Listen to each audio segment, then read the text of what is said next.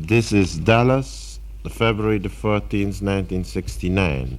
In the studio, we have Mr. and Mrs. de Mohrenschildt, who are guests of NTS Television of the Netherlands, and I am the moderator, Willem Oltmans. Mr. de Mohrenschildt, where were you and when did you hear first about the assassination of President Kennedy? Can you tell it in your own words? Yes, we heard about the assassination of President Kennedy on the 23rd of November in Port-au-Prince, Haiti. This was the month of November, and it was an unusually cool month in Port-au-Prince, capital of the Republic of Haiti. Also, this month was rather uneventful. No shootings on the street, no invasions, as it used to happen lately in this Negro Republic in the Caribbean. My young geologist, Alston Boyd. How do you write that? Alston, capital Boyd. Alston Boyd of Memphis, Tennessee, and Austin, Texas.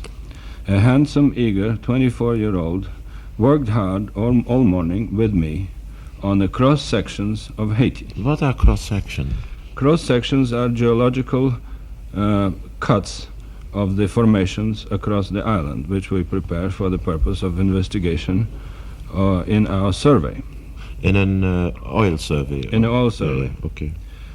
At 2 p.m., our office located on Avenue Truman, Truman, like after the president, near the United States Embassy, was closed by the soldiers, and our day work was over.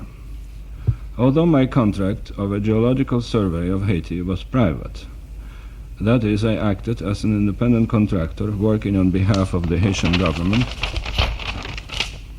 our offices were moved from my own private building to the House of Inter-American Geodetic Survey, which was originally operated by the United States Army and now was run by the Haitian military.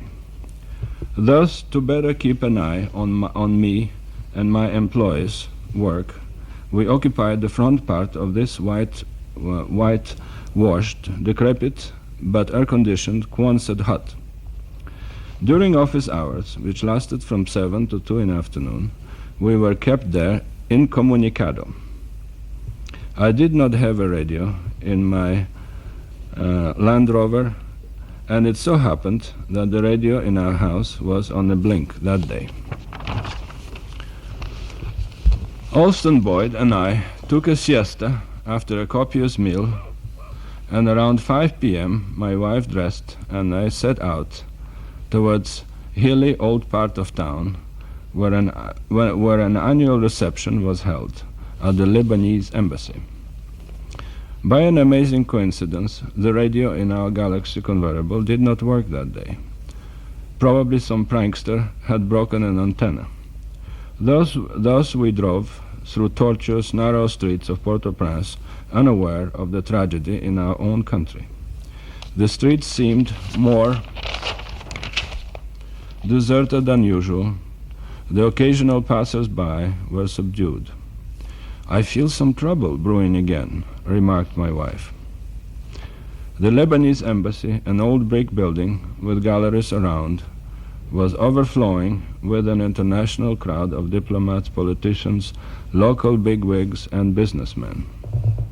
We did not notice the absence of Americans at first.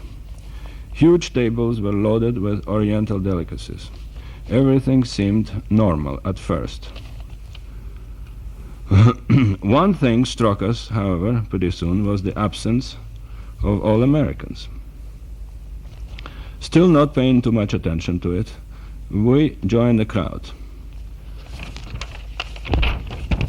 As we were greeting our host, our friend Sorel, S-A-U-R-E-L.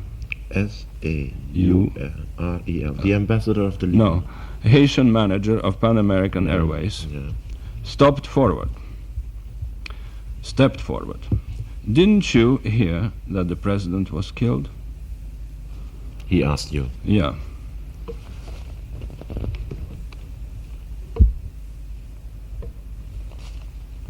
I have a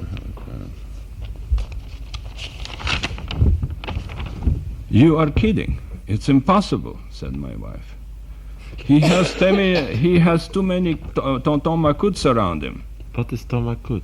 Tonton Macoute, of course, is a militia surrounding the president of Haiti. Haitian Republic and preventing him from any troubles.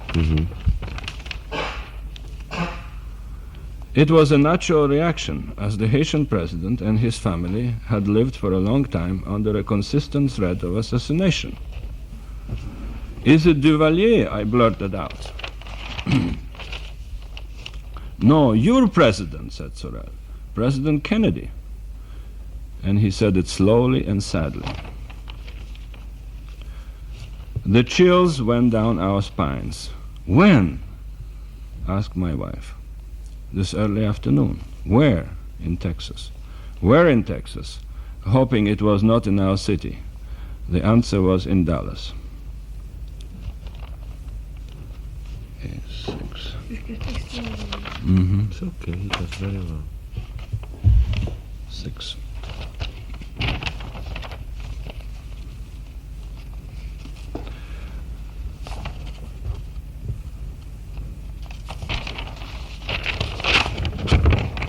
If he had Macoutes, cruel but efficient guards, that would have never happened, I said that. blurted Jean angrily, getting out in the car. Yeah. Go ahead, read it.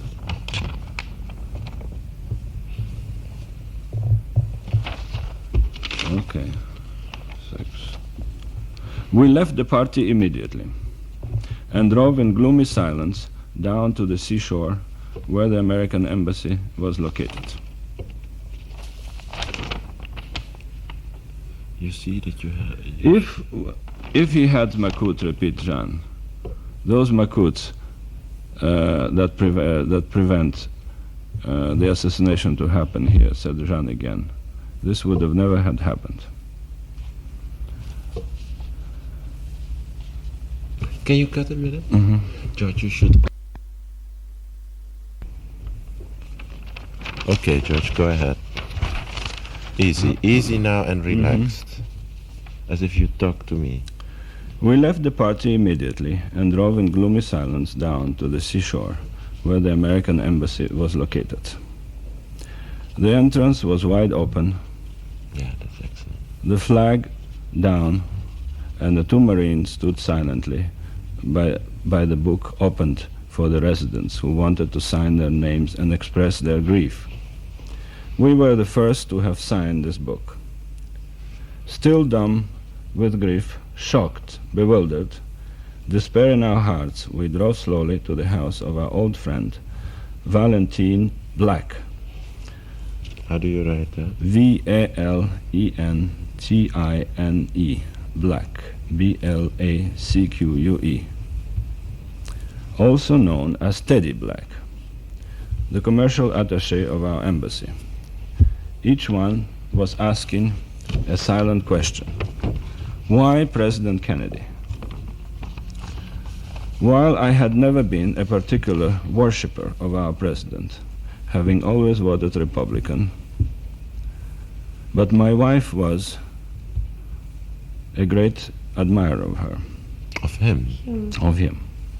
I had a deep respect and admiration for him. The impact of this assassination would affect the whole world, not only the United States.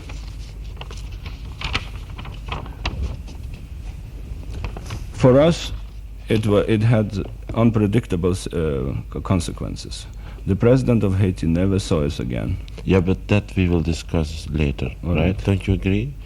Yeah. What will be the consequence? All right. Because you can't discuss now what So we'll happened later. weeks later or years later. We should get to it, but not now. We are now going Yeah. chronologically. You met the Black family. How did they react? Yeah. Jean said, for the first time, we had a young, honest, clever, and educated person to straighten out the tangled up affairs of the world. Now we understood why the streets were quiet. The Haitian people already mourned our president, although the president of Haiti, Papa Doc, was not particularly fond of him and supposedly stuck pins in a wooden dolls representing President Kennedy. That's what was said? Yeah. He himself. Now, the blacks were sitting in a large, beautiful living room of their home. The open doors of the terrace brought the warm, fragrant tropical air. The lights of Port-au-Prince twinkled below and gradually merged with the dark bay and the mountains beyond. In this place, it was peaceful, but cracked the sound of the shortwave receiver. Teddy listened intently to the radio. The assassination took place in Dallas. Dallas, our hometown. At least the closest to home, where we had lived almost 15 years. It was a city of violent political opinions, mostly ultra-conservative, but a city which was intrinsically decent, whose mayor and city councilmen we knew well. A city maybe a little provincial and bourgeois, but it had a lot of decent, good American people living there. Who could have done such a dastardly thing? Flashed through my mind as Teddy repeated the tragic events in a highly cracked voice. Elm Street, Underpass, Parkland Hospital, Market Hall, Texas Book Depository, all familiar names to us bring into our mind an imaginary scene of the tragedy. Who in the name of God could have done this? I asked impatiently. They caught a suspect, said Teddy. I didn't get his name yet, he muttered. An insane thought flashed through my mind. One man I knew and liked, and he had a rifle with a telescopic lens. It was not a suspicion, really, and I still don't understand why this man's name came to my mind. Could it have been Oswald? I asked Teddy, offhandedly. He did not pay much attention. Possibly he thought that I had heard this name mentioned on another broadcast. Yes, he said wearily. It sounded something like that, but I'm not sure. But we knew Oswald in Dallas, said Jean lamely. First thing in the morning, we made a deposition at the embassy that we happened to have known Harvey Lee Oswald and Marina quite well and would be delighted to help our government to solve the gruesome crime. But not having seen either of them You cannot signal anyone. since April 13, 1963, we could not do of much help. Wait a moment, George. Go ahead. It's okay. What do you want to say? It's okay. He's Go continuing correctly. Yeah, but No, he's is there continuing anything you want to correctly. say to No, enjoy? it's fine. Well, then don't disturb us. Okay. Somehow this information was broadcasted all over Port-au-Prince, the information regarding us knowing Harvey Lee Oswald and Marina. And my relation with the government took a bad turn. Yeah, now it's a good moment. President did not see us anymore. The payment for the survey became scarce and then stopped altogether. And the letter from Washington, or you don't want to bring that in? George, Beg your pardon? that you don't have to name your source, but you could mention that maybe you had the impression that someone in Washington suggested. That happened much later. Yeah, but you are not Yeah. talking about the president seeing you anymore. Yes, indeed. It probably was contributed to it, the fact that the people at the embassy became hostile to us, and also the Haitian government received a letter from some government office in the United States advising them to drop me from the payroll of the government and frankly to exile me from Haiti. Dominican From Haiti back to the United States. And so the word spread immediately that you had known Oswald, and the suspicion was immediately planted. exactly. Then, one moment. What do you want to say, Jean? All I want to say that President Duvalier is living in constant fear of being assassinated. And that's why he has all of these makuts around him. And can you imagine when he hears that George de Mohrenschildt has been quoted by American press as he befriended the assassin of an American president? Can you realize what impact it made on the President Duvalier?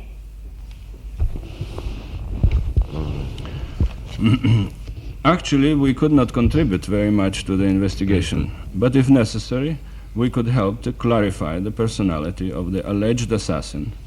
And who can say what might happen to a man within the period of 8 months since we saw him last? A perfectly normal person could become insane, and a disturbed person could become normal. So we are not able to pass any judgment of Oswald. It was up to FBI or CIA or whatever other investigating agency that could find out and check. So that's what we told at the embassy. The deposition given confidentially at the embassy was, however, broadcasted all over Port-au-Prince, giving it a twist that we befriended the assassin of President Kennedy. But how could the American embassy release your disposition to the press in Port-au-Prince? Well, it's very simple, because in a country like that, everybody talks to everybody else. Yeah, voilà. They talk to their wives, and the wives talk to somebody else's wives. But, George, didn't you not also mention at one point that, I just want to remind you of this, that you said before you ever got to know Oswald, you were the only one probably in Dallas who inquired with the FBI who the hell was Oswald, and they gave you a reply. No, it's after we met Oswald. Yeah. We got curious So? about it, who is Oswald, Exactly. and we were worried about it, You will tell So about we that asked- later. I'll tell about it Okay. later. All right. But we did inquire about them. So that's As a scattered result, completely.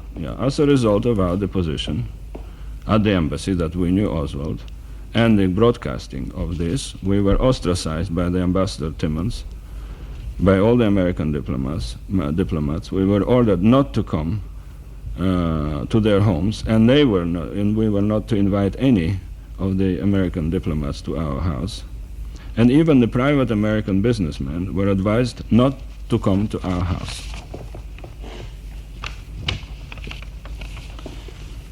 That were the immediate Yeah. results of this event for you in Port-au-Prince. It is That's right. Yeah. Then, of course, later on came the investigation by the FBI, by CIA, investigation of all our friends and acquaintances, the books that appeared, the articles in magazines, and finally, we were offered ourselves to come to Washington. You were invited yourself. We offered to come to Washington to contribute, and the Warren Committee invited us officially, accepted our proposition, and invited us to come to Washington to make a deposition. Although we knew that we could not contribute any material facts to solve the tragedy, just the personality of Harvey Lee Oswald and Marina. All right. One moment, George. Don't forget where you stopped. Yeah. Jean wants to say something. The only thing I wanted to say that we didn't offer to come to Washington because we knew very well we couldn't contribute a thing to the whole thing. But in case they wanted us, being really loyal and devoted to Kennedy, if any of the background of Oswald that we could contribute, maybe any of that could throw any light on all this tragedy. That's the only reason we went to Washington to testify to Warren Committee, that maybe they can extract any little thoughts or anything from the background or our conversations with him or our knowledge him and Marina and their child. Yeah, thank you, Jean. Yeah. As a result of our voluntary going to Washington and trying to help the Warren Committee, and giving the deposition, which were supposed to be confidential. Nevertheless, all our depositions regarding our private lives were printed and covered over almost 300 pages of printed pages. Actually, our deposition of my wife and I are longer than the deposition of Marina, Oswald, and Mrs. Oswald put together. Mrs. Marguerite Oswald, the mother. Marguerite Oswald. And as a matter of fact, they went into your private life, your background, your secretaries, your husbands, your former wives, weddings, divorces, everything they trashed out, right? I calculated how many of my deposition, of my pages in my deposition, were completely irrelevant to Oswald, and more than half is completely irrelevant and relates only to my past life, my personal affairs, and my business affairs.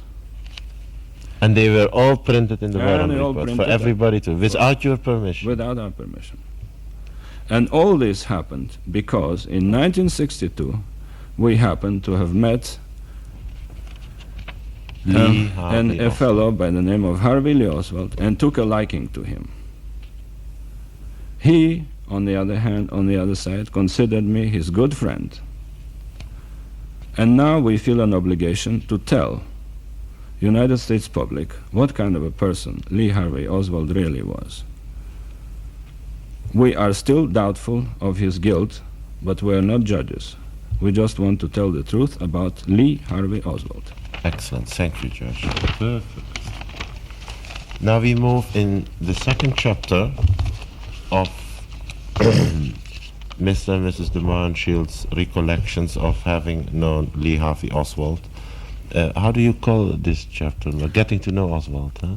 Yes, was your suggestion? the first chapter. Yeah. Okay, well, the first chapter, yes. Okay. All right, Joyce, goes perfect. The second chapter, the first meeting in Fort Worth. Yeah. Early Just tell it relaxed. Yeah. Yes, relax. Early in the summer of 1962, several members of the Russian colony, and I put colony in quotation marks, in Fort Worth and Dallas, told us of an unusual couple. The husband, an ex-Marine who had spent 2 years or 3 years in USSR and had married a Russian girl. He brought her to Texas. Most of the Russians in this area were so-called white Russians, again in quotation marks, still dreaming of the return of the Tsars and the restitution of their more or less imaginary estates. They spoke of the ex-Marine rather disparagingly, but they all felt sorry for his wife Marina, and they all wanted to help her. Also, some American friends in Fort Worth became interested in this couple. They helped financially Marina, and some found the husband Harvey Lee Oswald an unfriendly, eccentric character. Yet my curiosity was aroused when someone told me that Oswald had lived in Minsk, capital of Belarusia, where I had spent my early childhood, during and after the revolution. Also in the same town, my father lived before World War I and held a grandiloquent position of Marshal of Nobility. This was more or less an elective position, and my father dealt with the affairs of landed gentry. I was naturally curious to find out what had become of the town I still remembered well, and which had been left in a pretty bad shape by the Civil War. So my associate, a retired United States Colonel, Lawrence Orlov, O.R. Mr. Wallace, are you still there? And the doors are closed, huh? Yeah, okay. O.R.L.O.V. Oh. Lawrence Orlov. Lawrence Orlov. O.R.L.O.V. O-R-L-O-V. And myself drove to Fort Worth one hot July day, attended to our business early, and set out to look for Oswald's. Where were they living about? I do not remember and the member of the, I did not remember at first the name of the street, but we found a two-room shack in the poorest section of Fort Worth, near Montgomery Ward. Now I remember the name of the street. It was Mercedes Street. It was a rather dismal neighborhood, this Mercedes Street. Small wooden houses, unpaved streets, dried up bunches of grass, and very few trees. We knocked on the door and the door was opened by a thin young woman in her early 20s.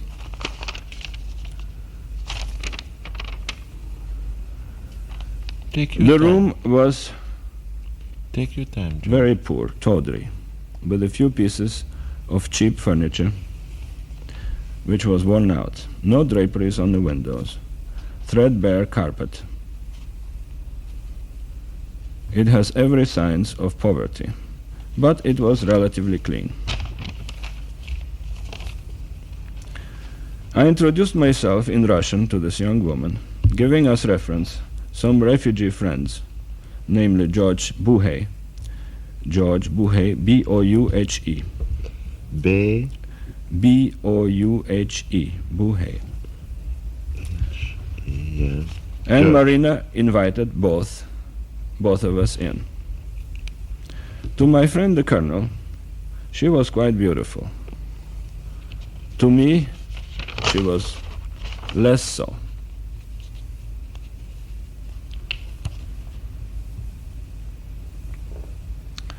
She looked rather disheveled.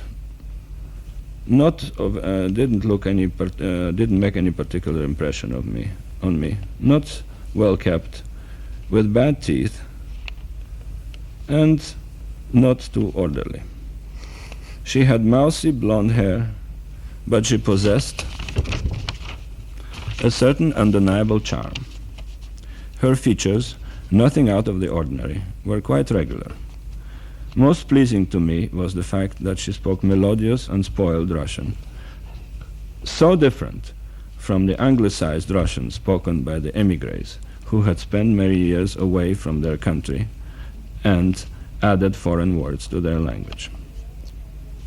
The baby girl, June, was laying quietly in a crib, and we did not pay much attention to her. Marina was obviously pleased to see us. She hospitably offered us some sherry and said that Harvey Lee would be soon back from work.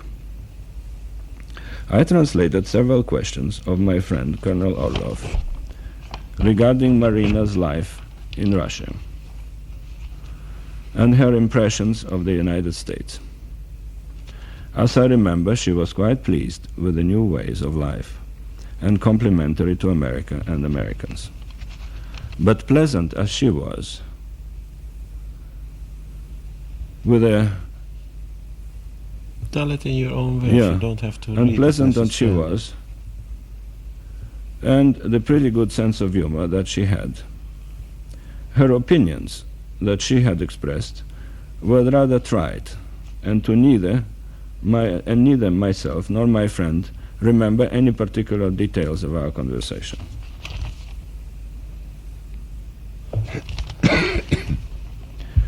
Suddenly the door opened and entered the man who was to become so tragically famous, even after his death. He was dressed in simple but clean working man's clothes and had heavy working man's boots on. And I think that only a person who has never met Harvey Lee Oswald could call him an insignificant person, because he certainly wasn't anything of the kind. From the appearance, he was an average size,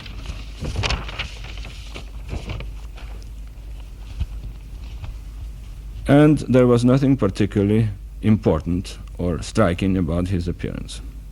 But to me, he turned out to be an extremely interesting man. I detected immediately a clear, independent mind and ability and courage to express himself courageously, without any artificialities and niceties He was a very straightforward man. How did he introduce himself? Just Harvey Lee Oswald started speaking English at first, and then he began to speak Russian, and of course I will tell about it gradually. Frankly, I found him almost fascinating. Immediately at that moment? Almost immediately, yeah. Yeah. And I thought he looked and acted like a decent fellow. Well, I act very often by intuition. And probably being quite intuitive, Lee felt it, and in no time at all, we were chatting like old friends. In Russian or in English? Or In English at first, and in Russian very soon afterwards. Yeah. I have to say that this was one of Lee's best qualities, his immediate concentration on the subject, a vivid concern, an unrelenting pursuit of truth, as opposed to a regular double talk one hears at parties in an average home.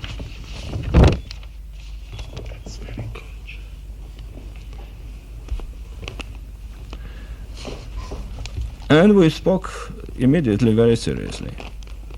Lee had the courage of his conviction, without regard to consequences. He did not care what people said or thought of him.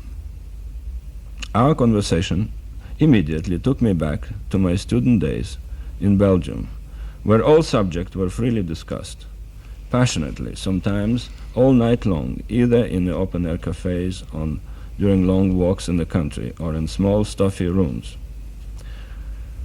That's the way we talked with Lee Oswald the very first time I met him. While talking, Lee looked tenderly at the sleeping baby, did not pay much attention to Marina, who busied herself on some domestic chores. And by the way, I noticed that he spoke in Russian to baby. And he said, "Дорогая девочка."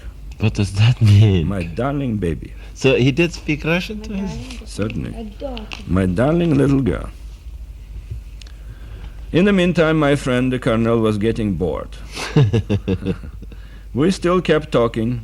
I was asking Lee some general questions about his leaving Russia, how and when, and how they got back to the States, and how Marina was getting along in this new country, which must be so strange to her. "Doesn't she speak a word of English?" I asked. "No," said Lee, "and frankly, I don't want her to learn," he said. "I need to practice Russian. I don't want to forget it." "You really like Russian, and you speak it remarkably well." You really felt he spoke very well Russian? Quite well. "I do like Russian. I studied it very hard, and I want to retain it." That's what Oswald said. That's right. Those are Oswald's words. "It's a beautiful language, and the literature is unique." "How about the people?" I asked him. "Most of them are wonderful," he said. "Warm, friendly. Russian women are great." "Yes, I made lots of friends there," he said dreamily, as if looking into his past life. "How about the government?" I asked. "No government is perfect," said Lee testily. "My trouble is that I'm always looking for the perfect government, for a dream." "And you didn't find it there?" I asked. "We shall talk about it some other time," replied Lee. "Your friend must be bored listening to us and speaking a foreign language. Or maybe he understands Russian." "Not a word. He is a third-generation American. Only his name is Russian. I'm not so sure. Only his name sounds Russian. His great-grandfather was Russian, I guess." "Let's speak English then," said Lee politely. My friend asked him also a few questions, and Lee answered them intelligently but offhandedly. He said, "I was a Marine, yes. I went to Russia. Yes, I sort of like it there. Yes, I returned because this is my country after all." He was not too committed. It was time for my friend the colonel and I to go back. The dismal little room was getting dark. Baby June waked up and began to cry. I remember that my wife asked me to find out if Marina needed any help with the baby or if she wanted companionship. Then she would be glad to spend some time with Marina. So I told Marina. It's very good. Excellent. My wife, by the way, speaks Russian fluently. She learned it in China, no? Yeah, as well as few other languages. She went to a Russian school in Harbin, studied ballet with Soviet dancers, and consequently came to the United States. All in China. All in China. Well, your husband may make some propaganda for his wife, no? I don't need So I told to Marina, come over and visit us someday, and don't forget to bring the baby. Thank you so much. I will ask Lee, said Marina humbly. One moment.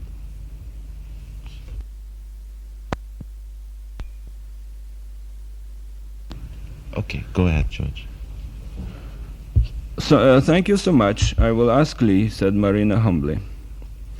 We shall come, Lee said, this time firmly. I gave our address and telephone number, and without deciding on a specific day, it was understood that we liked each other and would meet again shortly. I shook both Oswald's hands and we departed. It was strange how our opinions differed as we discussed the unusual couple, the whole hour it took us to get to Dallas. She was charming and so young, natural and pretty, said the colonel. I found him most interesting, sincere, outspoken, and intelligent, I replied. She is all right, but I am sure Lee is much deeper, a much more worthwhile person than his wife. Maybe my friend, a military man, resented a fierce independent spirit of Harvey Lee Oswald and his offhandedness with him. I thought about it later. Maybe this was the reason for Lee's general lack of popularity with conventional Americans. Marina, on the other hand, seemed always to them a simple, young, helpless woman who needed help and would accept it. Men like this type, but Marina, like all the Russians, was also much more complex, as our later acquaintanceship proved.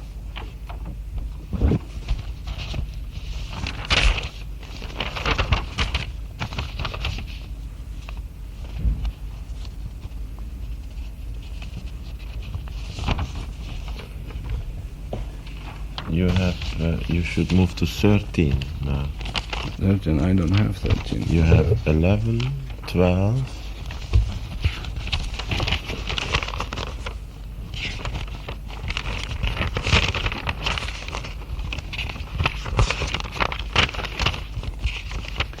Well, I think this is the end of this chapter, and we should...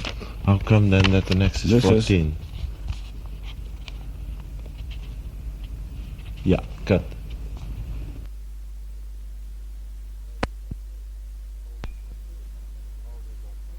Have all this on tape, I hope. Okay, George, go ahead. Now we're going to the third chapter, C, Dickens Avenue Conversations. It didn't take Lee but a few days to call us on the telephone. Marina and I will come to see you tomorrow afternoon. Don't forget to bring the baby. And how are you going to get here? Maybe I could drive over and get you and then take you back, I offered. No, thank you. We shall get by bus and we'll call you from the bus station. I don't know Dallas, otherwise I could catch a connecting bus. Next day, a Saturday, I think, we got a phone call and drove over to the Continental bus station to meet the couple. This is in downtown Dallas, where the buses coming from out of town arrive, and it was easy for us to meet them there. Here they were, Lee holding the bundled up Junie, the little girl, and Marina looking slender and rather elegant. At the time we lived in a small but pleasant apartment on Dickens Avenue, a few blocks from Southern Methodist University campus, a delightful area called University Park, full of trees with little traffic and a lot of nice but not luxurious homes. I was working on a project of a geological survey in Haiti, arranging contracts, trying to find associates for this rather complex venture, and also typing a script of our previous trip to Mexico and Central America. My wife is a fashion designer.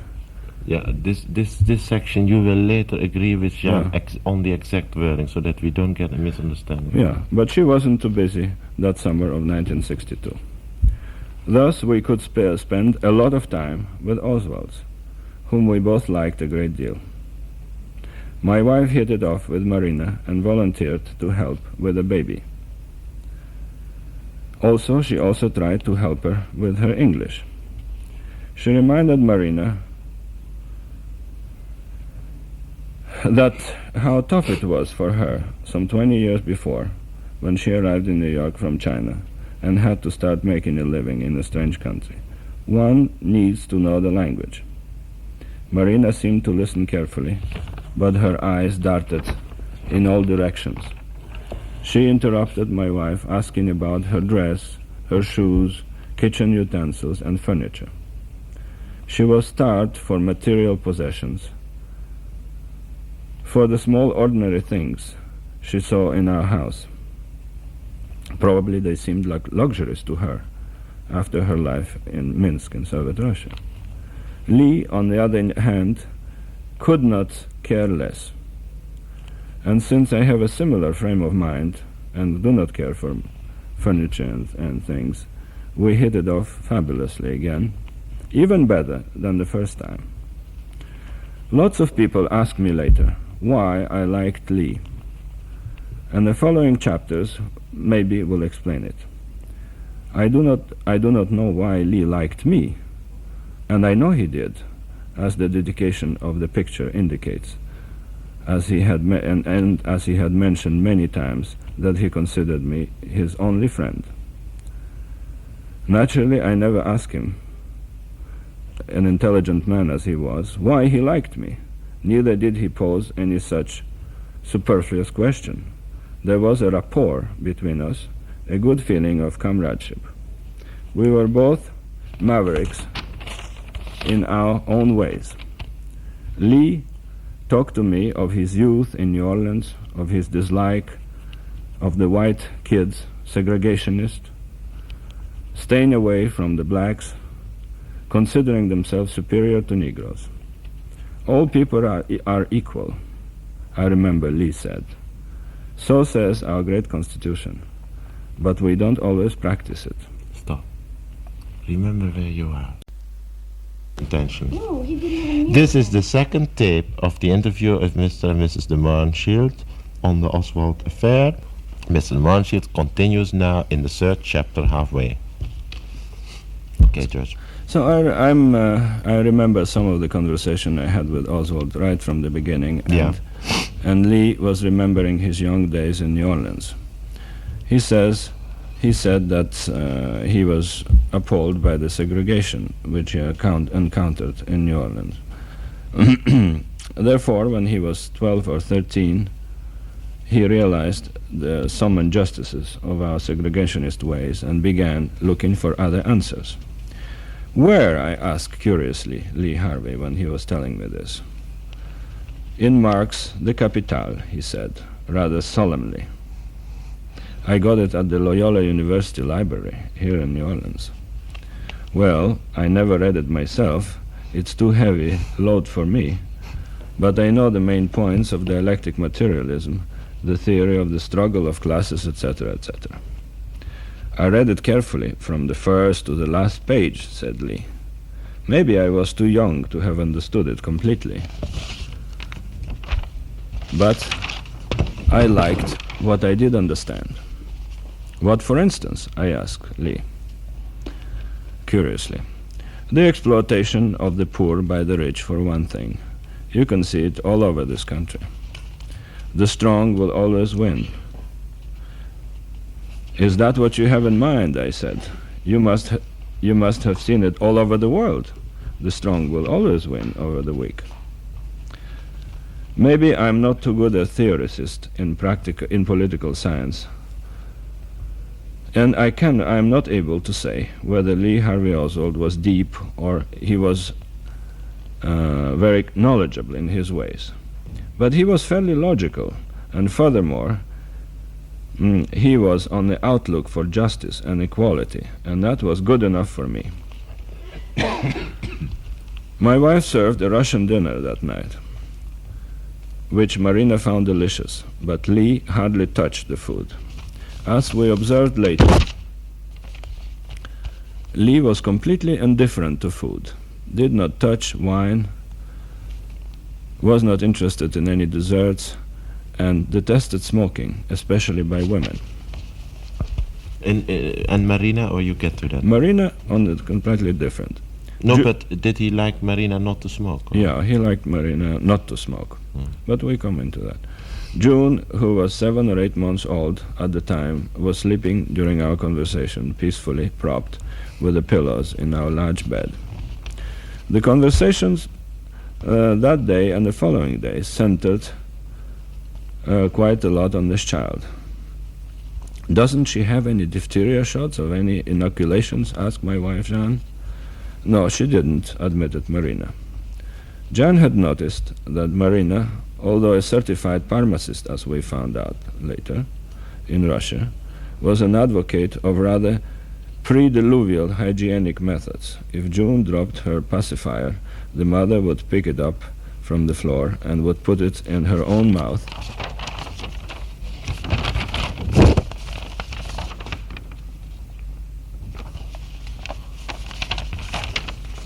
without sterilizing it.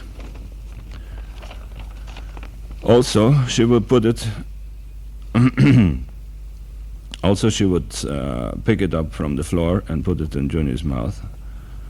And I have to say that at this time, Marina had infected teeth.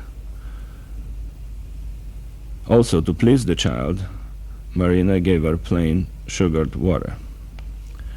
All this surprised my wife, who had a much higher idea of Soviet youth. She thought the Soviet youth was bent on sports and physical culture and education. After all, this country of formerly illiterate peasants became quite important in the Olympic Games and in science. But Marina's teeth were an urgent problem. How could she have neglected them so badly was beyond our comprehension.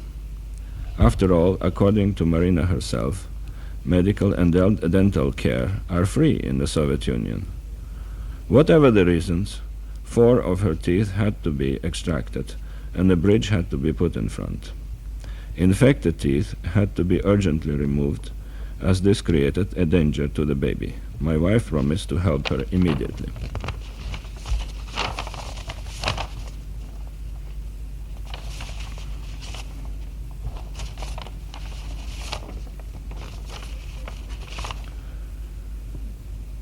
After dinner, Lee and I continued our conversation.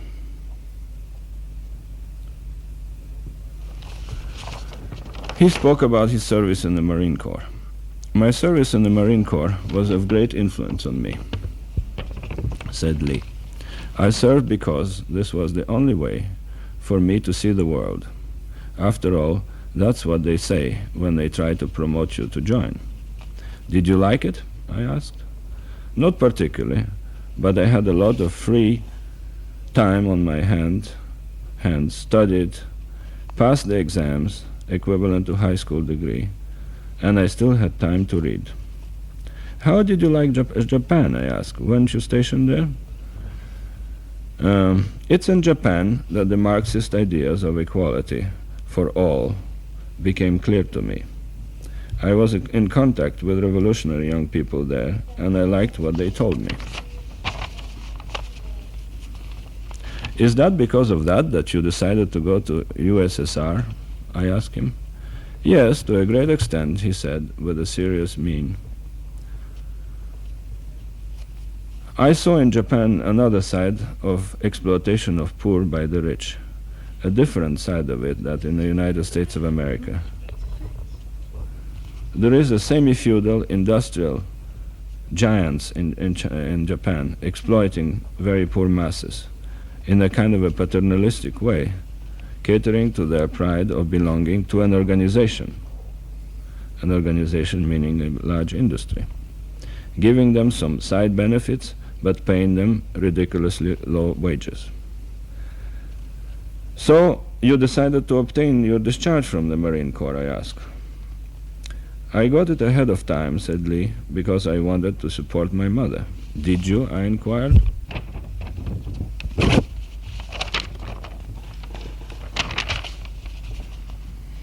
Instead of that, said Lee, I went to Russia via Finland and asked for a permit to stay and work. Judge, may I ask you a question here? Yeah. It is as if you don't finish it. I had to work, he said, to support my mother. Is that, and then you said, did you? And Yeah. then what happened? Did you? He said, instead I went to Russia. In other words, he did not dwell on that incident, you see. In other words, he did not support his mother. Ah, yeah. It was naturally Yeah. a Okay. trick to get out Yeah, all right. As long as that's clear, you know. and leave. Yeah. He did not dwell too much on that incident, and frankly, I was not interested. At the embassy,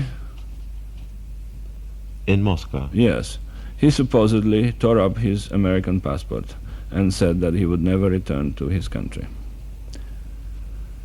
Did he confirm that to you? Yes, and he did not dwell too much about it, and he said that the Russians gave me finally a permit to work, and I came to live in Minsk. He didn't He- say why in Minsk. No, he probably was just assigned to Minsk. Did not say why. Later, he filled up. One moment. You want to say it, Sean, please? We go on. Yeah, please, Sean. Marina expressed the same incident a little bit differently. She told me, imagine that guy coming out to American embassy and throwing his passport in front of American ambassador, said, you can have it, I never want to go back. And then did he then explain why he went to Minsk or anything? No, there was not a word about Minsk or anything at all. His practically was an insulting gesture, the way he disposed of his American passport. That was Marina's version, To and you. I didn't hear it from Lee. Yeah. Thank you. That's Well- fine. You see, you must do that all the time. Yeah. Later on, Lee filled in some details of his ordeal in Moscow, how he happened to have obtained the permit. But at the beginning, he was mainly talking of Minsk, the town of my childhood.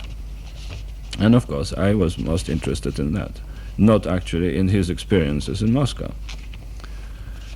Svisloch, it's the name of the river, S-V-S-L-O-C-H, Svisloch. It's a river which crosses the town of Minsk. Yeah. It's still pretty clean, said Lee, and we used to go there on the rowboats on holidays. A very nice river, great pine forests on the outskirts of town, and we used to picnic there. I posed many more questions regarding main arteries, churches, public buildings, schools, and Lee answered.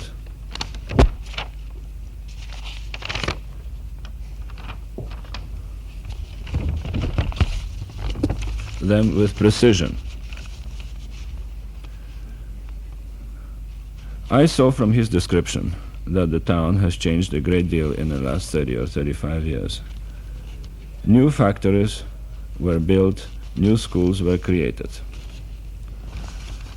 In one of the factories, a television and radio manufacturing plant, Lee was able to get a job.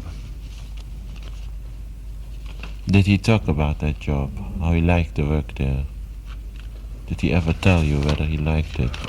Not particularly, and he said the job was okay, the pay was all right, but I will come to it, he mainly liked the people with whom he worked. Oh, yeah.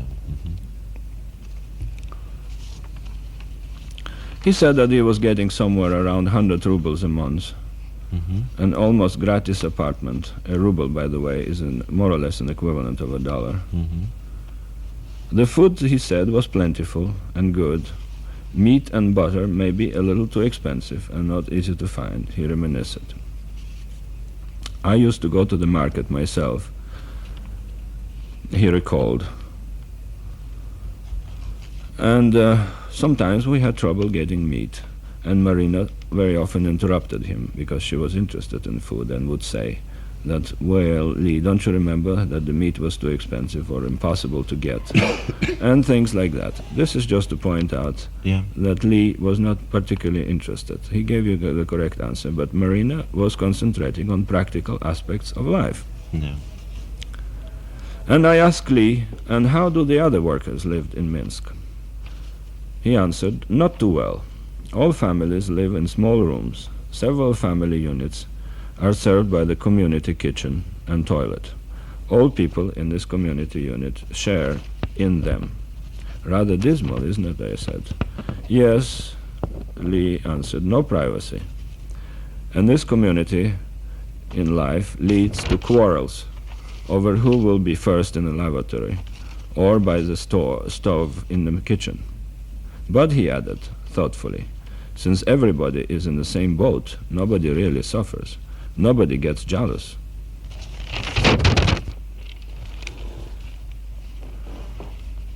Excellent. Lee added that meat, again speaking about food, Lee said that meat and butter were quite often out of my reach. And Marina added that only you, rich foreigners, had been able to buy them more or less regularly. In other words, Marina was in a more difficult position than Lee before they got married.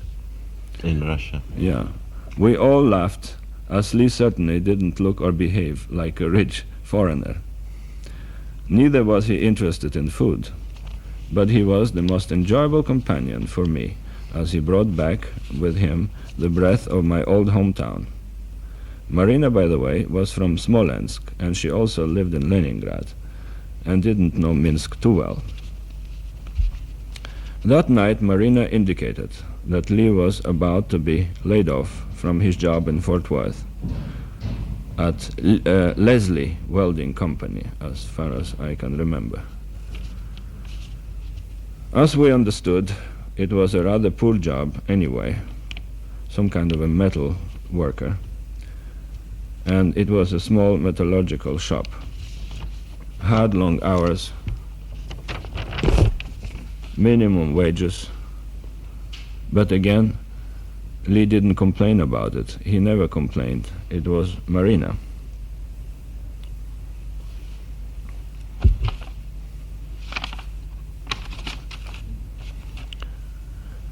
I want to repeat again about Lee's political ideas. Yeah, you can continue this. Yeah. Then we have had it. His mind was really of a more or less theoretical type. And he was bent on theories more on practical applications. And I think probably because of that, he got along very well with the Russians, who generally love to theorize and to talk. And they possibly do not know too well how to put the practices in theory. I asked Lee, again, speaking about this old hometown of mine, do they still have the forest north of town, where I used to help my father to cut branches, and which we carried home for fire. This was in the post-revolutionary days. Yes, said Lee, the bunch of us used to picnic in that forest. Now a bus line goes that way. After getting there, you can walk for miles without seeing anybody. And my thought went back to that forest again, and I realized and visualized the scene where my father awkwardly cut himself with an axe, another time when a falling tree crushed his finger. It was a gloomy cold winter of the early Soviet days for us.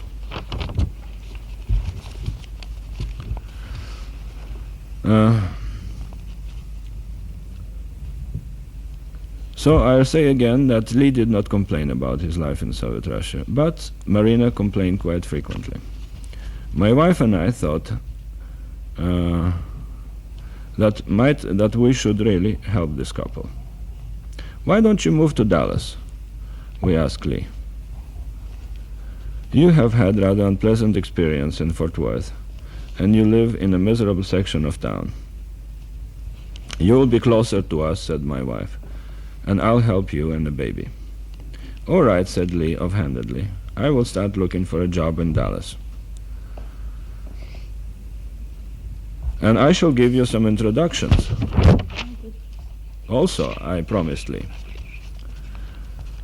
And I'm also sure that the other Russians here in Dallas will give you some leads as to the job.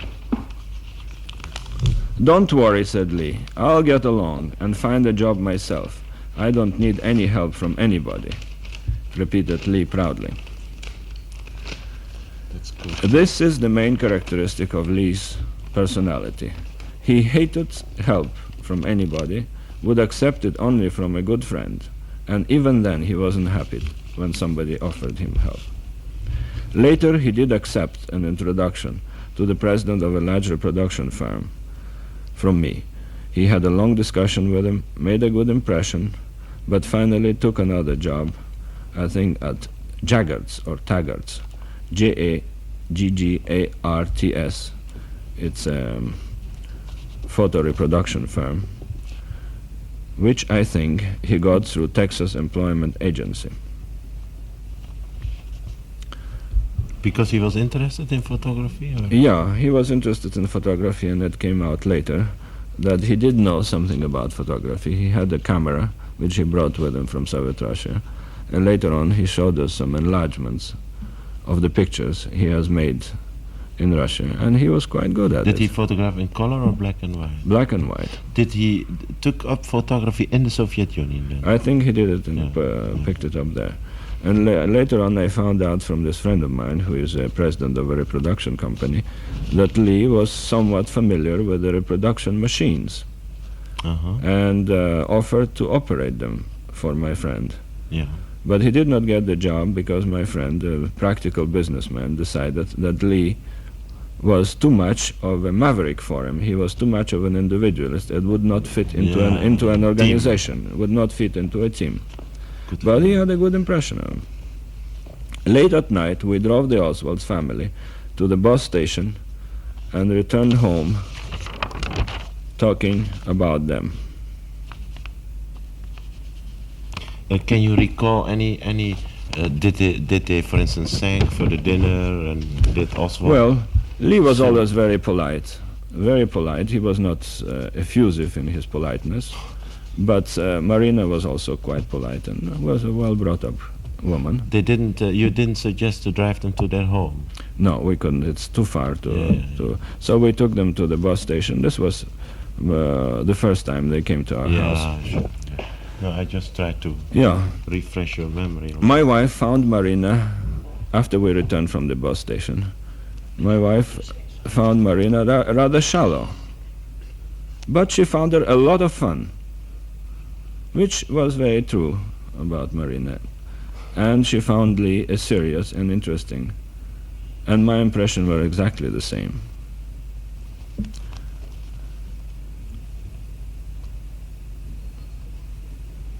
Now I want to relate an incident which may sound foolish to people who do not care for animals, but our dogs were barometers of my wife's reactions to people, and so far it's always worked. We had and still have two very intelligent Manchester Terriers, Nero and his wife Popea. Nero had made a trip with us in 1960 and 61 through the jungles of Central America and saved our lives on 5 occasions. Both of them justifiably and instinctively feel evil and show it right away. And we observed that many times. That's why our dogs were so helpful to us on this trip. Well, on that first evening, their reaction to Oswald were as follows. To Junie, curiosity. To Marina, indifference. great friendliness and confidence in Lee. That night, and on later occasions, Nero always snugged up to Lee Harvey Oswald, or sat next to him, and looked at him with interest and affection. Not once did the dogs show any antagonism to him, while many of our acquaintances, and even some of our children, had complained how unfriendly our dogs were at times. Yeah, it's very interesting. It's marvelous. It's marvelous. So Nero goes into history. Nixon will read it.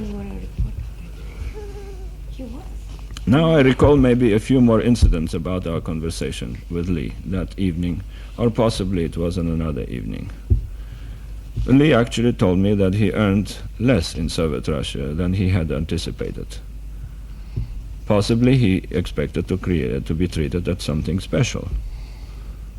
And he finally became depressed that the Russians treated him just like one of them. Yeah.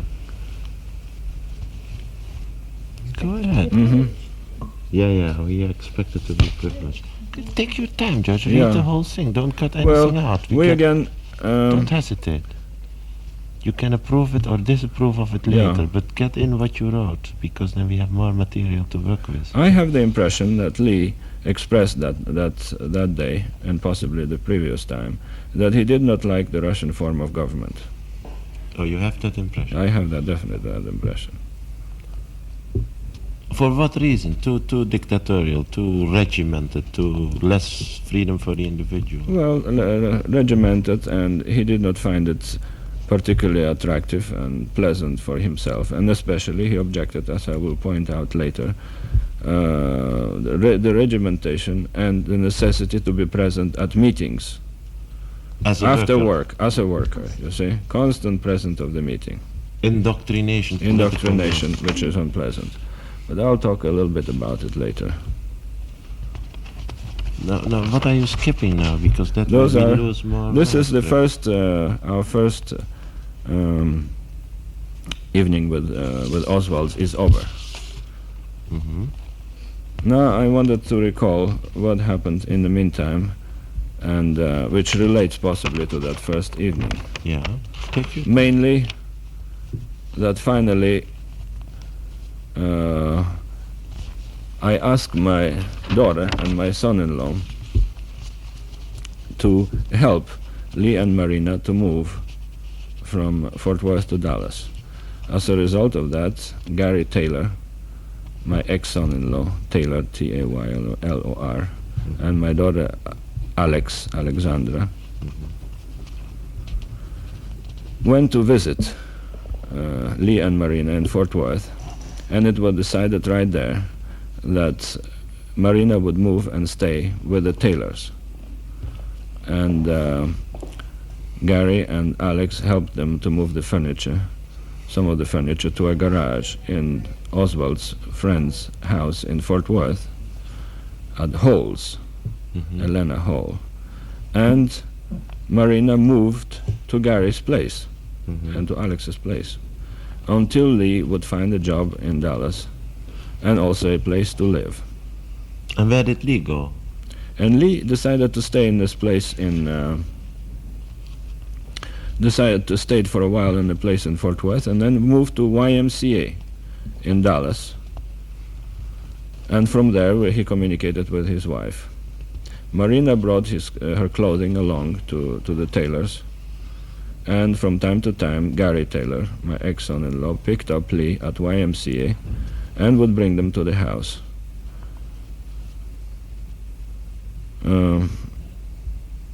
And in the meantime, Marina had some teeth pulled out at the Charity Dental Hospital.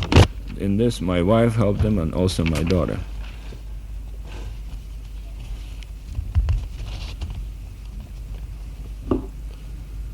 Why don't you read as you This were is doing it? this is not this is already the end of our chapter. So let's go to the next chapter, D. Okay. See, those are extra notes, that we should work into somehow. You see. Now you come to what chapter? What is this about? Now this is the chapter D. Yeah. Further meetings with Harvey Lee Oswald. In what year? This was in '62. Yeah. And just the name we call this chapter Further Meetings, Yes. Chapter D. Yeah. 4. Let's say 4. That's right.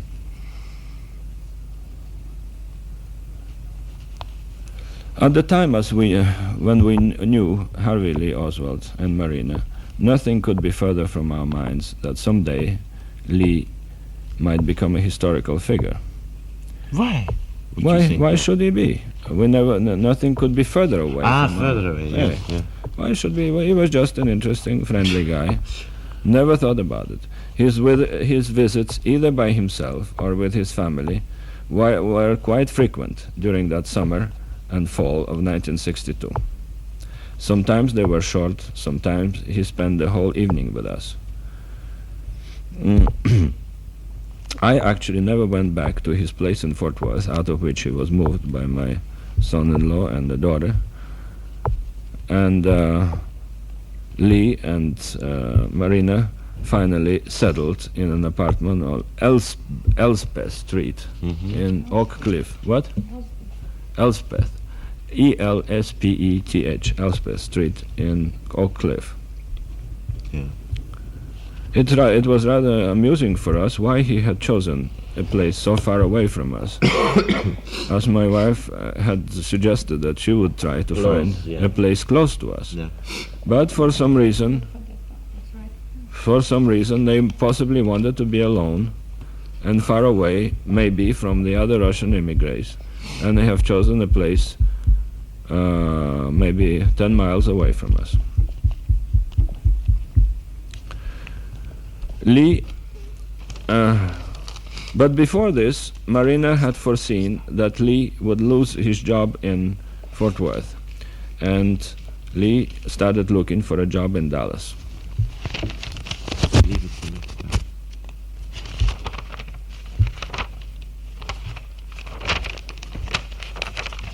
In the meantime, Jean... Why do you skip this? No, it's coming to it. Okay. It's coming. Yeah. In the meantime, Jean, my wife, had registered June in a children's clinic and was about to take Marina to Baylor Dental Clinic. And that's why, by the way, she suggested they should live close by to us. Yeah. Go in and get it. There were several available apartments north Finish it. north of Oak Lawn area. Maybe a little bit dingy, but better than certainly their place in Fort Worth. Wait, George. John, remember where you were. The striking thing was that the child was 8 months old, and the child didn't have diphtheria inoculation, didn't have any polio injections, or any care whatsoever. And Marina fed it not like everybody. American children have proper formula and baby food. She was giving her sugar water and gave her food anytime baby wanted. She had no schedule whatsoever to bring up that child.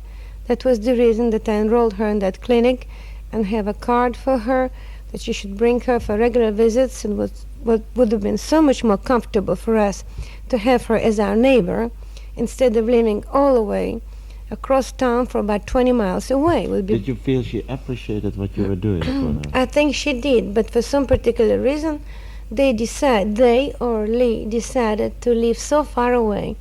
I have sometimes feeling that maybe Lee didn't want to have involved. such a close contact. Maybe he didn't want to have for Marina somebody to be so close, so she would be completely dependent on him entirely. That is what he preferred. That was my thinking. Mhm. That was the reason why they chose the apartment so far away from us, so he sort of could have her under his thumb more. Exactly. That's very psychological. Okay, George. So therefore, Go ahead.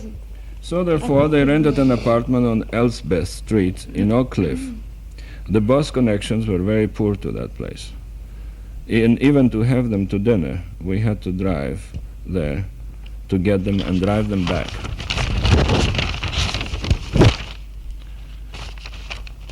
It was a 30-mile trip each way.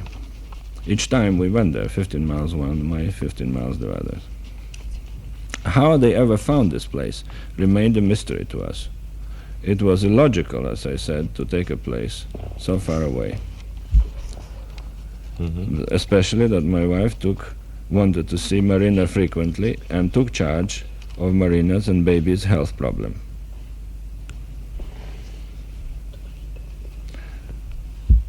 And at the same time, we were both very busy people and could not spend all the time with Oswald's.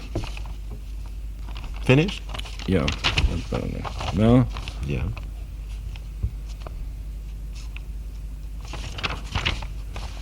Here it is.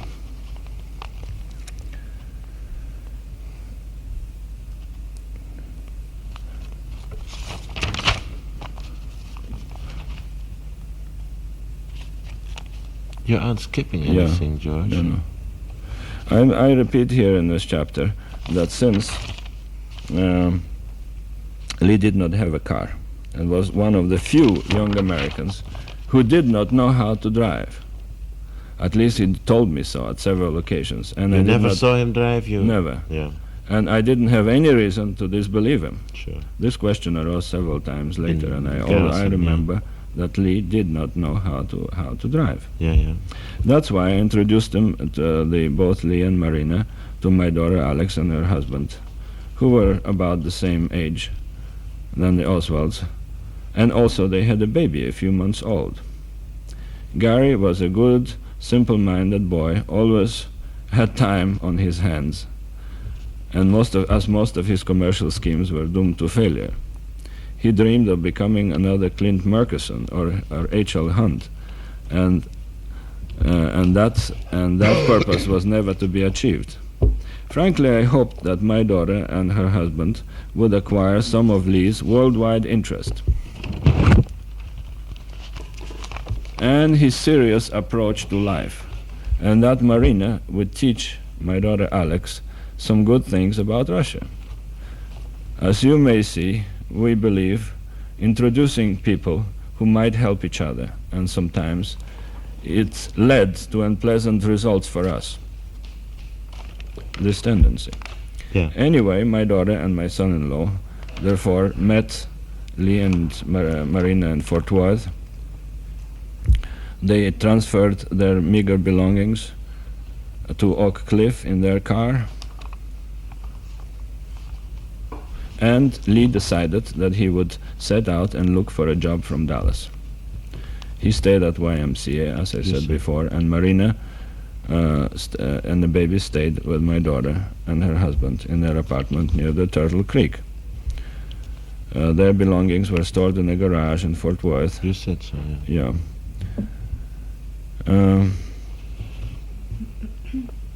Well, it doesn't matter. Just go on repeating. And so, actually, we caused, possibly, as I was suggesting, the first separation which lasted between Lee and Marina, which lasted about 2 weeks. It amazed my daughter, by the way, and also her husband, that Lee talked to Marina on the phone several times during this period, but did not express any particular desire to spend any time alone with her. This, it appeared, rather peculiar in a young married couple. The Taylors felt that Lee was quite satisfied being alone, and maybe he was a little bored already by Marina's company. It's possible that they were right, but such was not my impression at the time.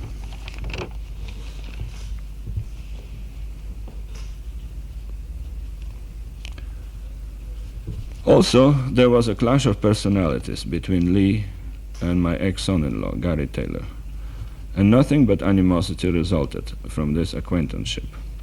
Lee considered Gary a foolish young fellow and a dismal bore, and Gary considered him a supercilious, unpractical, doctrinaire Marxist.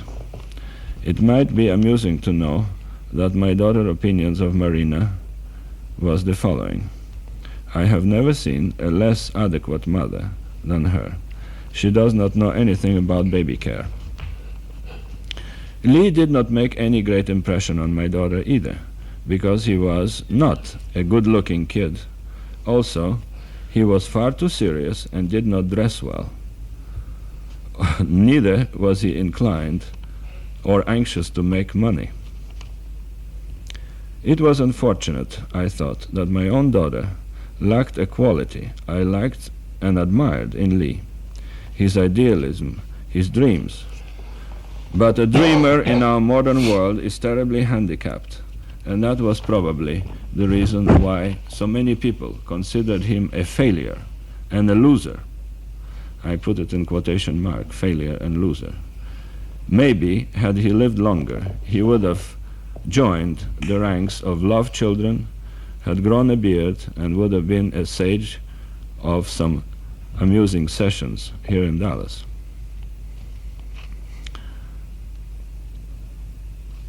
Now, Lee and Marina were living in Dallas on this Elspeth Street, and living here, they became more frequent visitors to our home. My wife set out to help Marina with her teeth. They were very bad, and her system was poisoned by them. At the time, we did not have too much money, and we could not advance to Marina any money for such an operation, removal of her teeth. But a group of emigres collected among themselves a small fund to buy necessities for her and the baby, as well as to pay medical bills. Lee did not know about this. He would not have accepted any such charity. My wife used with great secrecy this medical fund, and very sparingly, of course. She invited Marina to spend some nights with us and took her to the Baylor Dental School, where the work was done inexpensively and efficiently by senior dental students. The amusing thing happened on the way there, recalls my wife. She had to drive by the colored section of Dallas, Hall Street, not too far from us, and Marina got very excited looking at some young colored man, flashily dressed, standing on the corner and ogling girls. Look at him, shouted Marina, leaning out of our convertible car. Yes, he is quite handsome, agreed my wife, slowing down. He is a fantastic man. I was so surprised, and she saw Marina so surprised in my wife's face at such enthusiasm. He is so big and strong, kept Marina repeating and looking backwards. As my wife related this incident, it was not the colored question that mattered, but that a married woman with a little child would get excited and show uninhibited admiration for a handsome male specimen. I drove Marina myself to that clinic later and teased her about her attraction for colored people. She had a good sense of humor, and we laughed a lot about it. I am thin and weak, and I do love strong men, she laughed. And now we should say a few words about the meeting of Marina and Lee in Minsk, as we recall it. Again, we did not verify the story, but related as it was told to us by both of them.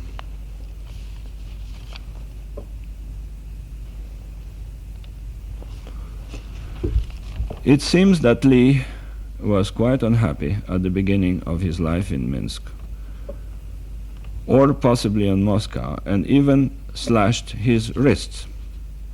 Marina, on the other hand, was a registered pharmacist, and she worked at the hospital where Lee was a patient.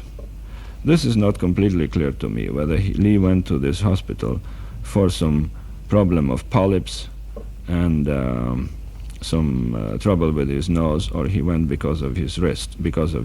Anyway. One moment, please. Yeah. Finish.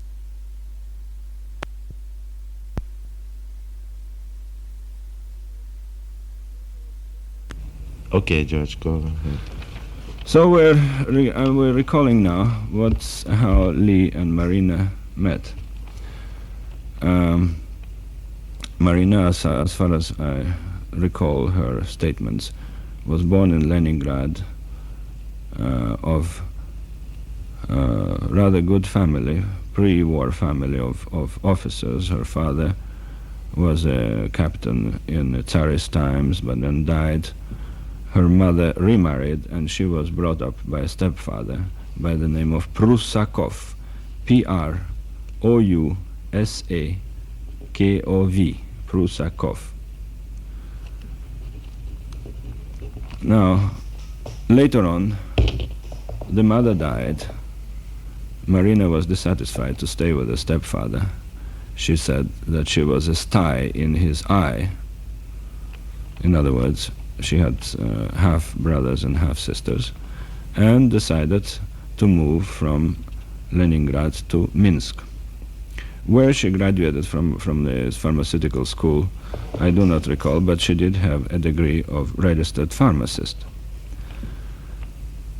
Now, I remember asking Marina a question: how did you like your half-brothers and sister? And she said, I like them very much. They're excellent children. They're very good children, not like me. I am a bad one. Naturally, she said that smilingly. So she had a good sense of humor. Then Marina and Lee, as far as I remember, met at some dance, and subsequently, where Lee was in the hospital, where for this, either for his wrists or for polyps, Tonsils, yeah. or for tonsils or polyps, Marina was also working at the same hospital as a pharmacist, and she started taking care of him. And eventually developed into a love, and they got married in Minsk. Also, I recall that Marina said, I used to look at some new apartment buildings in Minsk on that Svisloch river, and I dreamed to see what they looked like inside. Only some technical personnel, Soviet officials, and some foreigners lived there. And then, she said, I met Lee in that hospital. I liked him and nursed him, and that's how we fell in love. And then, just imagine, I found out that Lee had an apartment in that lovely building. It was wonderful. She said that the building had a beautiful balcony, and it actually belonged to the factory where Lee used to work. It was nothing, any particular favor that Lee lived there. It was one-room apartment, and so nothing luxurious. But to a girl who lived probably with a stepfather in a crowded room, it was a wonderful place. And so the romance developed and ended in a marriage. And Marina moved to that apartment house. Her dreams became reality. Why did she marry Lee? She could have cohabitated with him in that apartment house, I suppose. The real reasons are known only to Marina. They could have been love, pity, or desire to come to the United States. Yeah, George, go ahead. So we said that Marina mentioned that Lee was more interested in politics than in sex.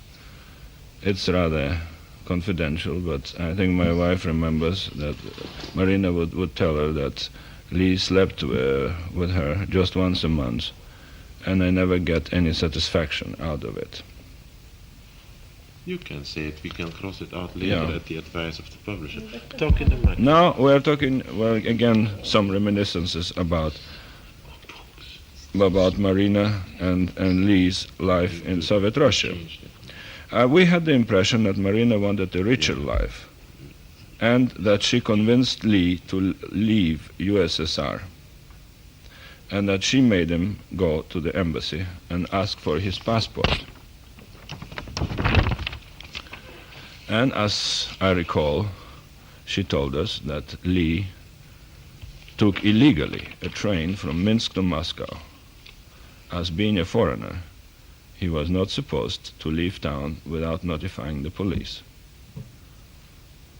And that's how he obtained finally the permit to return to the United States, and also the permit for Marina to leave. I also recall something Marina telling us, that she was discharged from Komsomol. Komsomol is the organization of youth, communist youth, where practically everybody has to belong. And she was discharged from this organization because she married Lee. And she wasn't too worried about it.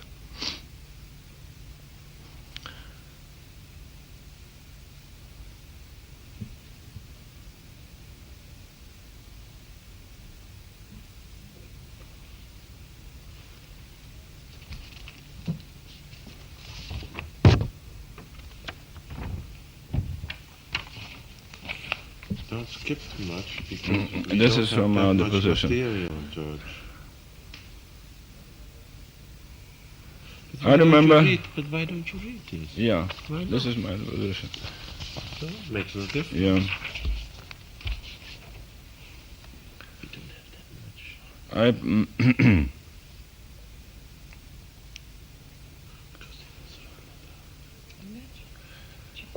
Very often people ask me why I, supposedly a man with education and an extremely wide experience and acquaintanceship all over the world,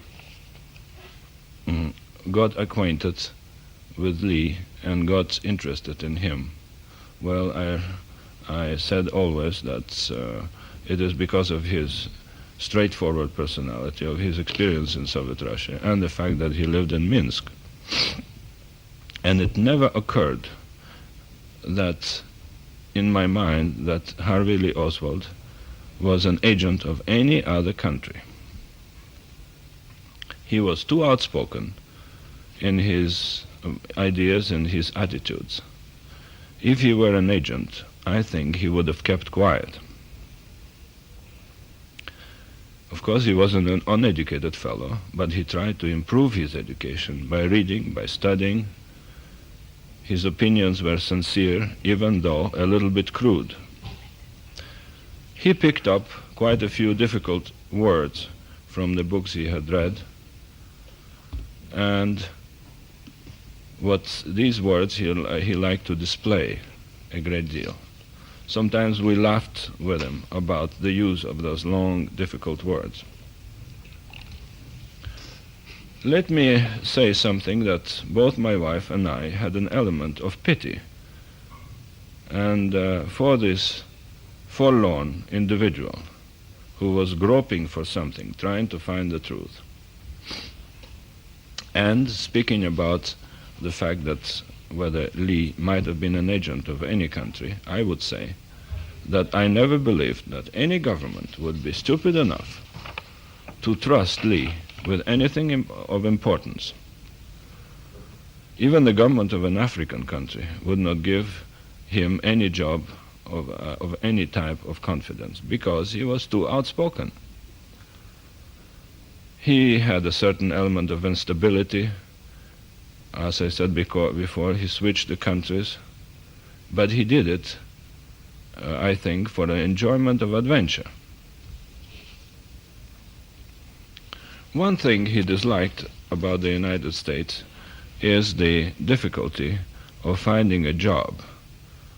And he switched from one job to another because he did not find something that he really liked until he finally found the job at this printing company.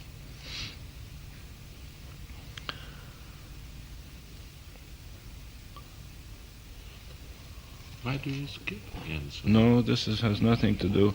I asked him, for instance, Lee, why didn't you stay in the Marine Corps? Well, he said, I didn't particularly care for the Marine Corps. I did not care about staying there, although naturally it would be a permanent position. I told laughingly, you don't need too much intelligence to become an officer in the Marine Corps. Well, that was an element of instability with him. Now, why people ask me very frequently, talking about Lee Harvey, how come you get along very well with him? And I said that in my life I had to be quite often a promoter, a salesman of new ideas, of new project, and I usually do not offend people's feeling. I get interested in them, and that is what Lee appreciated in me. Other people considered Lee Harvey Oswald just as some poor, miserable guy and completely disregarded him. And surprisingly, some individual, like in the emigre group of Dallas, were even scared of Lee, because he was so outspoken. For instance, one of them said that I am scared of this man, he's a lunatic. But I said, don't be scared, he's just as small as you are. Another element about Lee's personality is that Lee resented the interest that the emigre group and some Americans had in Marina. They gave her gifts, they gave her clothes, and they surrounded her with a lot of attention because supposedly she came from an ex-Tsarist family. And that was the reason why Lee did not want her to learn English, so she would stay more or less in the background. Possibly Lee was jealous of this emigre group, who have made such excellent living and lived quite luxuriously, but he didn't show me too much. Maybe it was a slap in the face of Lee Harvey Oswald that the Russians living in the United States had luxurious houses, 2 automobiles, money in the bank, etc. Maybe it was so.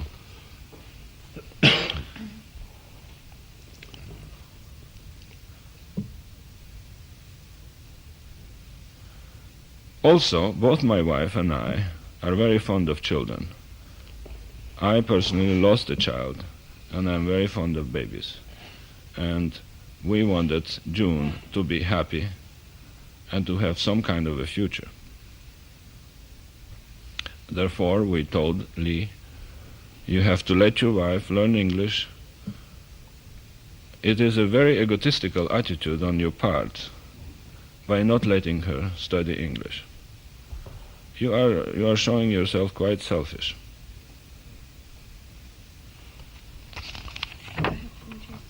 Yeah. Okay.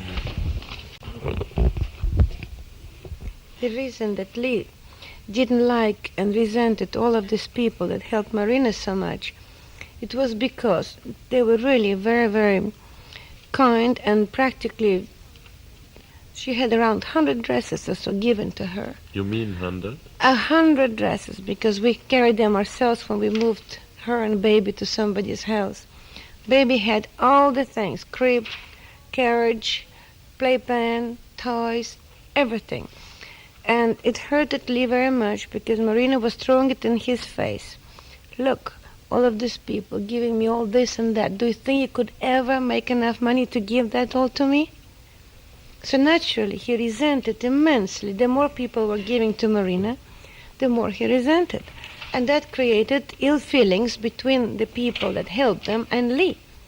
Marina naturally was very kind and sweet with them, and he practically was very often rude to them. He declined invitations to their homes. Frankly, sometimes he didn't even want to talk to them. But you have to look very deep into his problem. They actually were spoiling Marina and making things as hard as they were, so much more harder for him. Yeah, thank you, Jean. Thank you. Very clear. Yeah, George.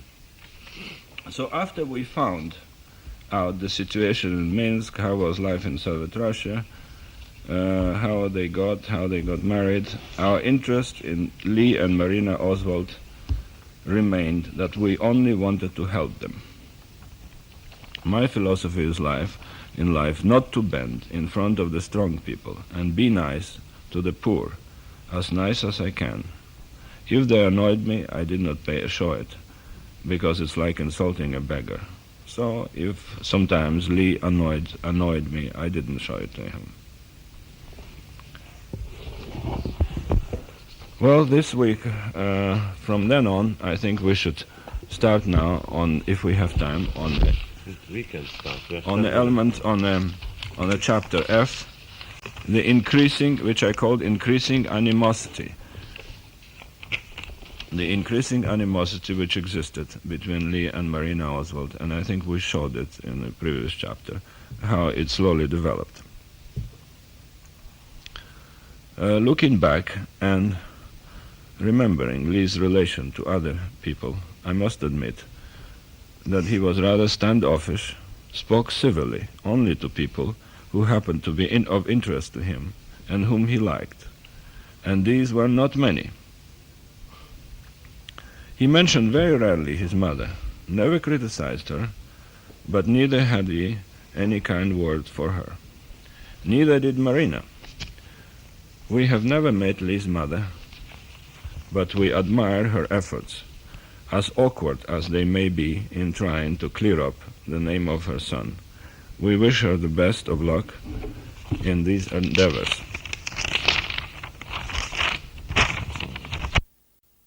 We agree with Mrs. Oswald that her son was probably innocent in this tragic crime, and we said so to the Warren Committee investigators, was the following.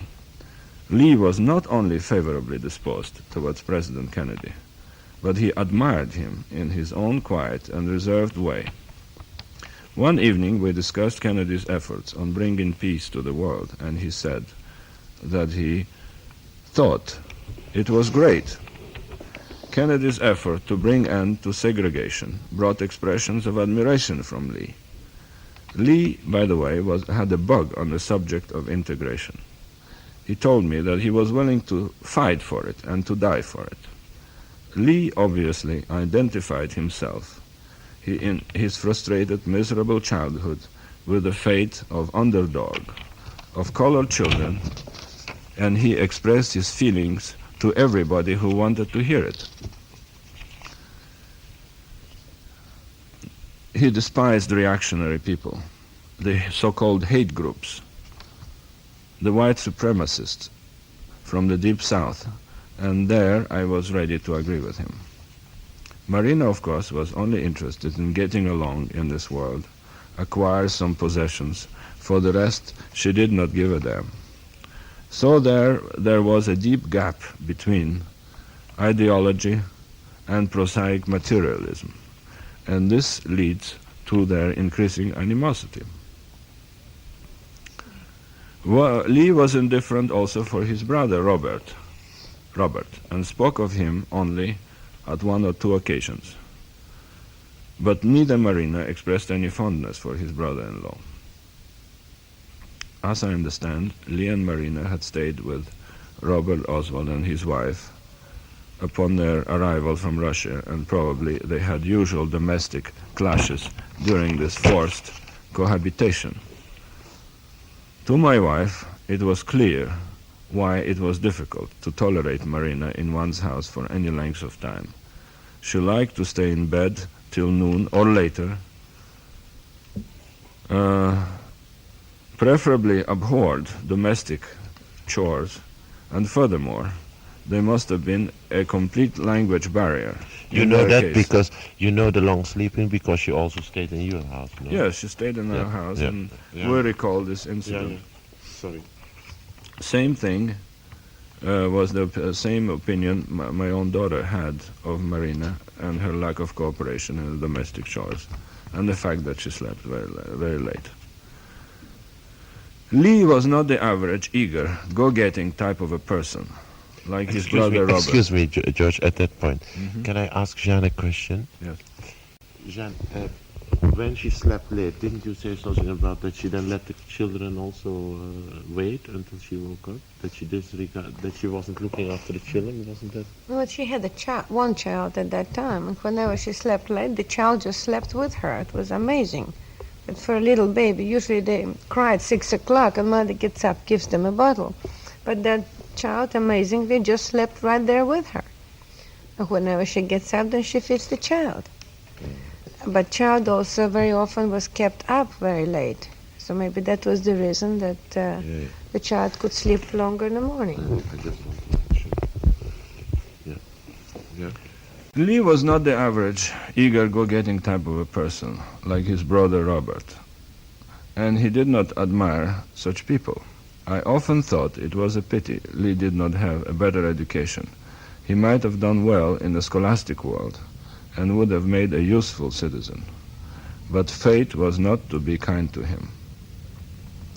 His relations with Marina worsened every day now, and Marina began to ask my wife for a permission to spend a night with us or some time with her without Lee, with us without Lee. She confided in her unhappiness of having been abused physically. She, by the way, when she stayed with us, wore my wife's silk nightgowns and sometimes spent the night on the sofa in our living room. She also took the baby to my daughter's apartment in Fairmount.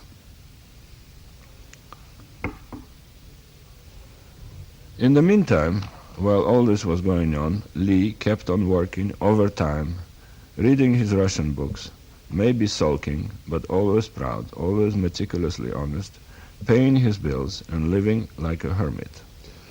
Do you get to what kind of books he was reading and all that? Yeah, I think I should mention that whenever I saw Lee reading, he read Russian classics, which are difficult for a fellow who was not born in Russia to read. He read Turgenev, Pushkin, Dostoevsky, Gogol, Lermontov, liked Russian poetry, and took out of the library exclusively good classical books. Did you say he also listened, for instance, to Tchaikovsky's Queen of Spades? I think so. I think he had his favorite. That was his favorite. So he did listen to classical music? Yes. Yes, he liked classical music, and he liked Russian folk music, too. They had a lot of Russian records. One moment, George. Now, to remember back, the point of their disagreements and more quarrels and fights started that Marina was corresponding with her ex-boyfriend in Russia, and Lee intercepted that letter. And from then on, the fights became quite bitter. Oh, she did have She had yes, before, and she started to correspond with that young man. I assume it was young man, and and then she almost was going to go. Go ahead. She almost was planning to go back to Russia, and that's, at any rate, that's what Lee thought. That she maybe wants to go back to Russia to this boyfriend. Yeah, he was afraid And of it. yes, and from then on they start more and more quarrels, and then his objections to her smoking. She was a real chain smoker, constant cigarette after cigarette, and objecting to her drinking wine. I never saw her drinking anything else but wine, but he was such an ascet himself that he objected to that. And of course, the more he objected, the more she did both things. So from then on, their life became worse and worse, and more quarrelsome. Yeah, close. Yes. And also about the baby. He was so adored the child to such an extent that if a child make one little sound, and if Marina is not right there in this instant, he was already furious with Marina. Yeah. And Marina took care of her sufficiently well, but to him nothing was good enough. That child was something like out of this world. Would you say he was to a him. perfectionist? Absolute perfectionist. And that child, it was his idol. Mm-hmm. Absolute idol. And just expression on his face when he looked at that baby, it was unbelievable. For such a young man and having so many other interests in life, it was unbelievable. He was excellent father. In fact, he was too good because he sponsored to spoil the child. He cuddled it too much. He Cuddled smothered too it. much, yes. And it was hard on Marina too, because she was with the baby all day long, Mm-hmm. and he saw the baby just for a short little time. Yeah. So it was two different things. But that also added a lot to their quarrels. His complaint that And she these was not quarrels adequate took mother. often place in your presence and George's presence. They quarreled in front of us. They never fought in front of us, but they quarreled quite bitterly. And then, of course, probably continue quarreling home, and the next day we saw Marina with black eye or with some bruises on her. That actually happened. It actually happened. He really did it. And we scolded him, we talked to him, We tried to explain to him, for God's sakes, you're living in a civilized country, you're not back in the wilderness of Russia or something, and maybe they beat their wives, but it's not done in this country.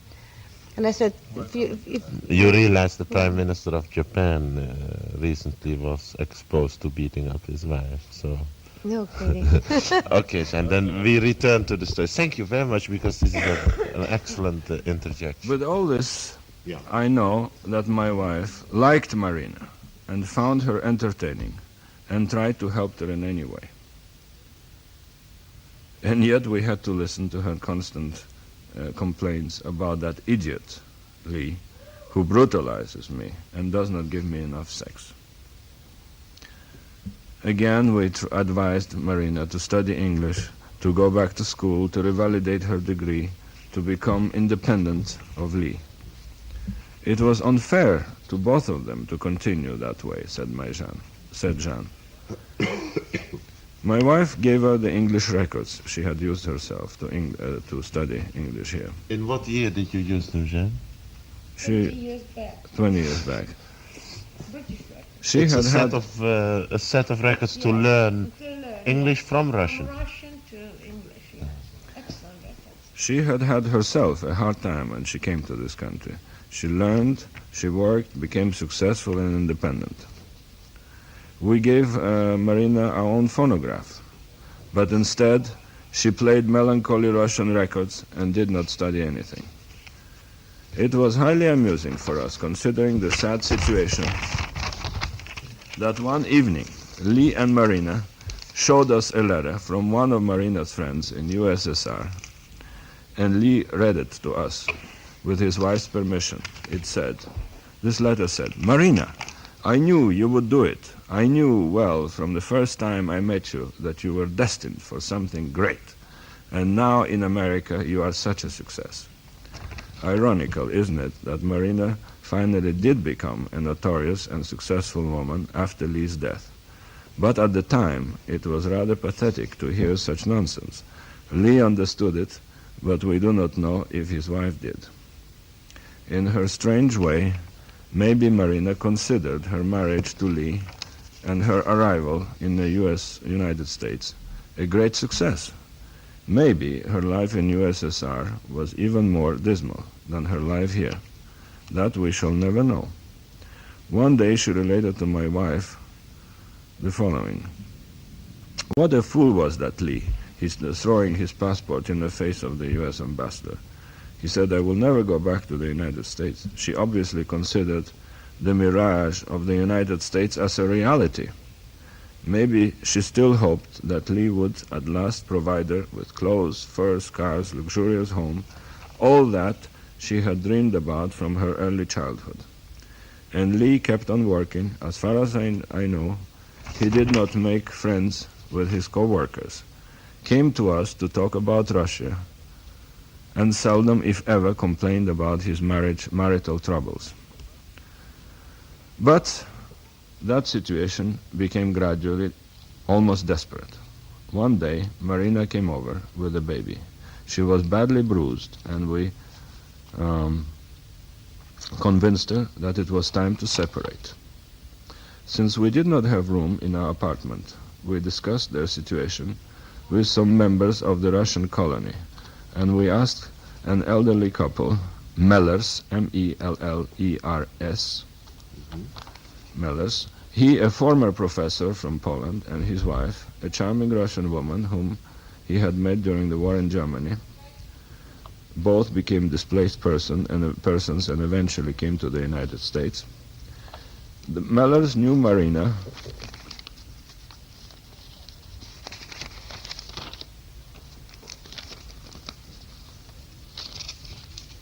well, and Lee only slightly.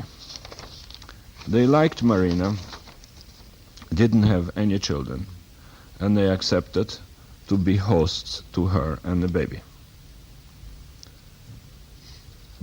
I had discussed the separation, which was to be temporary, with Lee, and he seemed to agree.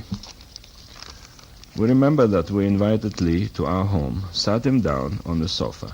The dog snuggled near him, and my wife told him directly,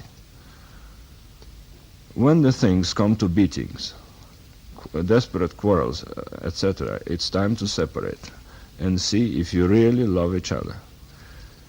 In a month or so, you will see if you really care to be with Marina constantly, that you cannot live alone. I interrupted them, and I will let you know where Marina will be, and will let you visit the baby anytime you want to, so don't worry. He seemed to be reasonable and faced the situation rather squarely.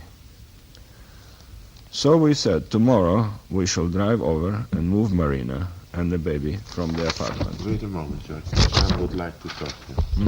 Go ahead, Sally. Go ahead. No, he didn't face any situation any squarely. Remember, he threatened that he's going to break all the children's toys. Yeah? He's going to tear all of her dresses. He's going to break everything in there. Mm-hmm. And then we continued He was talking. violent. He was actually almost violent. He turned white. He was furious. And he didn't even look at us. Then we started to talk to him more and more and more. And actually I said, where do you think that will get you? You'll never see your wife. You'll never see your baby. Because things like that are not permissible in our country. If you really love your wife, you have to calm down and let her go. You can visit with the child. You can talk to your wife on the phone. You'll see a few months or 2 months go by, and then you really make up your mind whether you really love her or not. Nobody ever takes the baby away from you. You will always know where the baby is, and you can always have a contact with the baby. Mm-hmm. That was his fear, that somebody will take the baby away from him more than taking his wife. Mm-hmm. But then he calmed down after all then that. he became square. Yes, and then he faced the became, situation. yes, and quiet. So this is only an amendment to what George Yes, said. it was sort of like an explosion of But his it is very fear worthwhile. also fear for losing a child. Yeah. He had impression that if Marina and child will be moved somewhere else, there was always supposition that maybe the child will be taken away from him. Mm-hmm. And that's why he became so forceful. He thought that he's going to sort of frighten us in not doing it by his action if he'll be ferocious about it. But when he saw that we were not afraid of anything, he said, and just exactly opposite, calm him down. Mm-hmm. So he agreed. Mm-hmm. Okay. Judge, before we go into it any further, let's end this as tape number 3. This is the third tape in the interview with Mr. and Mrs. de Mohrenschildt on their relations with the Oswald family. And tomorrow we will continue this taping at an early hour. Thank you both very much. No, there was... Okay, Judge, But this they were is good. the tape number 4 in the interview with Mr. and Mrs. de Mohrenschildt. We left off in tape 3, as you remember, George, in the scene where you were talking to Oswald in your house about separating from his wife Marina, and Mrs. de Mohrenschildt Jan interjected her passage on Oswald first being rather angry, threatening to destroy the toys, and where did we finish this completely? Or No. do you have a... Okay, so... There is something to add, I think. So this is Lee arrived late to our house. Jean, my wife, prepared some food for him. As usually, he had refused food and had some soft drinks. He was naturally quite perturbed. We spoke to him as if he were our son. My wife said, "You both are good people, but it's not necessary for you to fight constantly. This is one of the worst features you obtained in Soviet Russia, the ugliest characteristic. You are, you shouldn't be a man who beats his wife, but they do it in Soviet Russia. If you come to the point that you cannot tolerate each other without scratching and beating and constant fighting, and you still think you are in love with each other, the only thing to do is to separate and give each other a test if you really love each other. And if you cannot live without each other, naturally it will mean that you are in love. Otherwise, it's better to be separated. Jean suggested again, we have a nice temporary home for Marina and the child. We will place her very safely. She and the child will have all the care she needs. If you promise not to carry any of that fights and disturb her,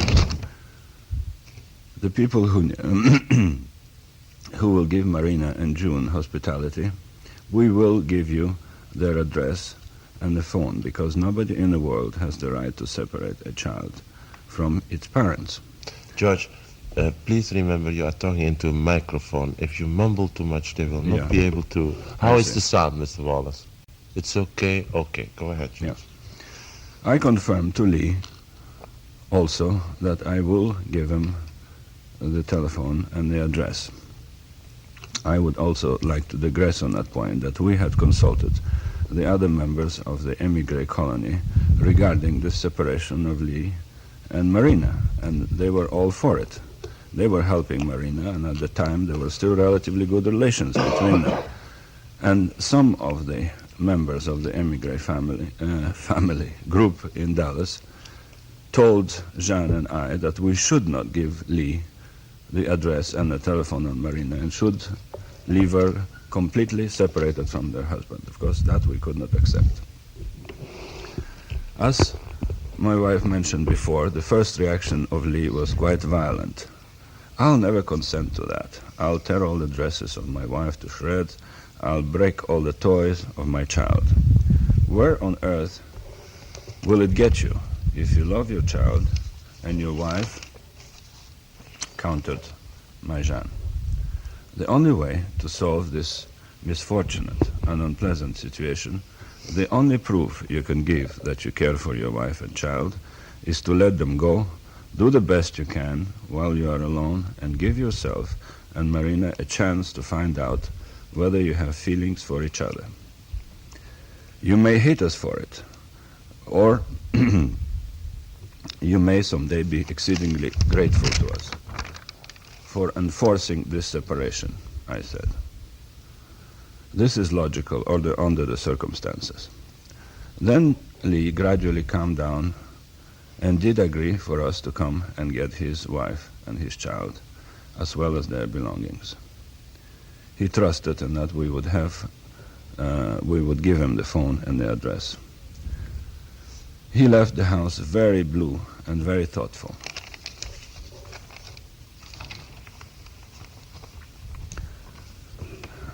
Next day, I remember this was a Sunday, we drove to Lee Harvey Oswald's apartment on Elsbeth Street to take Marina and the baby away from him. Lee was gloomy and mad at first. How did he receive you when you get there? He received us looking gloomily at us. Obviously, he has been thinking over all night and could not make up his mind whether he should accept the inevitable, as he did the night before, or he should go on fighting. It's understandable that it was a big problem for him. We were coming to separate them. Jean, do you have any special remembrance of that incident? Just that I remember very vividly. When we walked in, he hardly said hello, when usually we were greeted very warmly by him. Then he sat on the sofa and folded his hands and just make believe he doesn't see what goes on. He didn't offer any effort to help to carry the crib or the toys, or especially Marina's dresses. We had to do it all by ourselves. And believe me, there was about 100 dresses in there, and all the children's things, including playpen and crib and a carriage, and it was quite a chore. And we filled our car. We still have that. We don't want to part with it, just as a memory of what took place with this car. And it was open and filled so high that I had to sit and just hold on to things that they won't fall out. That's how many belongings Marina and a baby had at that time. Thank you. Well, from this point of view, our memories differ a little bit. I I seem to remember that Lee was shouting at suddenly that I will not permit it, I will not permit it, stop, don't carry things away. But we kept on helping Marina and carrying our things. Then he repeated again, I'll burn your clothes first. He shouted furiously and grabbed a bundle of clothes. I was personally about to call the police and said so to Lee, but Jean interceded again and explained patiently to Lee that violence would not help, that we were doing this for the good of both of them, that you cannot achieve anything in this country by brutalizing one's wife. My friend, I told Lee, realizing that he was receptive, you know we are your friends. We promise you that we shall contact you as soon as Marina wants to be with you. After all, we are wasting our valuable time trying to help you. Young kids, so be cooperative, help us also. And Lee agreed, finally, and helped us to carry some of his family belongings. We had a large open car, and gradually it became filled up, mostly with Marina clothes. My wife began to get worried we would be overloaded. There must have been almost 100 dresses that Marina had acquired from various benefactors, gifts from Russian and American people who pitied this poor Russian woman. Lee handled these bundles with a supercilious smile when he was helping us.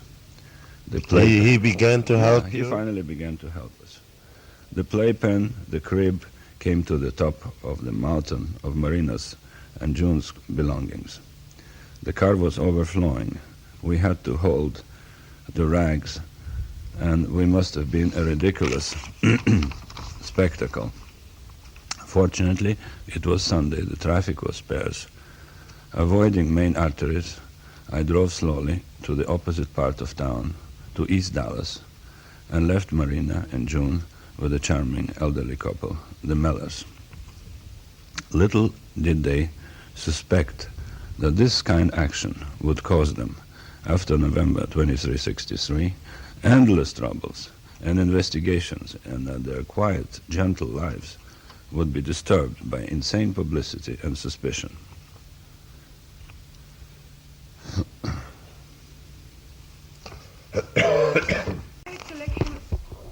I don't think he did help us at all. I think he just sat there and he didn't even say goodbye to us.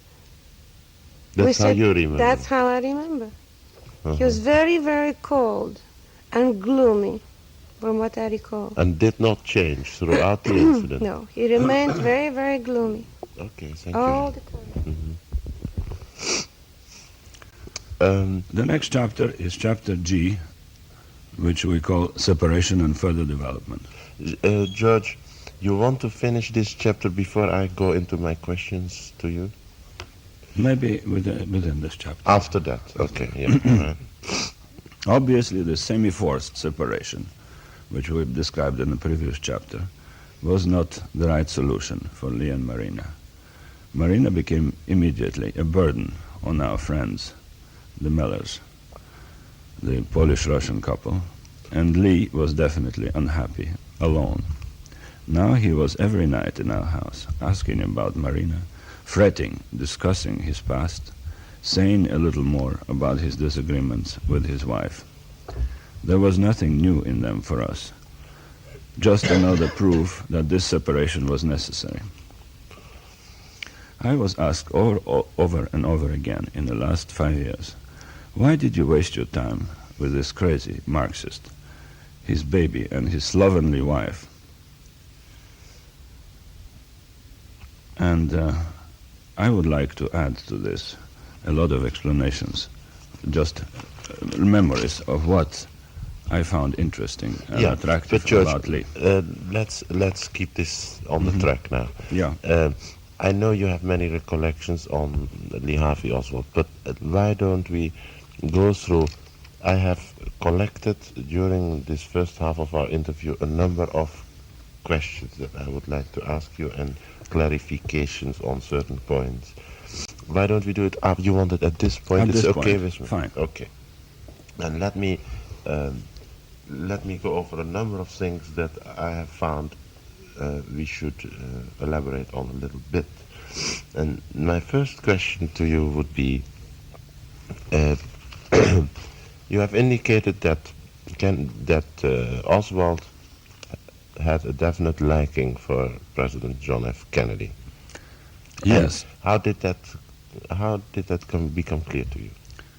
Well, first of all, I remember talking to him and looking at the cover of Life magazine, which has the picture of President Kennedy, and he commented how handsome he was, how young, how attractive.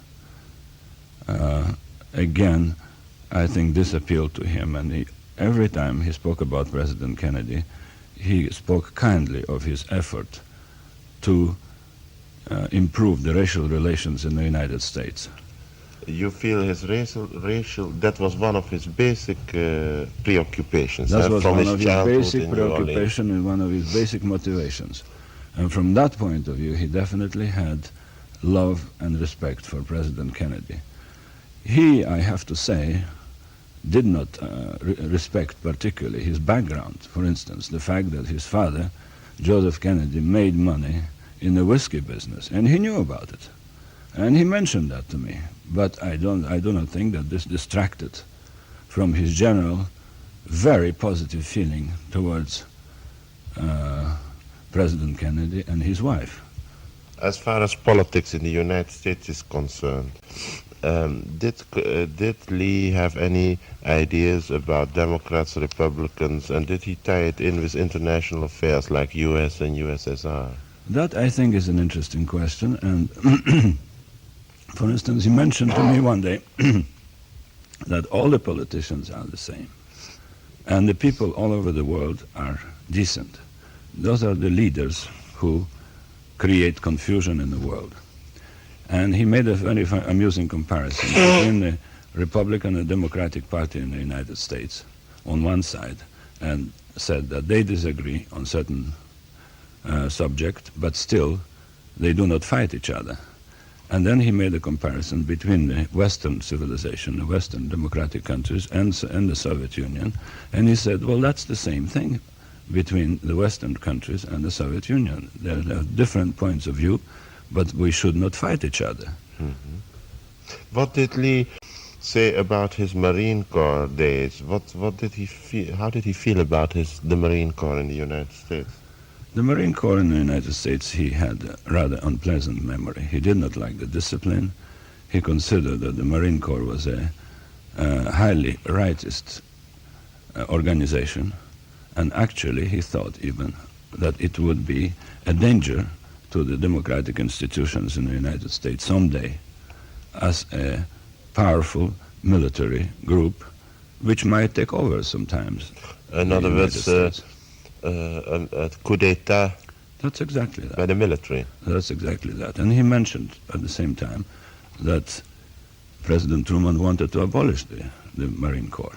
He knew about it, and he seemed to agree with it. Because that was his own opinion. Yeah. Did he speak to you ever about his dishonorable discharge from the... He never spoke about his dishonorable discharge, and I found out later that it was not dishonorable, but undesirable discharge. First, he had an honorable discharge. Then, he obviously made a false statement that he was going to leave the Marine Corps to help his mother, and instead of that, he did not do it and went to Russia to investigate the world prospects for himself. And that's when he obtained this type of a discharge, the undesirable discharge, but not dishonorable. Jeanne, you have anything to add? I don't think it was obtained, he was given. Yeah. He was given. That's a slight detail. Yeah, it was given. Judge, how did Harvey Lee Oswald, if he ever did, speak about the religious institutions in the United States? Did he indicate any sympathy or antipathy against religion? Lee Harvey Oswald was not a violent atheist, like some people think he was. He was an agnostic, and he did not like organized religion.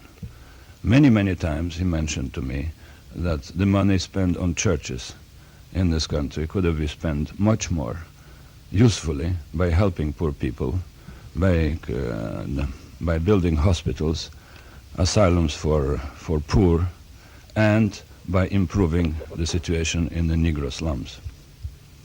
Mm-hmm. So he was against organized religion, but not particularly violently. He just disliked it. Mm-hmm. George, how did he feel about the Communist Party regime when he was in the Soviet Union? Neither did he like the Communist Party. He didn't. He did not. He said that they were all opportunists who joined the Communist Party for the purpose to obtain the benefits of better jobs, of better salaries, that they shouted and screamed at meetings and presented themselves as patriots. And actually the people in Russia, without party affiliations, were the best. Neither did he have a great respect for any political parties all over the world. He liked the people, but not the political leaders. Did you think he has been, I think somewhere I have heard you say you considered him rather useful because he spoke nicely about the United States when in the Soviet Union? Exactly. I remember him telling us that when he was in Minsk, he used to teach his co-workers English. He used to tell them about the United States. He used to present the United States in a favorable light. And maybe that's why he wasn't so popular, because he was not really a traitor to the United States. But he has a ordinary nature, what we call here, you see. In Soviet Russia, he was defending his own country. In the United States, he was defending Soviet Russia. And therefore, I think he was a useful person and created good feelings in both countries. Mm-hmm.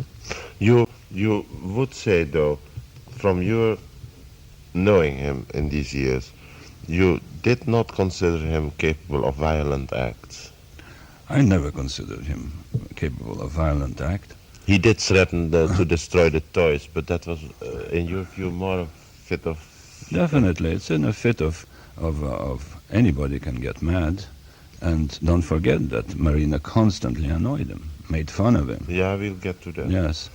And so he did strike her, but she scratched back.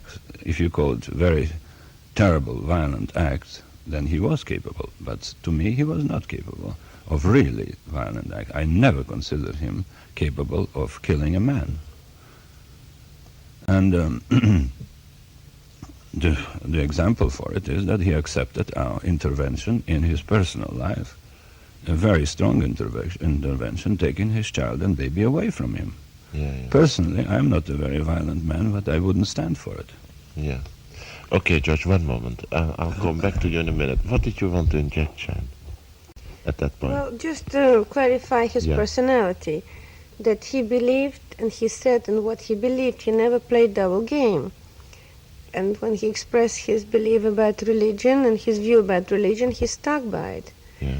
At the same time, Marina, according to her, had the same feelings. She completely ignored religion. She thought it was ridiculous. It was just completely, just like a farce. Yeah. And at the same time, while she was separated from Lee, she baptized her baby just in case.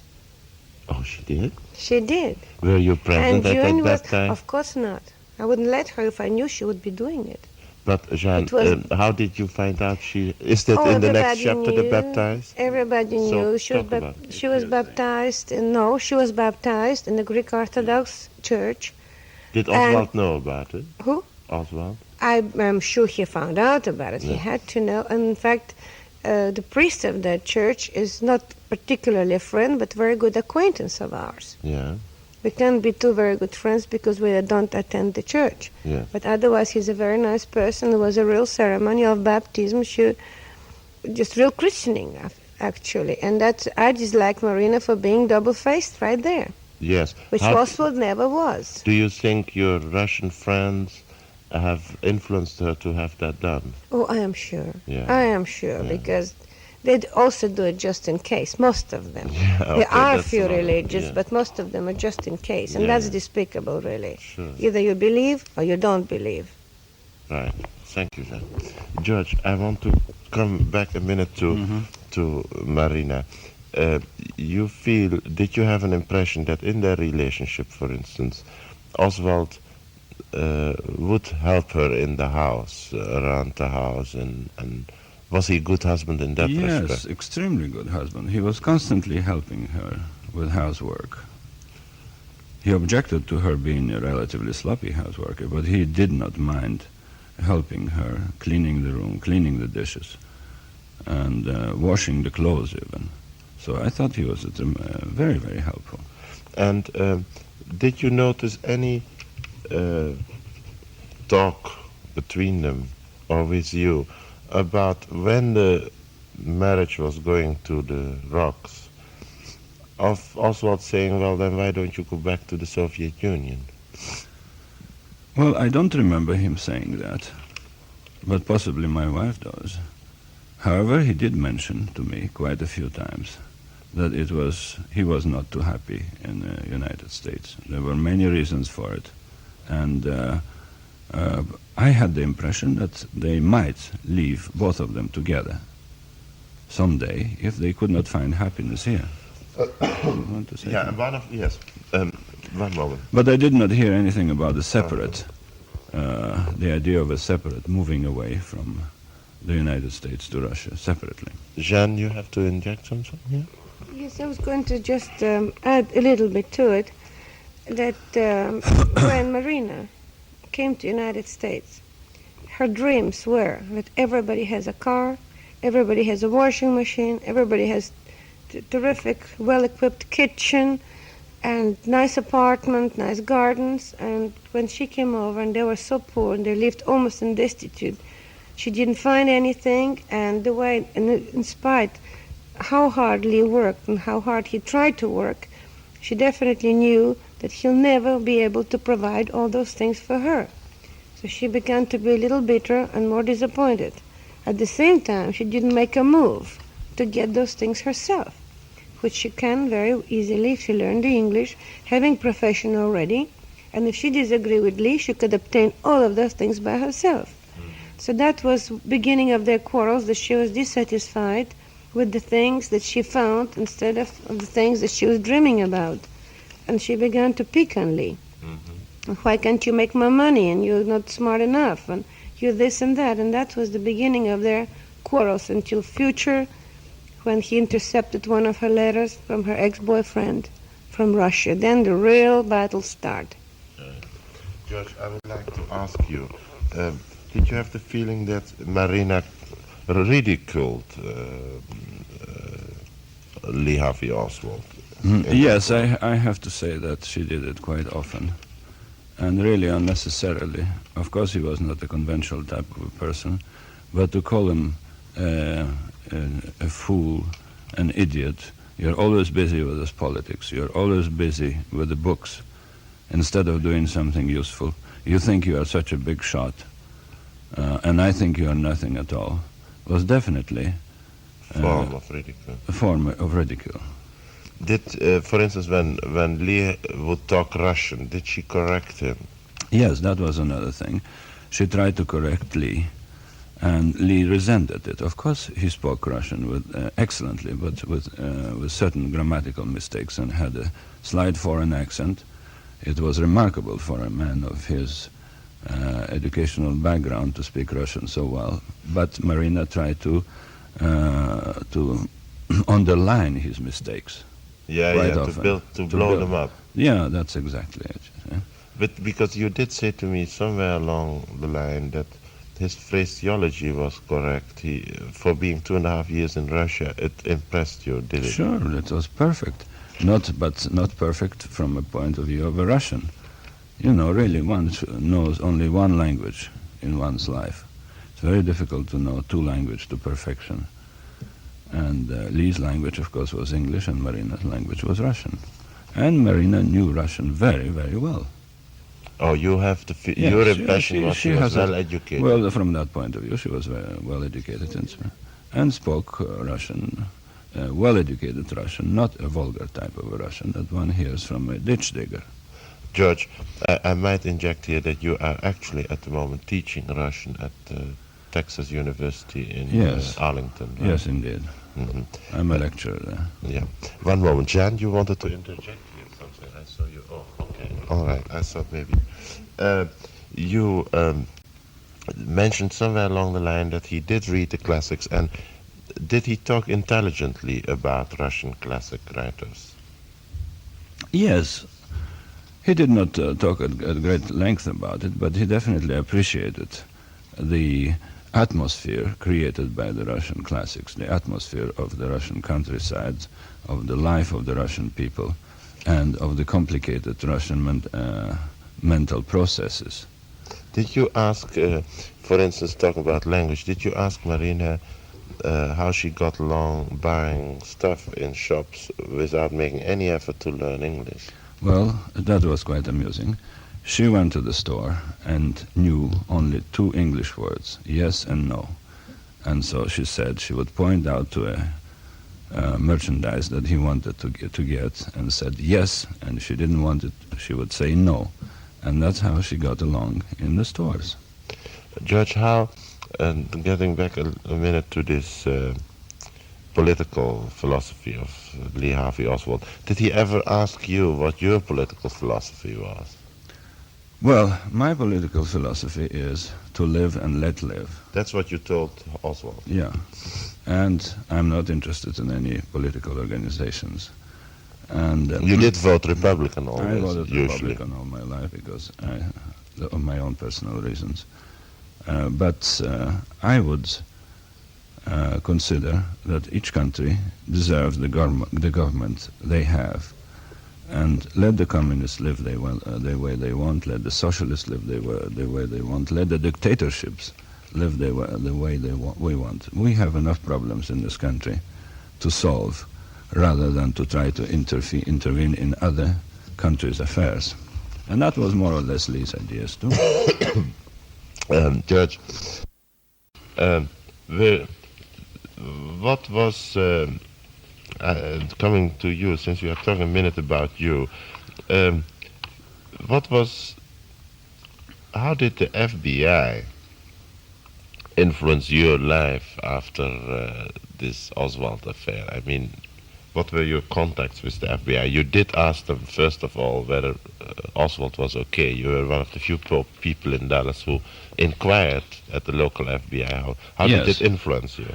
Well, I will tell more about it in the following chapters. Okay, then we don't. But it definitely had a strong effect on our lives. Yeah, but you did say somewhere along Yes. the line, in a number of points, why you were furious at that. Well, naturally. What happened that immediately after the assassination, the FBI or whatever other organizations started investigating my wife and I, they went immediately to all our friends and acquaintances, business acquaintances, and business relations, and started inquiring whether I was a communist, whether I was an anarchist, whether I was a killer, whether I was CIA. an assassin, a CIA, whether I was all those insulting things. And when your friend or an acquaintance hears it all the time and spoken by a government agent, naturally they start worrying about it. Not only worrying, but they start suspecting you of being that.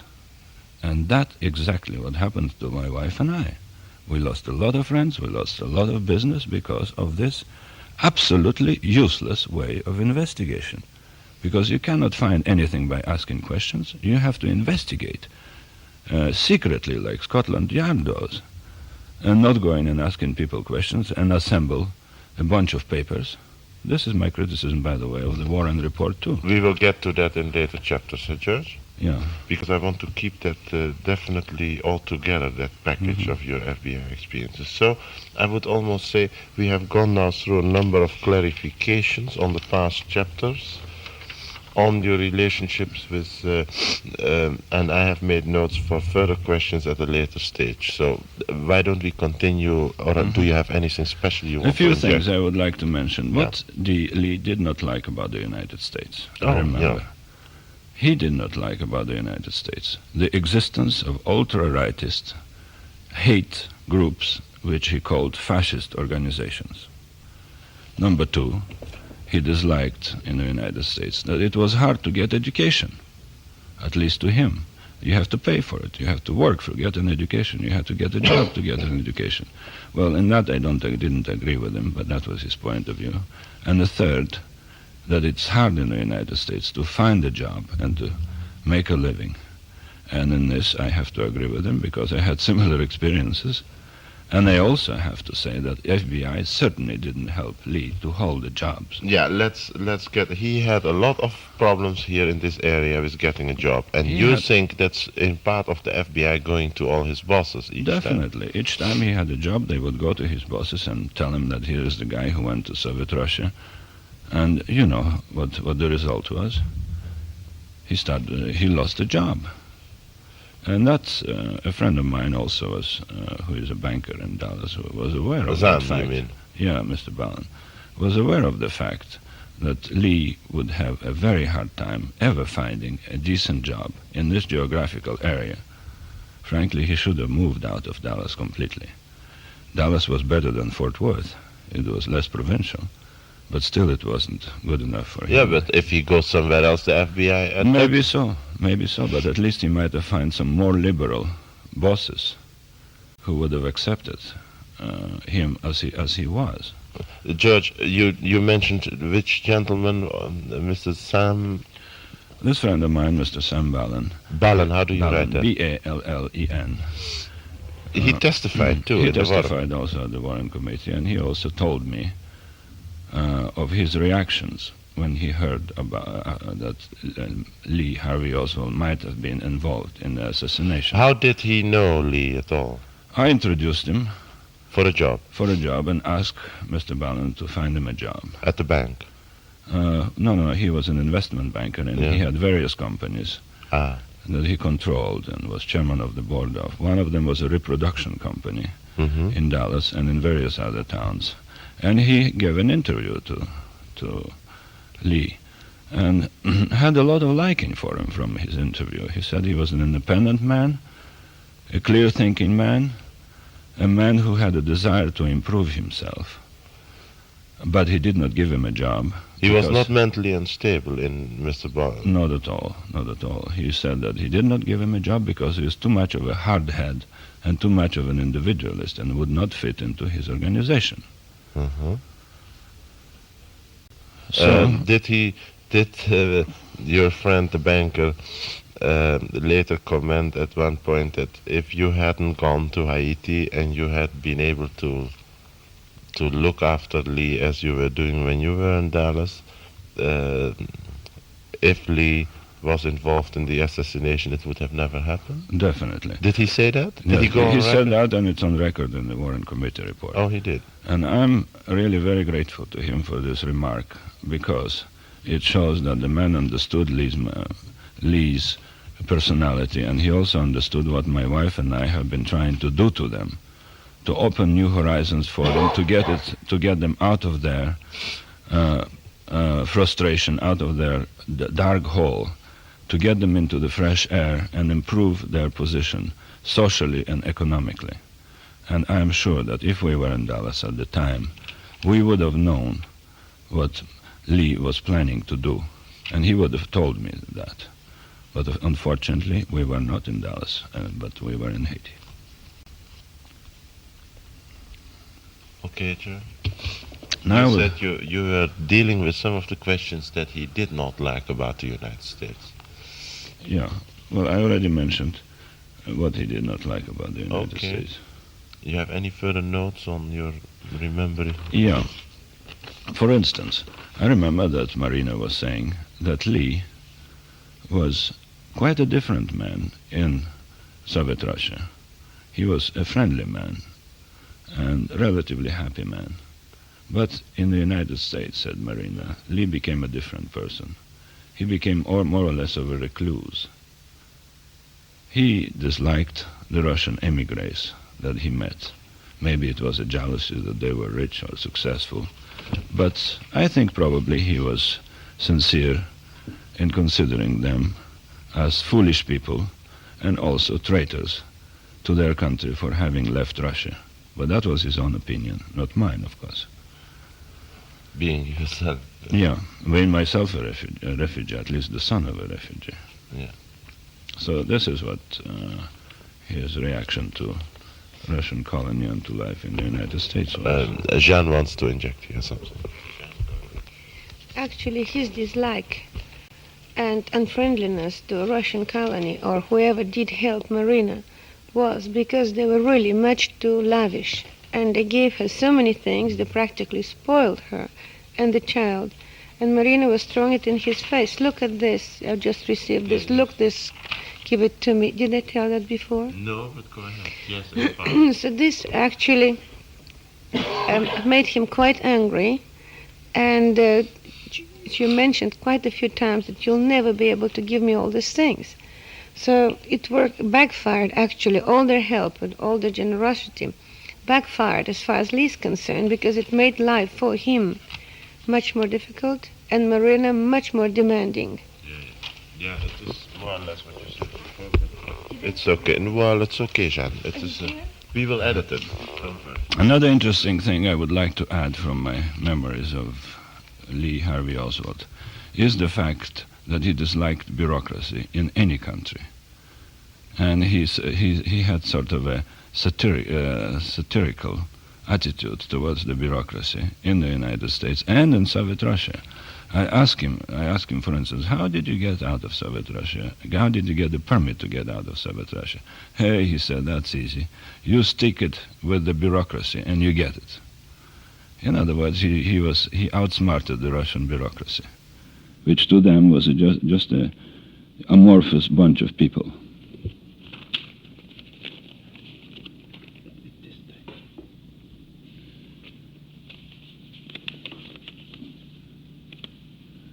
Regarding, for instance, the comparison between Soviet Russia and the United States, Lee Harvey Oswald had maybe an exaggerated opinion, but he did have that opinion that both sides had a lot of had made a lot of mistakes, and both sides were sometimes right, sometimes wrong, and that he himself would make a decision which side was right and which side was wrong. Yeah? Yeah. Okay. That's the end of tape number 4. The end of it? Yeah. So we continue now, tape 5, the Mohrenschildt interview on further events in the separation between Lee and Marina Oswald. As I said before, many friends of mine and my wife's asked many times, why did you get mixed up with this crazy Marxist and his wife? The reason for it are explained in my various conversations with him. The others asked, you belong to a different spheres of society from Oswald. Why did you ever get mixed up with these low-class people, in a quotation mark, low class? Some reasons were already made clear in the previous chapters and in my conversations with Lee, but I should add more. In 1960, I lost my only son of the congenital disease, cystic fibrosis. This affected me so strongly that I asked my wife, Jeanne, the son was, by the way, by a former marriage, to join me in an expedition on foot on the Indian trails through Mexico and Central America. We met Oswald soon after the return from this trip, which helped me in my ordeal. This trip was somewhat in an old Russian tradition, to retire back to nature and to walk in the wilderness, to be in spirit with my lost child. We walked for almost a year, all the way to Panama Canal. This trip affected our way of thinking, and we had discovered the dismal poverty and the exploitation by ruling classes in all those countries we had passed through. Which countries exactly did you go through? I'll give you the detail later on. We became much more liberal than before. Naturally, Lee was extremely interested in our trip, and we discussed our observations with him constantly. Marina, on the other hand, could not care less. In a way, therefore, I identified Lee with my lost son, and because of the difference of age, he could have been my son. Possibly he felt it and appreciated it. Maybe that's why he had accepted our interference in his private life. Also, he trusted me implicitly and felt that what both my wife and I were trying to do would be beneficial to him.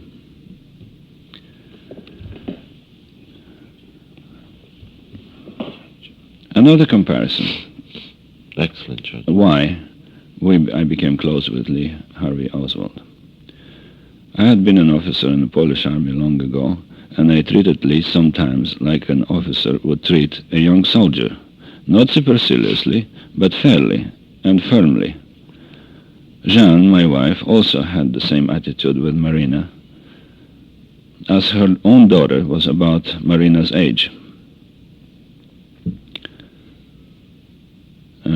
Actually, Marina was exactly between the ages of my daughter Alex and Chris, my wife's daughter's ages.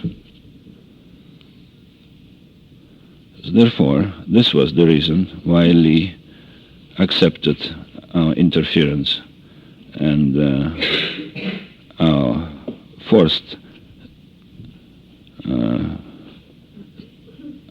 our action in separating him from his wife. Now we're coming back to the results of this separation. A few days after the separation, Lee came over to our house and brought me the cards he had made for me. What cards? At Staggart's. Well, he obviously liked my name, which is long and very difficult to most people, but he printed me the cards. Calling cards. Calling cards, absolutely correctly, in fancy letterheads, on shining white paper, and those cards had, for some reason, black borders, like funereal, as if it had some mourning to them. Yeah. I still have those cards, and I look sometimes at them and think how nice was Lee to have done it. And I found it quite touching, especially as it was done after our decision to intervene in his life. And as I said before, soon after the separation, he came back to our house and sat down despondently. Many evenings he did so. Yes. He was silent for a long time while I was working on some of my projects. "Remember your promise," he drawled. "I have to have Marina's telephone number. I want to talk to her and see June." My wife, Jeanne, trusted Lee implicitly and asked me, "Give him the number of the house and the telephone number," although Marina asked her not to do.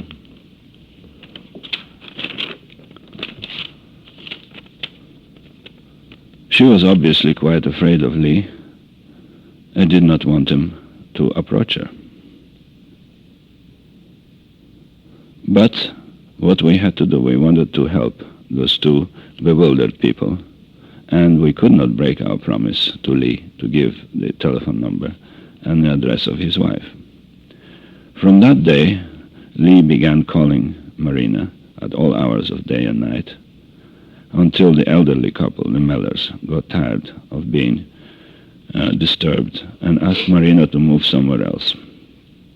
This time, we did not have anything to do with the move, and it seemed that first Marina moved to Mrs. Ford, F-O-R-D, Mrs. Katja Ford, stayed there for a little bit, and when her husband came back from a trip, he was a geologist also, Marina moved to another place, to another Russian girl married to an American by the name of Ray, whose husband was an advertising executive.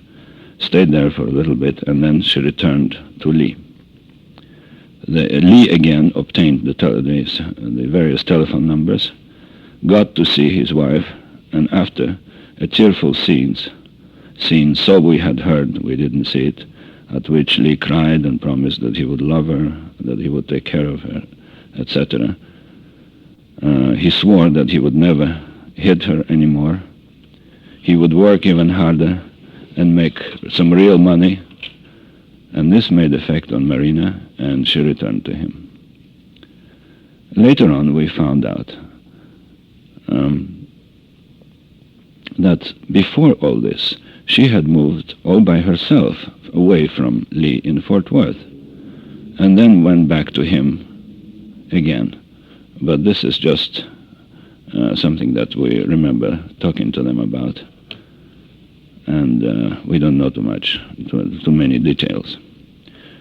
But regarding this separation, I want to say that we thought that this was too short a time for a useful separation, only about 2 weeks or 10 days, and told eventually both Marina and Lee that they should have been more patient. At the same time, we were angry with ourselves to have intervened in their lives and to have wasted so much effort and time really for nothing. All at the same time, my work in connection with the Haitian project of the Geological Survey became more pressing. In addition to that, I was appointed chairman of the cystic fibrosis campaign in Dallas. This meant seeing people go to the meetings, write letters, help the public relations people, and, the most important of all, try to raise money. In this way, Jeanne was extremely helpful to me. She canvassed our neighborhood, explained what cystic fibrosis was, cajoled, begged, and almost extorted money out of rather unwilling citizens of the University Park and out of the executives of the clothing industry. This is just to explain why we couldn't give more time to Lee and Marina. It may be interesting to say here that my previous wife, who was an MD, and I had started the Cystic Fibrosis Research Foundation in Dallas some years before, and it became gradually a national organization. Another strange coincidence. Jacqueline Kennedy became, unknown to me in 1963, an honorary chairman of this foundation. All the parents of children stricken with this dreadful disease are profoundly grateful to her for having lent her name to this cause so important to us. To me especially, as I still have a daughter stricken with cystic fibrosis, and I had lost my only son in 1960 from this illness. This is the end of the chapter, and we're going to chapter H, which deals with the end of 1962. An important geological consulting job in Haiti was shaping up at the end of 62, and I wanted to combine it with other projects like operation of a sisal plantation, which the government was to give me as a guarantee of my contract. Ahead of time, I tried to form a development company to help the sagging economy of this impoverished but lovely Caribbean country. My time was getting short, and our visits with Oswald scarcer.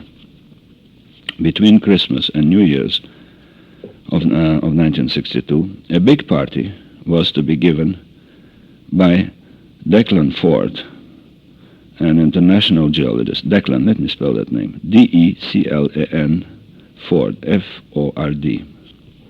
Okay. An international geologist in Dallas, and his Russian wife, Katya. Both of them knew Oswald slightly and tried to stay away recently from this unusual couple. Although Marina had visited with them, but after this unsuccessful separation, they stayed away from Oswald's, like the rest of the Russian colony. So after we got the invitation, we thought that it would cheer up our protégés if they would go also to the party. They liked the idea, and my wife called Katya Ford to have her agreement. Katya was not enthusiastic at first, and definitely did not want the baby. Maybe the baby was an excuse, and the Fords just did not want to have such controversial people and to jeopardize their position in the Dallas establishment. But my wife was determined and pressed the issue. They are lonesome. They need company. They have to get out of their shells. we are not going to give a Christmas party this year. You are Russian, Katya, and have Russian friends. Marina won't be lost and may find some with whom she will become friends and will speak Russian. Of course, we could invite her to some of our McCorkle friends' party, but then she will not be able to speak English and would be lost. At your party, she will find some Russian-speaking people. And my wife promised that I'll find a babysitter for her. All right. Bring them along, said Mrs. Ford, if you insist. Jean's friend, an American-Italian widow, was asked to babysit for June in our house, and she gladly accepted. As we remember, it was a clear, cold night when we drove to Ford's fashionable house in a rather exclusive section of North Dallas. The international crowd milled around. Excuse me, did Lee and Marina come to your house and you drove the four of you? Yes. Mm-hmm. Exactly. And they left June in your house? They left June in our house.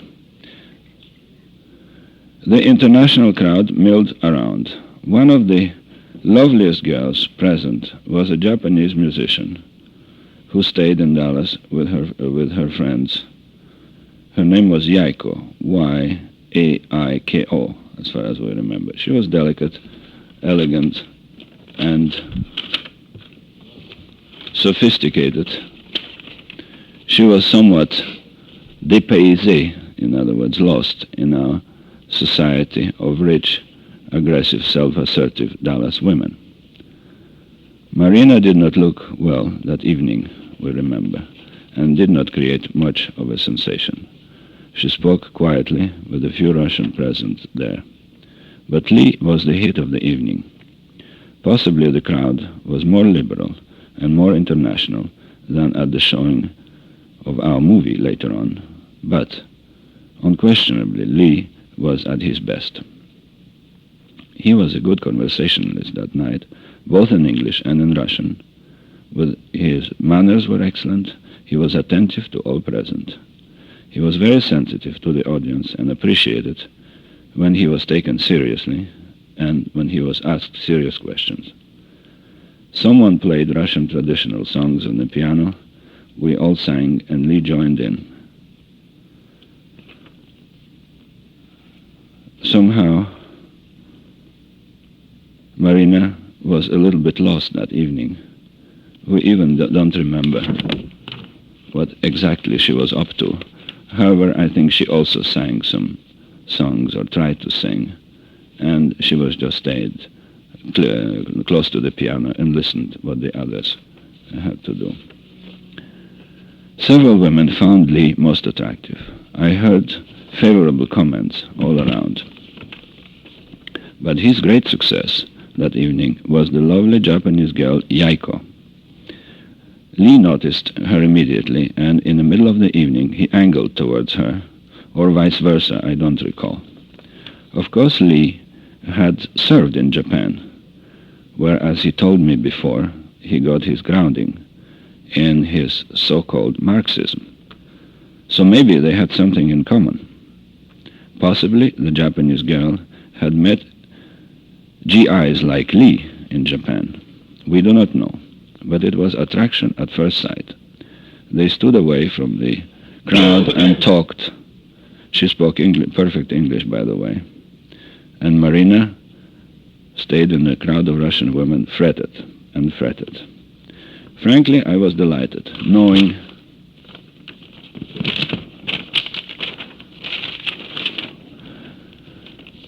how difficult it was for Lee to get along with his wife, and how often she had called him a fool, a bore, a poor lover, and a brute.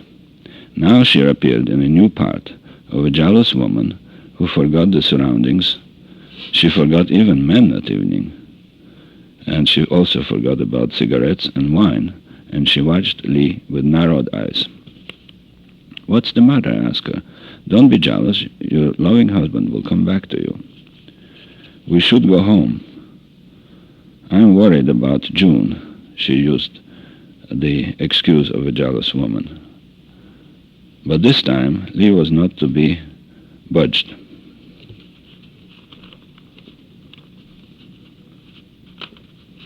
The first time we saw Lee really flourish in a crowd.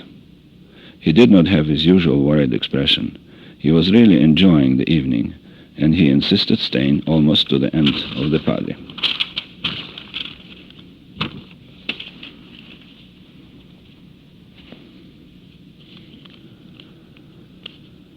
Now I remember some other things about this party.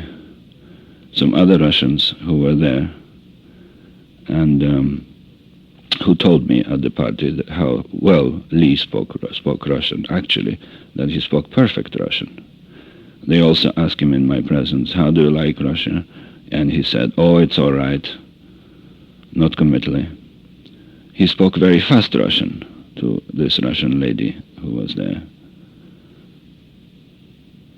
And she mentioned, I have been here in the United States so long and still don't speak very good English. And Lee mentioned that he was there in Russia less than 3 years. And yet he spoke excellent Russian. So this is a sign of his intelligence.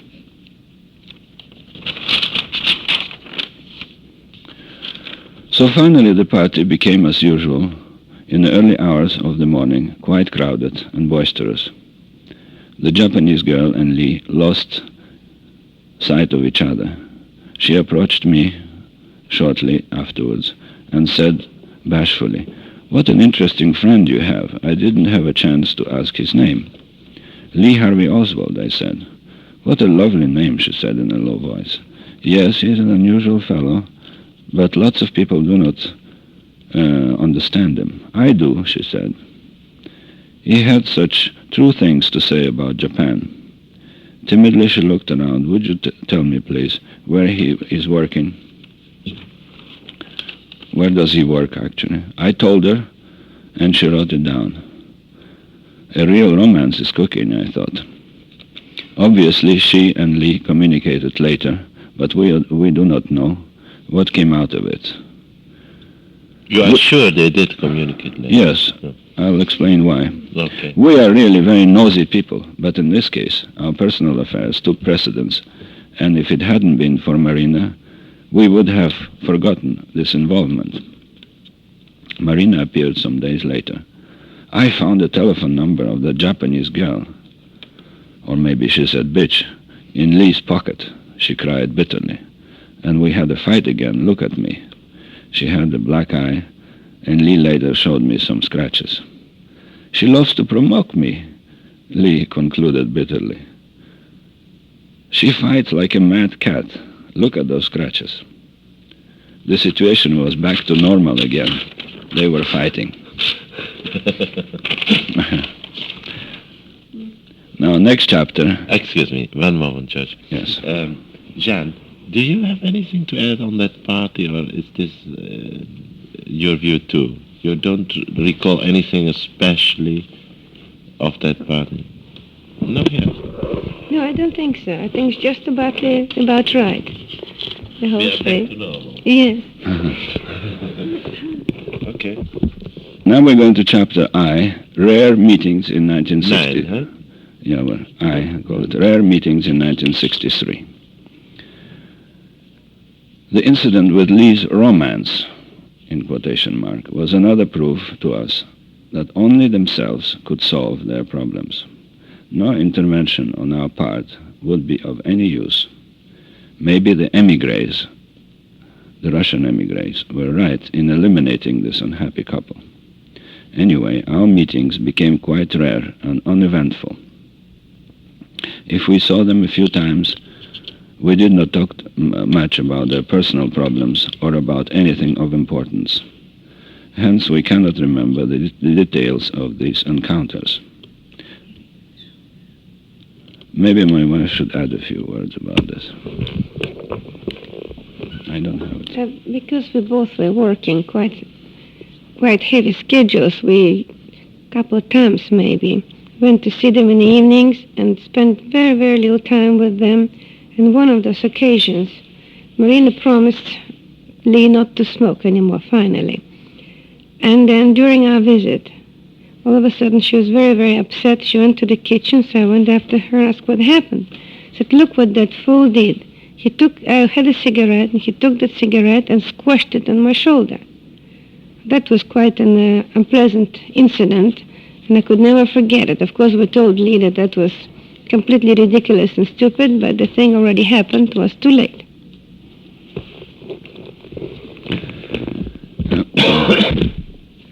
Also, in addition to this fact that we were a little bit tired of their constant fighting and quarreling, the situation became changed for us.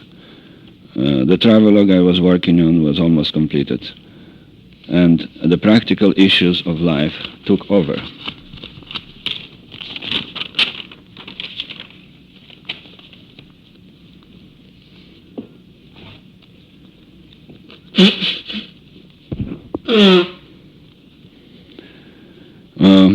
My geological work became more pressing, and I couldn't be an angel savior anymore. Jeanne was also extremely busy. In what? In her designing work. She designed for one of the fashion houses in Dallas, right? Yes. So our meetings with Oswald became scarcer in the beginning of 1963. Now I want to tell about the evening when we showed our movie. One evening, a geologist, Everett Glover, Glover.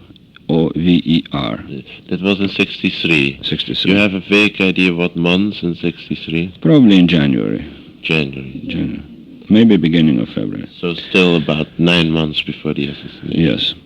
One evening, a geologist for working on the research department of a large oil company, his name was Everett Glover. He worked here in Dallas, asked us to show, he and his friends, the 8mm movie of our long expeditions through Mexico and Central America. At our request, he invited all his friends and colleagues. Yes, my wife has to say. Go on, John. We asked the Oswalds to come along with us, as Lee was anxious to see our film. One more. Well, I just want to clarify what was our trip and what was our expedition. We actually crossed from border of Texas border all the way to Panama Canal and took us precisely 10.5 months. What year was it? It was 1960, October 6, 1960, and we went to Haiti after finishing in August, and then we returned from Haiti back in October 61. Within this time, we traveled on foot, crossing Mexico, entire length of Mexico, Guatemala, Honduras, Nicaragua, San Salvador, Costa Rica, and Panama.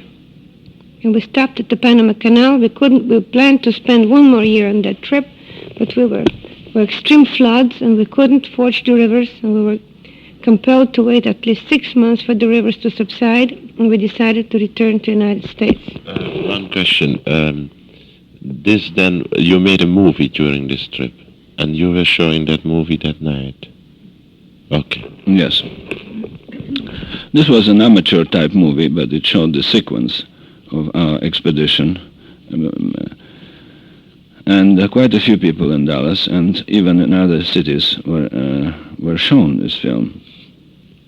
Quite a few younger people, although generally conservatively inclined, were interested in meeting Harvey Lee Oswald.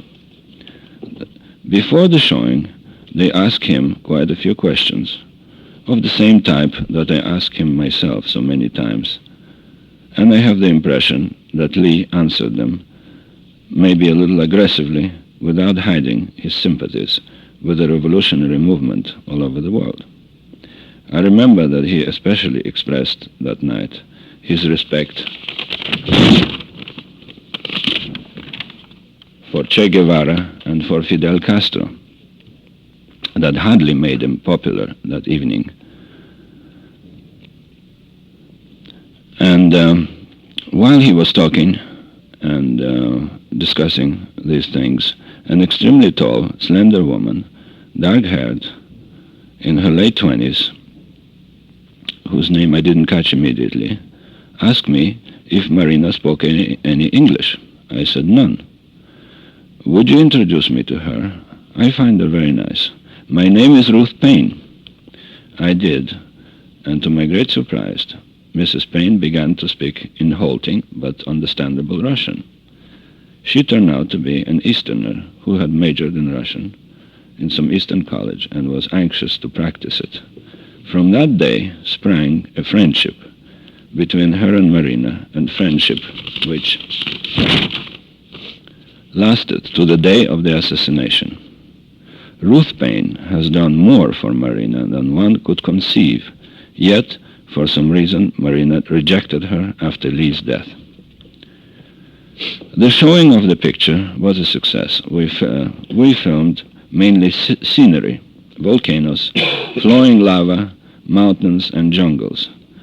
And since most of the people were geologists there, they are usually interested in such things, as they are adventurers at heart and explorers. Marina naturally could not care less. How did she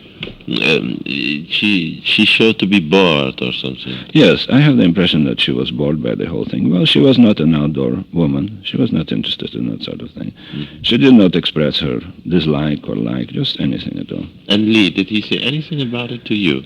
Lee commented later on how much he liked the film, and that he envied us for having lived for almost a year so close to nature.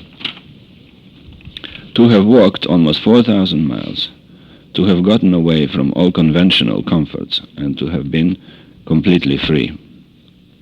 In other words, he really understood the meaning of our trip.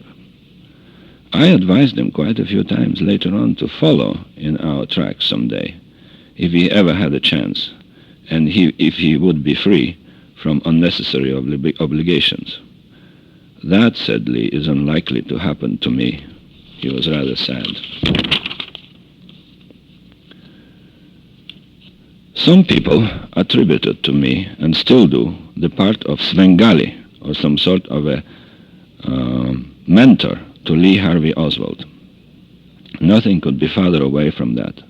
Lee was a fellow who had made up his mind early in life that our ways of life in our country and our political system were wrong, and nothing to the contrary would persuade him. It so happened that our opinions in regard to Latin America coincided. Possibly I was even more critical of it than Lee. On the basis of your years? On the basis of our trip. Yeah, but you have had other contacts with Yes, I lived in Latin America for many years. I worked for oil companies, and therefore I knew Latin America. But I looked at it from a point of view of a petroleum geologist, and I did not know the life of the people there. Now, this trip that we took showed us an entirely different angle of life in Latin America. You got closer to the people? We got closer to the people. We understood the problems of the poor people. Actually, you discovered the same thing that apparently Oswald always was talking about. Exactly, what Oswald found it in Japan. People's contact. Exactly. Oswald found it in Japan. And an interesting coincidence is that Che Guevara had discovered the same thing in his assignment as a doctor to Central America. And that's what made him revolutionary. He discovered the dismal poverty, the exploitation of the poor by the rich. He was on some kind of a medical assignment in the same countries we were in, but years before that. And that's what made him the revolutionary he was. Very interesting. And so we walked and lived for a year close to nature. Yeah, actually... We lived with poor people, and as my wife mentioned, in Mexico, in Guatemala, in El Salvador, in Nicaragua, Honduras, Costa Rica, and Panama. And only in Costa Rica did we find some traces of democracy. In what way did you find them? Well, it's a small democratic country which has hardly any really problem of dictatorship. They have a police force, but no army. They have spent all their money on education. You can talk freely there, and it's a little jewel of democratic institutions in Latin America. I think this idea is clear to most Americans now, but it was not in 1963. Who knew in 1963 that in San Salvador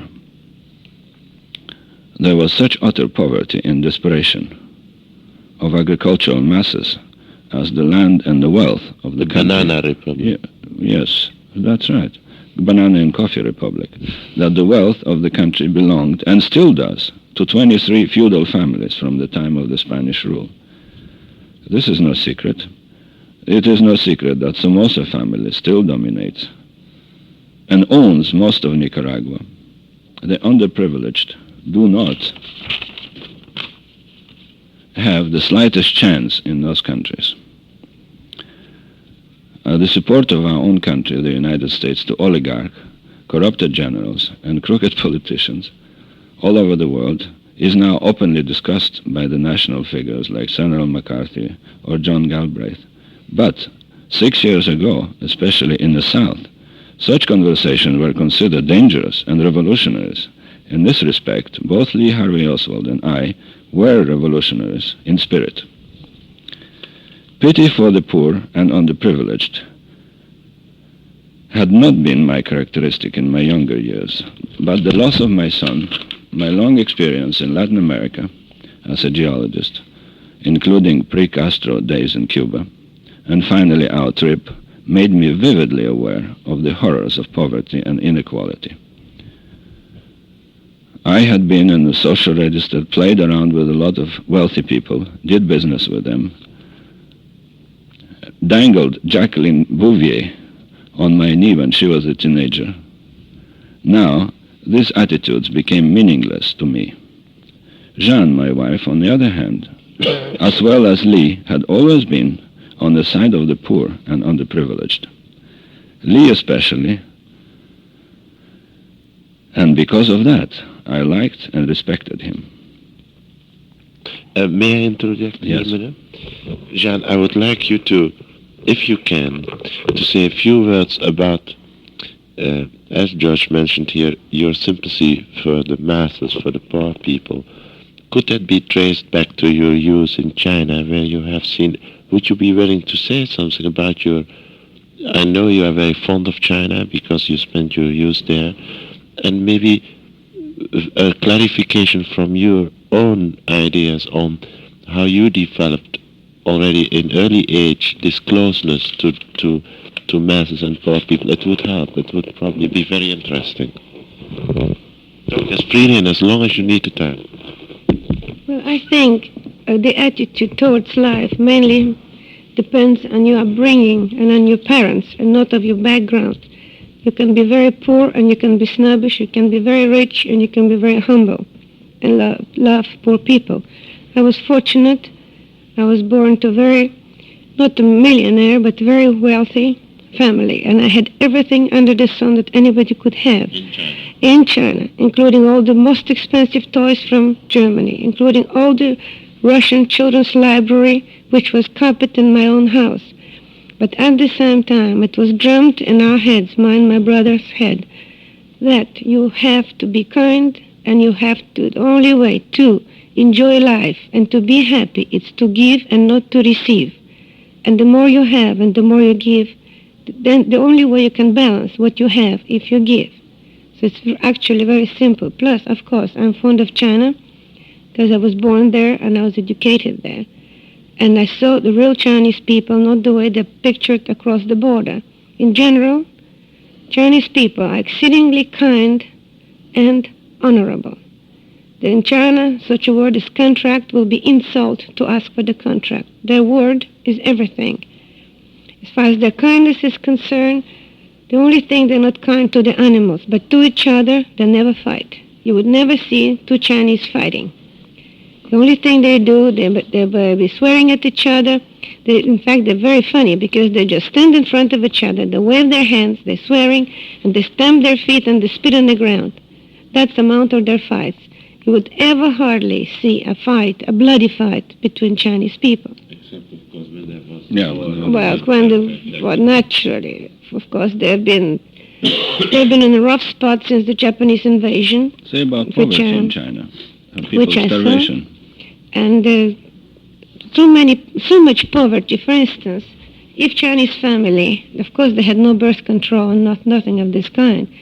And if the family has a girl, very often that baby was just thrown away in the street because there was no room to bring up a girl. She's not a worker. The boy they would keep. You are talking of the years of the 20s, maybe? 30s. But 25, about 30s.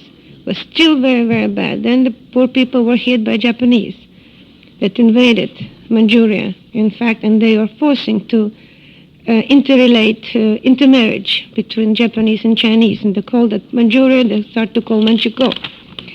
And they were persecuting everybody that had anything to do or any knowledge of the military installations, Japanese military installations in China. But, Jean, I would like to get back to your early born sympathy for the poor. For poor people that George was mentioning, that appealed to you again on your trip in Latin America. That goes back to probably your early years when you could be an eyewitness to the poverty in China. Oh yes, I've been eyewitness to the poverty in China, not only in the cities but also in the countries. And your father's work on the railways took him there? Yes, my father built the Far Eastern Railroad, and he was in charge of it until 1925, when it was sold to Russia, and then he immediately resigned from it because he never refused to take communist passport, but became Chinese citizen. So, but I did travel with him, or just on that railroad every summer. We made long trips, so I really saw Chinese country and people living in the country. So that came all back to you during that trip in Latin? That's right. Now we're going to talk again about the relations between Lee and Marina. Why did he ever fall in love with Marina, being such a different person? No reason other, probably, than that the opposites attract. A friend told me once, there is no greater mystery than what goes on behind the closed doors of a couple's bedroom. Notwithstanding all their quarrels, there must have been a very strong emotional bond between them, and it lasted to the last days of Lee's life. We know that before the fateful day in November 1963, Lee had asked Marina again and again to come and live with him, and Marina refused because he supposedly could not afford to buy her a washing machine. Hence came a theory, which some publication attributed to me, in quotation marks, washing machine motivation for the assassination of President Kennedy. In Congress, of course. Whatever may be said of Lee's... In Congress, of course, where? In Congress. No, later on in the publications in the United States, they attributed to me this motivation of possibly he became an assassin because Marina rejected him, and this was caused because Lee did not buy a washing machine. Foolish, they attributed it for some reason to me. Whatever may be said of Lee's motivations, I have never heard him express any dangerously violent tendencies. He never admitted to have been a member of any party, either socialist or communist, and I believe that he was only mildly influenced by his early Marxist readings. That was, of course, his business and privilege. He did not try to influence me, neither did I try to influence him in any way. That's why it's so easy to be with you, said Lee once. You let me be myself. Everybody else tries to advise me, to improve me. You leave me strictly alone. The subject of our film reoccurred once or twice in our conversations later on, as Jean tried to influence both Lee and Marina to be sportier, to exercise, to get their troubles out of their systems through physical exhaustion. It had worked so well in our case. but neither of them were to follow her advice. Did you advise them, for instance, to play tennis? Or Yeah, we advised her to play because tennis. knowing you are very arduous tennis players Many things, studying. and study English. Yeah. Well, this is the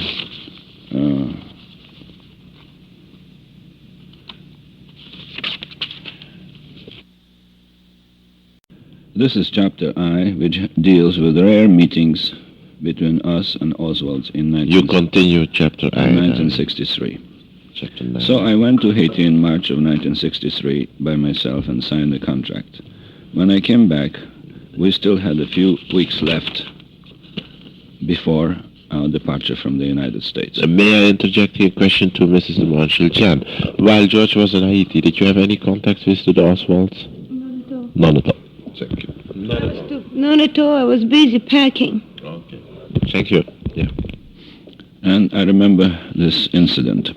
It was a beautiful spring day, probably Saturday and Sunday, and Lee was not at work, and he brought Marina and the baby to our house early in the afternoon.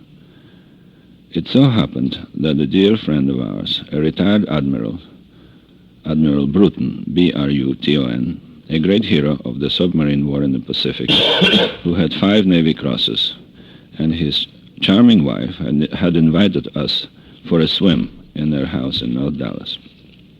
Jean called and asked if we could bring along a young couple with us. Excuse me. Yeah. Jean called the Admiral's wife. The Admiral wife and asked if we could bring along a couple Oswald, yeah. with a baby. And she mentioned that he was a Marine. Of course, was the answer. So we sat by the swimming pool, Marina holding the baby. She either did not swim or did not like herself in a bathing suit. And Lee was sitting quietly, immersed in some of his thoughts. Admiral's wife, a cheerful and friendly lady who had spent a lot of time in China, discussed something about the Orient with Jean, and I swam back and forth. No alcohol was served, to Marina's disgust. By the way, this lack of interest in any physical exercise was extremely distasteful to us in both Oswalds. But at least Lee had an excuse to have worked hard all week, and Marina had no such excuse. Jean plunged in the pool, came out in a splendid physical condition, and muttered to me, "Look at this lazy female. She won't move off her thin behind." Even Mr. Wallace thinks this is amusing. Then the Admiral came in. We called him Henri, and he loved to speak French, play the organ, drink moderately, and speak disgustedly of his new job as a vice president of some defense plant. A wonderful, humble person he was, although a heroic soldier and the most educated man in the U.S. Navy. He was a lawyer also and an electronic engineer. We greeted him with warmth, but Lee hardly moved.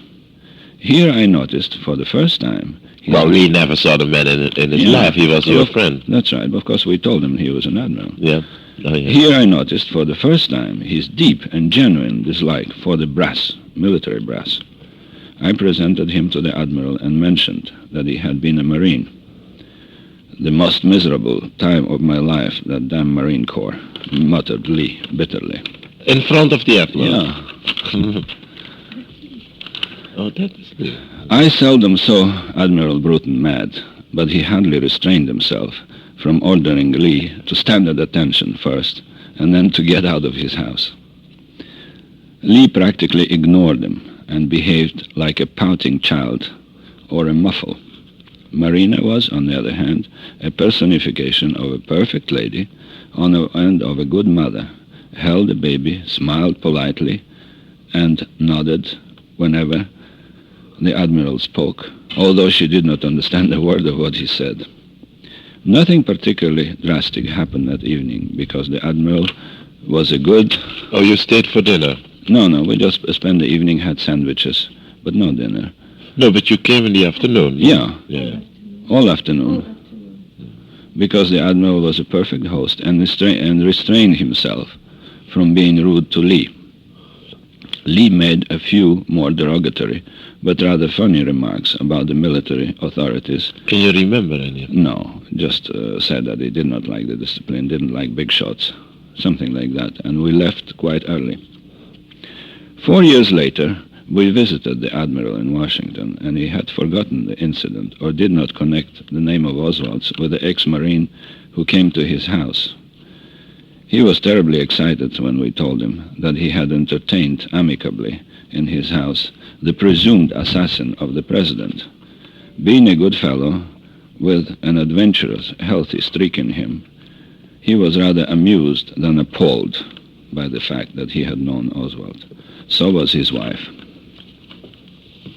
He was never called to the Warren Commission? He was never called to the Warren Committee. Although you told Although I mentioned to the Warren Committee and gave his name, but obviously they decided that it was not worthwhile to call an admiral, and that was their attitude.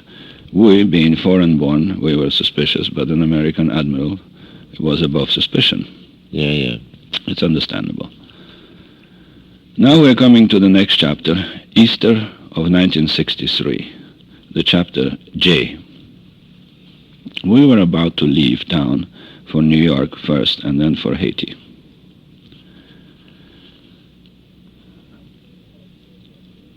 What month was that, Jan?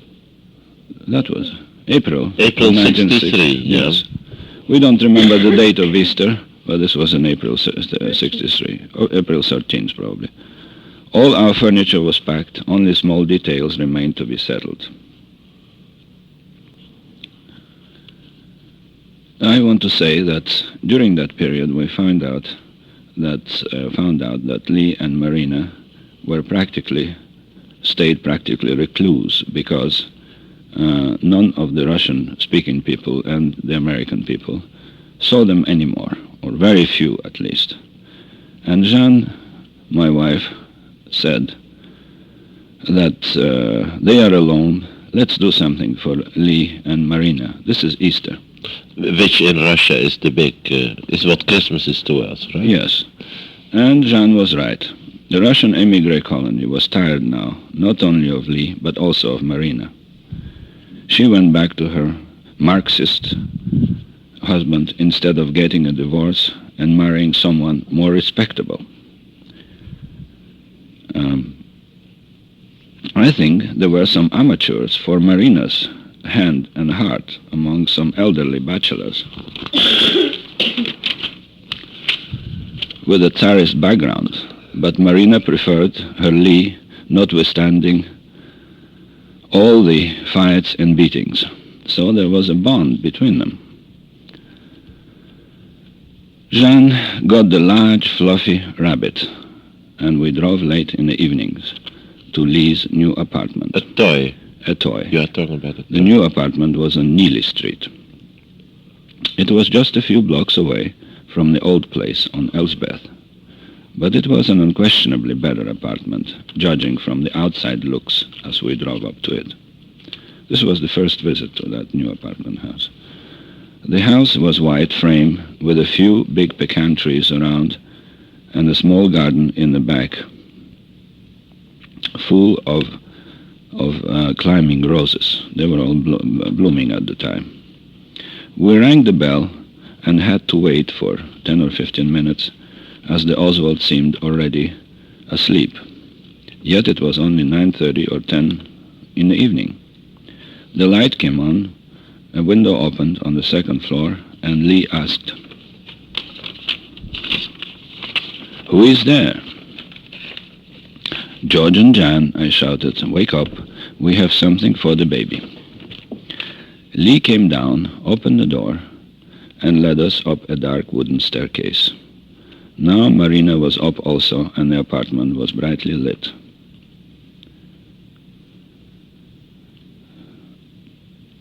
"Isn't this a nice place?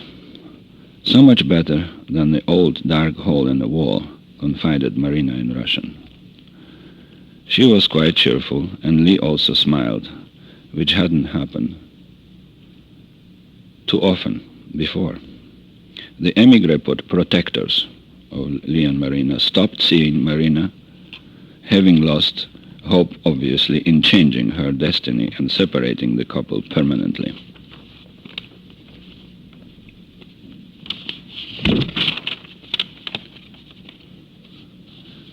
Lee was satisfied with his job and was justifiably proud of being able to provide a better place for his family. That came out from our conversation with him. This was the first time that we did not see any conflict between them. Marina served us soft drinks and began discussing some domestic affairs with Jean. Lee and I walked to the balcony, sat on the railings, and began to talk. They had some sort of a porch there on the second floor. He asked me about my project in Haiti and envied me for having an interesting profession and for a chance to be helpful in an undeveloped country, in an undeveloped colored republic. How many people in our country know anything about Haiti, the oldest Negro republic in the world? I asked myself. Lee knew exactly where Haiti was located, what part of the Hispaniola island it occupied. He had an idea of the population there. He knew that there were 98% colored. He knew of the president and knew of the occupation of Haiti by the U.S. Marine Corps from 1917 until 1937. Personally, I had known Haiti since 1945, loved the country and the people, and was extremely anxious to start working there. "You really are lucky," said Lee.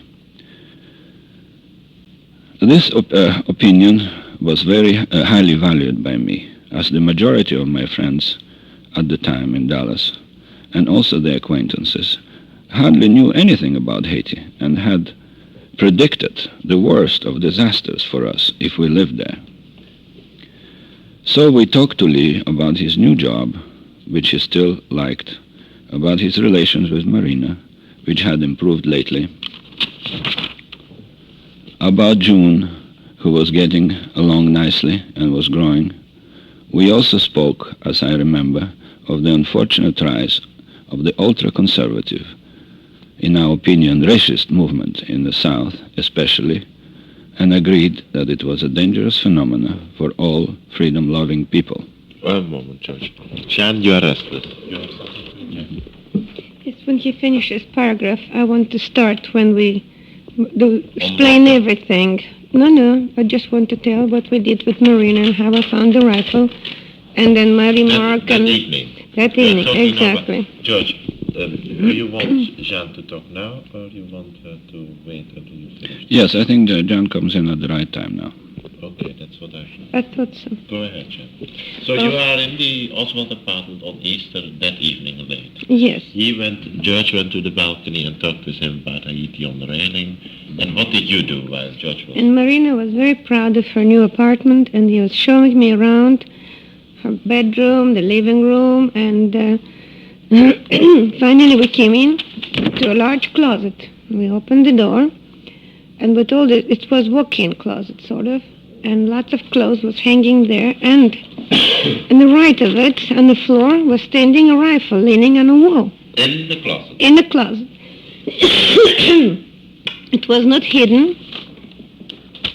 It was not hidden at all. It was standing right in front of everything. And to me it looked kind of funny because there was something dangling in the middle of it. Later on I found out it was telescopic sight.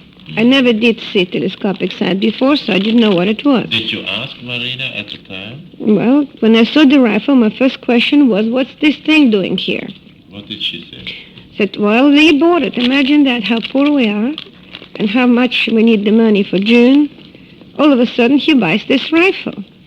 So naturally, my question was, what on earth does he need the rifle? Said, oh, he just likes to shoot. To shoot? Where on earth can he shoot? Said, oh, he just likes skid shooting. Where can he go skid shooting? He has no time. He works all the time.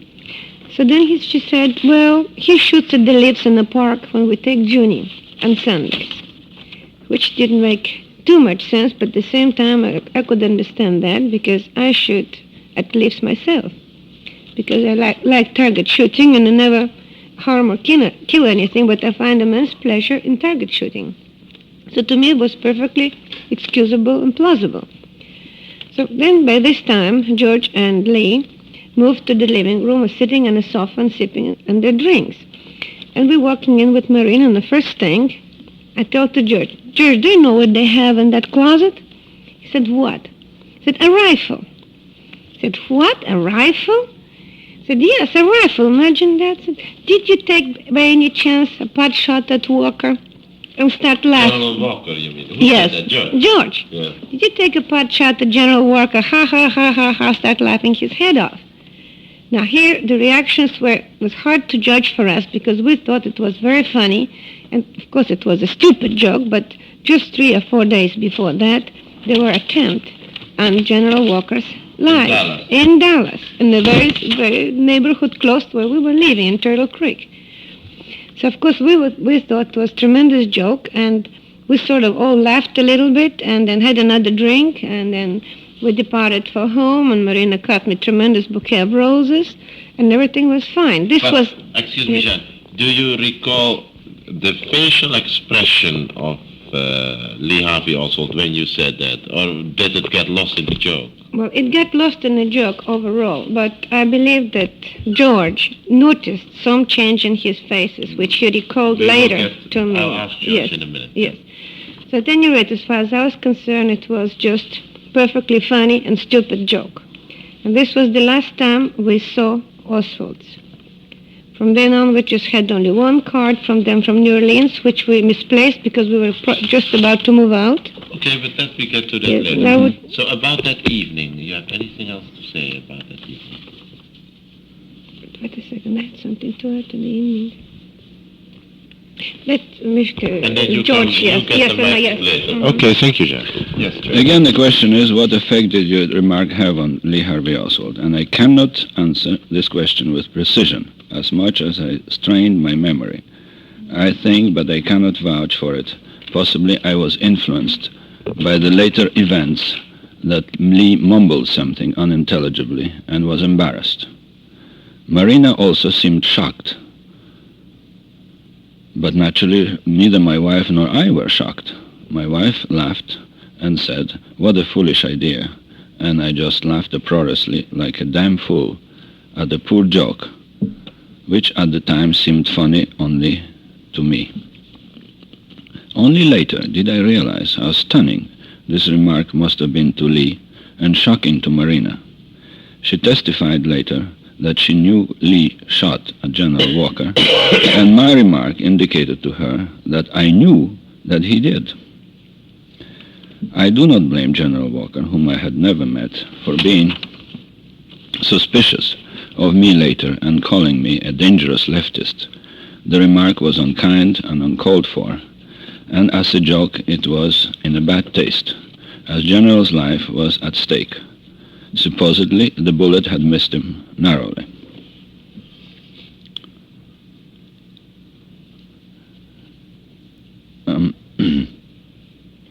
There are other things which indicated to me later that possibly Lee might have shot at General Walker, aside from Marina's opinion. A friend of mine who had known Nazi Germany had met Lee some months before, this Easter of 1963, had a talk with him and told him. You can identify the friend? No, I don't remember his name. The most dangerous man in the United States is General Walker. Lee may be, he may be the head of an American fascism someday. So that might have influenced Lee. Another indication is the inscription on Lee's picture, which we received posthumously, but I shall write about it later. What I have to say, that this remark of mine really influenced our lives to a tremendous extent, because later on we heard from Mr. Albert Jenner, counsel of the Warren Committee, that Marina's testimonies were so contradictory, and she had to be called back and repeat on the oath her deposition, dealing with these most important matters. She actually had said that as the door was opened to the apartment, before even seeing the rifle, she had said, "Lee, why did you miss him?" So naturally, that might have indicated to her that I knew and I was in some kind of a cahoots with Lee. Did you say that? No, of course I didn't say that. So why does... She must have been, when he made the deposition, under enormous pressure, frightened for herself and her children, bewildered and flabbergasted. What caused her to contradict herself, we do not know, but only guess at. Whatever it was, it created a sinister aura around me. One moment, George.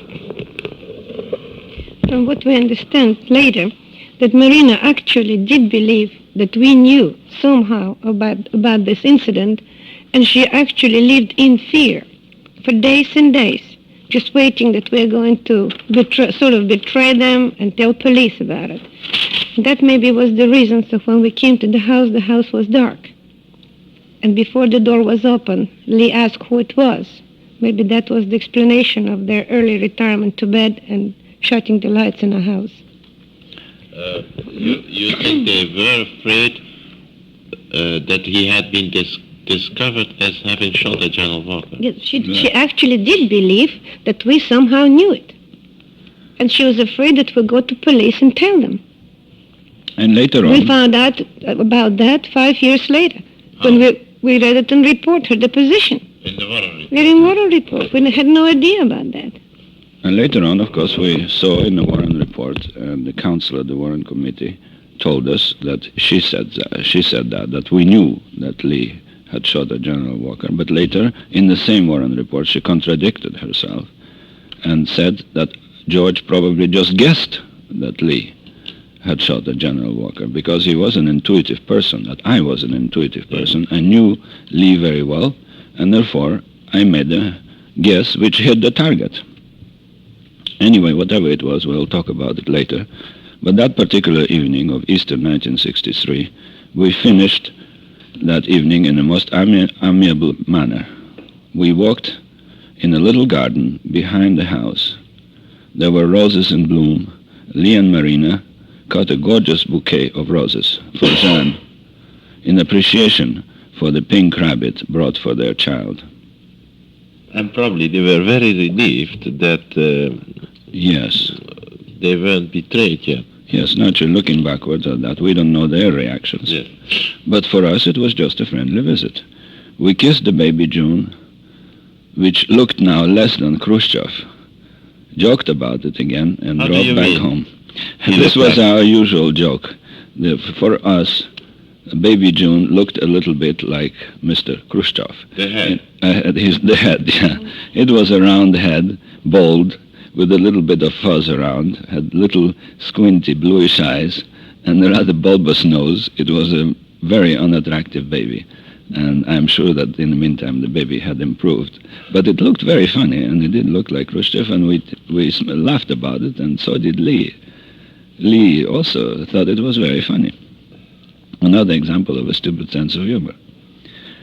So our affairs absorbed us so much from then on that we did not have time to see Oswald.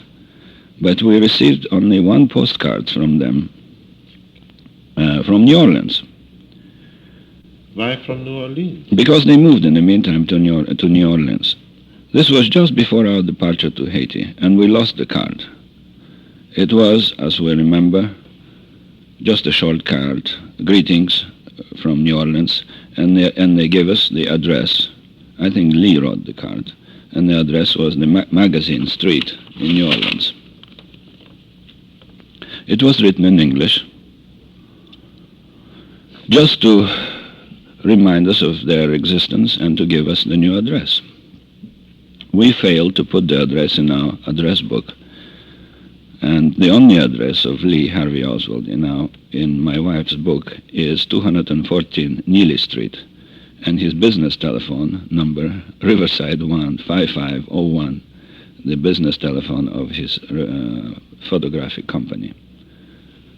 We were planning to send them a Christmas card in 1963. The tragic events prevented us from doing it, but the address is still in Jean's book, and whenever she looks through it, she says, "This poor Lee, how we wish him to be alive and tell the truth. He had enough integrity to tell the truth, even if he had done something wrong." Maybe what we say here will indeed help to show what a person Lee Harvey Oswald was.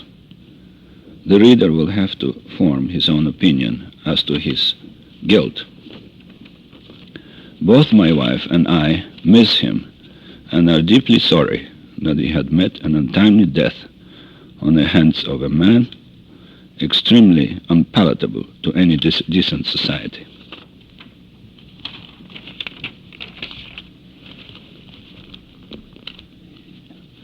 Now we're going to the next chapter, dealing with the Warren Committee, chapter K. Life in Haiti became tough for us. Excuse me, George. Maybe you do it, but I just want to recall here. Going back to the scene where you signed the register in the American Embassy in Haiti and went to your friend's house there, Black.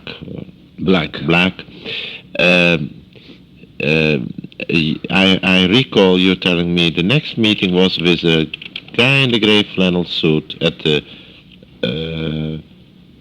in front of the American ambassador in Haiti, yes, in Port-au-Prince. Is that where you want to pick up now? That's where we want to pick up now. Okay. I want just to be sure. Information trickled somehow to the newspapers that we not only had known the Oswalds. In Port-au-Prince? Yes, in Port-au-Prince, in Haiti. But that I had been his best friend. Of course, we told the political officer at our embassy that indeed we had known the Oswalds, and especially Lee Harvey Oswald. And we wrote to our friends about it. I also wrote a letter of condolences to an old friend, Mrs. Hugh Auchincloss, Jacqueline Kennedy's mother, expressing my grief over the loss of a wonderful man and a great president. Being influenced by the news attributing to Lee Harvey Oswald the guilt, I had added to my letter, "I am sorry to have ever met Lee Harvey Oswald and to have befriended him." The general opinion of the world was at the time that my old friend Lee Harvey Oswald was indeed the assassin.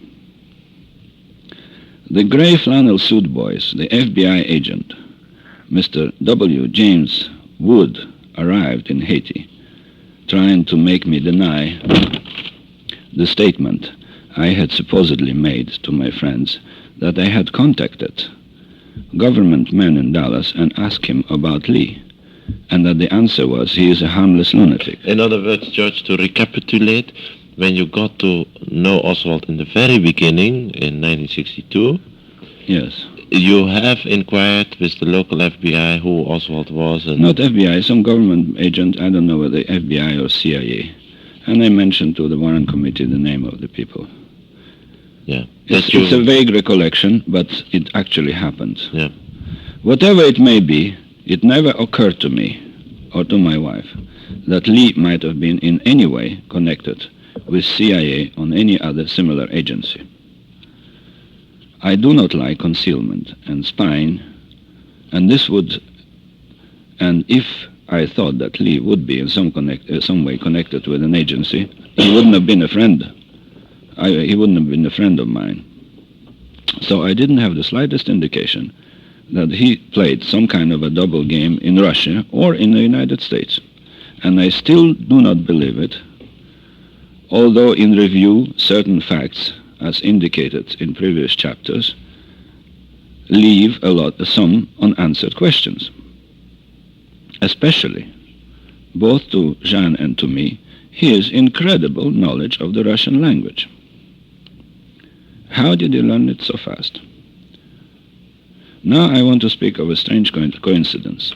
That meeting of the gray flanneled man in Haiti, Can you say something more about it? It took place at the U.S. Embassy? It took place at the U.S. Embassy. Is the American ambassador present? No, with a political officer present. The political officer. Yeah. Officer present, and as in their usual manner, he tried to push me hard to say that I never spoke to anybody about Lee Harvey Oswald, that nobody called him a harmless lunatic. Then in a way, he sort of threatened me that life would be difficult for me, and so on and so forth. Well, I do not remember the detail, but that's how the FBI agents act. Mm-hmm. I know all about that. Yeah, well, what I wanted to add now here... Yeah.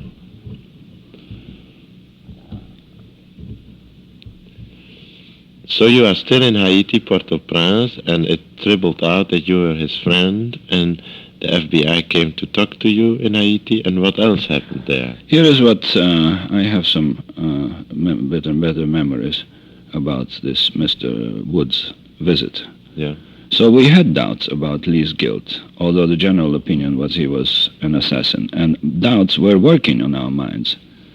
But we did not make any public statements that FBI in any way was connected with the killing of President Kennedy, the FBI or CIA.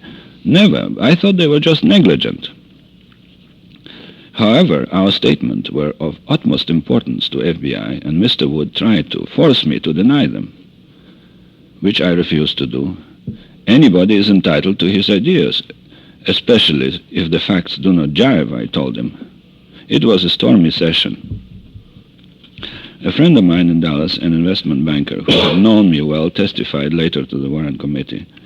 George is an extremely discerning person, and right now his emotions are kind of tensed up. He saw me in Haiti. Possibly he knew me better than myself, and our emotions were tensed up.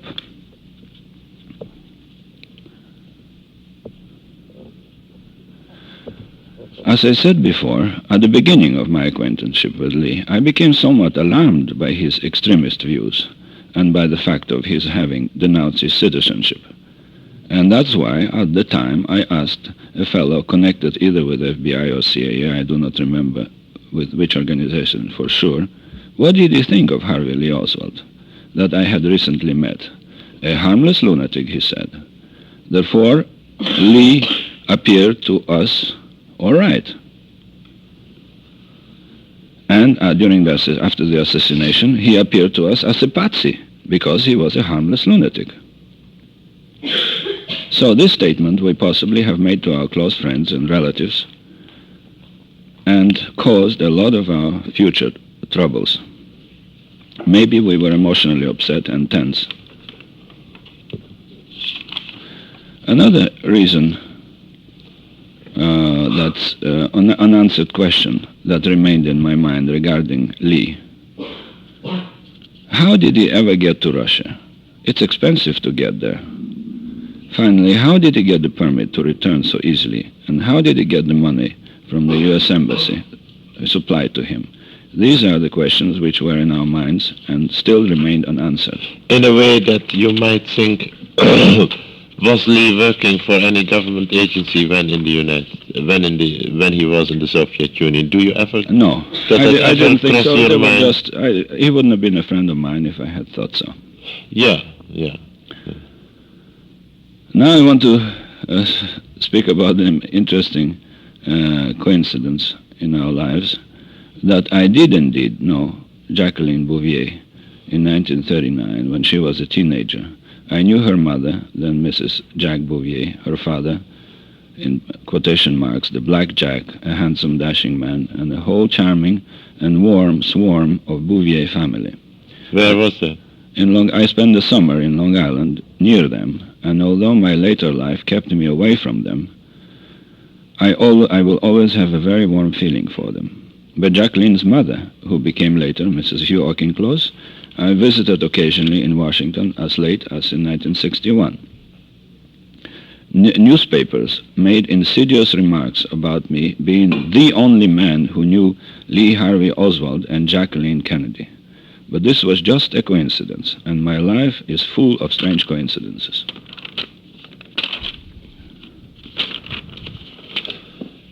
Be as it may, even the president of Haiti became concerned about the rumors of my friendship with the assassin of President Kennedy. Naturally, the visit from FBI man was quite well known to everybody, because everybody knows what goes on at the American embassy. The Haitians knew more what goes on at the American embassy than the Americans. So the president of Haiti asked Hervé Boyer, B-O-Y-E-R, who was Secretary of State for Finance, to call me to his office. Monsieur Boyer said, "You have to clear your name somehow, or you may be expelled from Haiti." It so happened that very soon afterwards, our embassy received a letter for me and my wife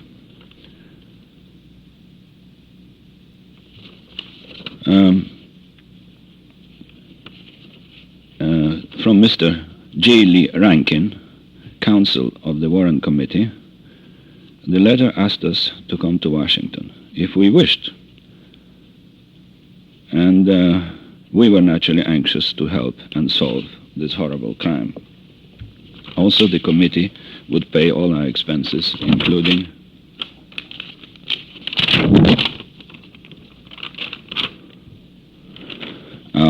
the expenses of travel of our 2 Manchester dogs.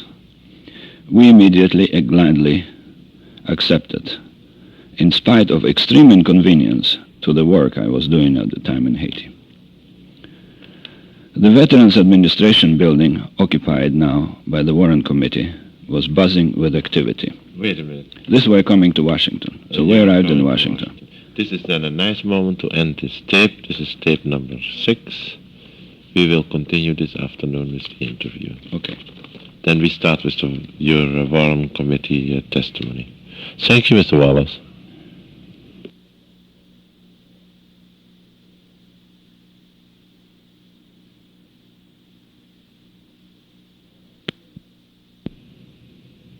Go ahead, Judge. So we are activity. busy with activity. The Veterans Administration building. The late Alan W. Dulles, former head of CIA and a scholarly-looking man, was there. He was, by the way, a friend of Mrs. Hugh Auchincloss, and he came over to talk to us amicably. His appearance did not suggest at all that he and his brother had occupied positions of extreme importance. There was a handsome and amiable Congressman, Gerald R. Ford, Republic Minority Leader, a bald-headed and small but oozing importance and Wall Street heir, John McCloy, banker and former governor of West Berlin. J. Lee Rankin, a pleasant-looking man, more like a country lawyer, and finally Albert E. Jenner, assigned to my own case.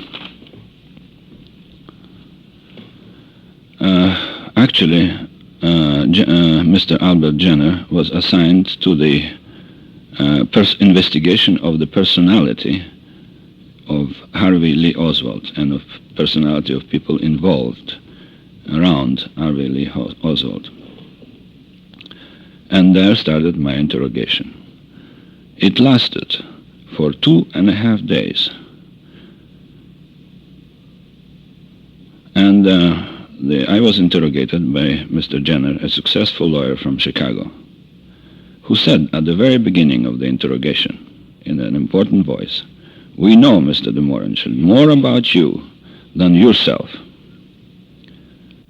Frankly, I do not know why they had to dig out all the incidents of my life, and also of my parents' and my relatives' life. But the government of the United States must have spent an awful lot of money, as I had studied and lived in several countries before coming to the United States. And later, my geological work took me and my wife all over the world. This must have seemed suspicious to the committee and to Mr. Jenner, who was very cold to me at the beginning. But gradually he became more friendly, as I had explained to him the reason for my various travels. What amazed me in looking backward at my testimony was that whatever good I said about Lee Harvey Oswald, seemed to be taken with a grain of salt, as if the decision regarding his guilt had already been formed. I cannot go into all the details of my testimony. They cover some over 200 pages and are the largest testimony before even Marina Oswald. You have more pages than Marina. Much more pages than Marina. Many more pages than Marina. I can give the exact number later on.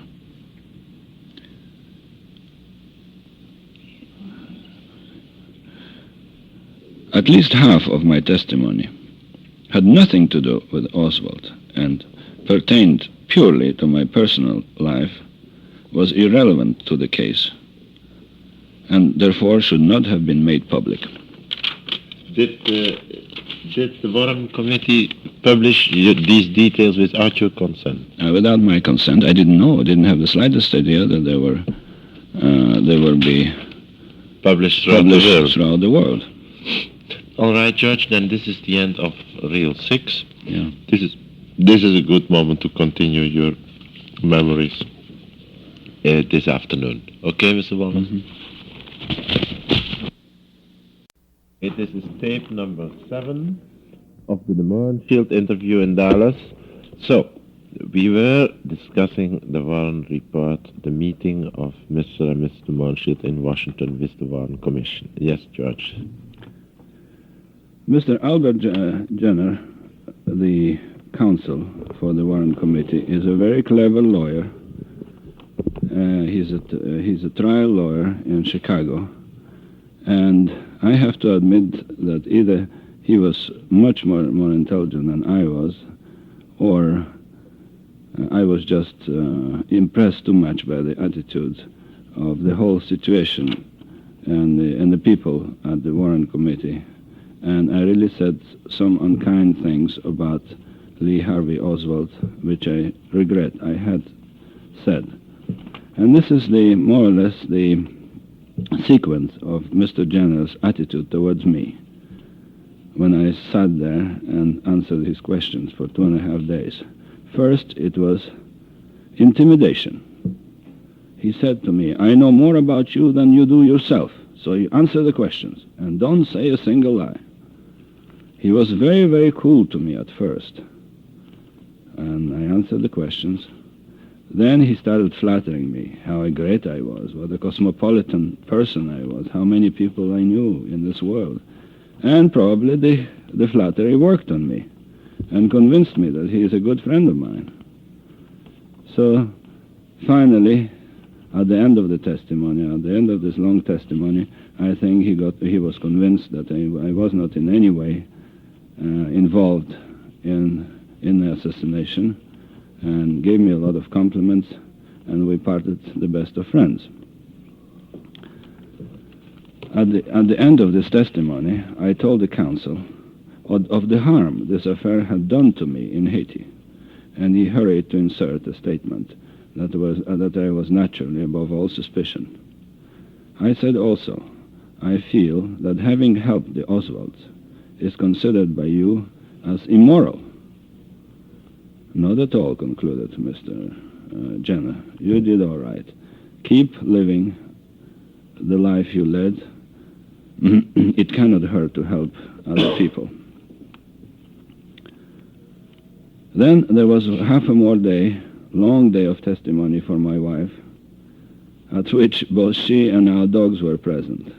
The little two Manchesters were there at the Warren Committee report, not as material witnesses who had known and liked Harvey Lee Oswald, but because Jean refused to leave them alone in the hotel.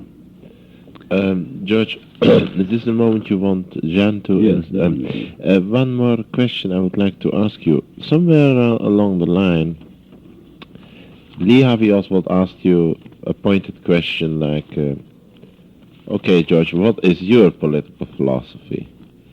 And you gave a reply, I think, which Mr. Jenner of the Warren Commission amended with a remark of his. What was exactly that incident? Well, I told him that I let my political philosophy is live and let live. let people do when they want. You They went don't through harm that. the others. And I think that, generally speaking, Mr. Jenner agreed with my point of view. No. You told me something else. Lee Harvey Oswald asked you what is your political philosophy, and you gave an answer, and let and live and let live, and Yeah. then Mr. Jenner said, made a comment. Well, I forgot. What was it? Well, you made notes of it. Yeah. Well, we go over that later then at the end of Yeah. Just disregard this passage. I Mhm. will keep reminding you of that Yeah. because it's interesting. You are discussing Jenner now, and Please go ahead. okay, Jan. Now, what would be interesting is to get. No, I'll give you this one. What would be interesting is to get your view of going to Washington and visit with the Warren Commission on the Oswald assassination. Yeah. Number one, I want to go back a little to Port-au-Prince. When we received the letter and asking us, not requesting, asking us to appear if we can contribute anything to this horrible tragedy, we said we would like to say anything we can say of our knowledge of Oswald and his family. Unfortunately, we didn't see or didn't have any communications with them for 8 straight months prior to assassination, and we actually would be very poor help in solving that tragedy. We had no idea whether he became sane and a wonderful man, or whether he became bad and became a criminal. The only way that we could contribute anything is to our communications with him prior of all of these things going back practically a year and a half. So when the news got around, which we never concealed, that we had a request to go and testify, and we did agree, all American colony was in uproar in Port-au-Prince. Whenever we went to tennis, and after tennis we sat down, had the drinks, they always said, "How horrible, aren't you afraid?" I said, "Afraid? Afraid of what?" I said, "Aren't you afraid to go and testify? He is supposed to be an assassin." I said, "So what? What do we have to do, that he assassin or not? We just happen to know a man for the time quite far away back from what happened, and the only thing we can contribute is some to his personality and describe his character." They just couldn't believe it, and frankly, I had a feeling that many of them were afraid to such extent that they thought probably we'll be put in jail and never come back to Port-au-Prince. Well, we forgot all about that, and we're arriving to Washington, and we were asked to testify separately. And my husband testified 2.5 days, and after that I had to testify for 1.5 days. And my reaction was a little bit different than his, because when I came, I didn't consider it interrogation or anything. I consider it as my favor to come and give my contribution to solving this horrible tragedy, if in any way I can help, which I doubted very much. So I had completely relaxed attitude, and any little detail, unfortunately I have pretty good memory, I was going to tell them if in any way that can contribute to the cause. To my surprise, they asked me, they were rather pleasant with me and a little bit reserved. All of a sudden, instead of asking me, when did and where about you meet him, how many times you saw him, what were your discussions, and what do you know, and what did you learn about him and his wife, instead of that, they all of a sudden asking me, where were you born? Who were your parents? I really objected immensely towards that, but they said they have to know the background of the witness in order to evaluate its statements. So I agree with that, never suspecting that my personal life will appear in Warren report. I consented to testify and give them all the information pertaining Oswald. But I never did any consent to them to print my personal life, which I have nothing to be ashamed of. But this is my personal property. I can never forgive Warren report for releasing that to public and all over the world. They had no business to print where I was from, what did I do, how many jobs I had, how many husbands I had, how many children I had. It's my personal property. And if I want it published, I will have it published myself or have authorization to somebody else. All my impression was that I have to say, and which I should, all of my communications or any of my knowledge of his actions, of his personality, only Oswald, Lee Oswald, and nothing else. So I'm still carrying a very big grudge, and believe me, whenever I have a chance, I'm going to have them pay for what they've done, because to me it's tremendous insult to a personal freedom which we're supposed to have in this country. That's why we are here and not in Soviet Union. And I respect personal freedom and personal property not to be touched by anyone unless consent of a person is given. Now, Going back to the one report. yes, so we start talking, and I tell them, of course, I have nothing to be ashamed of. I had, in fact, I'm quite proud, nothing sensational of my background. My father was a great man. My mother was a very nice woman. I had excellent childhood in China. I came to the United States because I chose United States. I could have gone to Europe, but the freedom in United States and the Constitution that we had appealed to me, and I wanted a new world. I was brought up sort of in a European manner. And I was sort of tired of it. I want something new. And that's why I chose United States and came with the best belief that I'm going to have complete freedom of judgments, fate or no fate. It will be my personal business, and nobody is going to try to impose it upon me. Well, I found, к сожалению, to my regret, I found that it not always worked like that. Sometimes it did. But at any rate, after I gave them all of my background, we went to subject of my meeting Lee Harvey, and of course, we never even discussed a testimony with my husband. He never read mine, I never read his, but it completely coincides 100% because whenever you say the truth, you don't have to remember. There was no problem with that. Then they finally, on about second day, they wanted me to identify the gun. So they brought the gun out, and my little dog was there. He sniffed on the gun. I said, maybe he can know more about it, because by smell he can say it's the same gun or not. But I cannot possibly say that was the same gun. It looked just about the same. The rifle, I mean, looked just about the same, but I never touched it, I never handled it. So I have no way. I said, why don't you ask his wife whether it's the same gun or not, because she probably dusted it.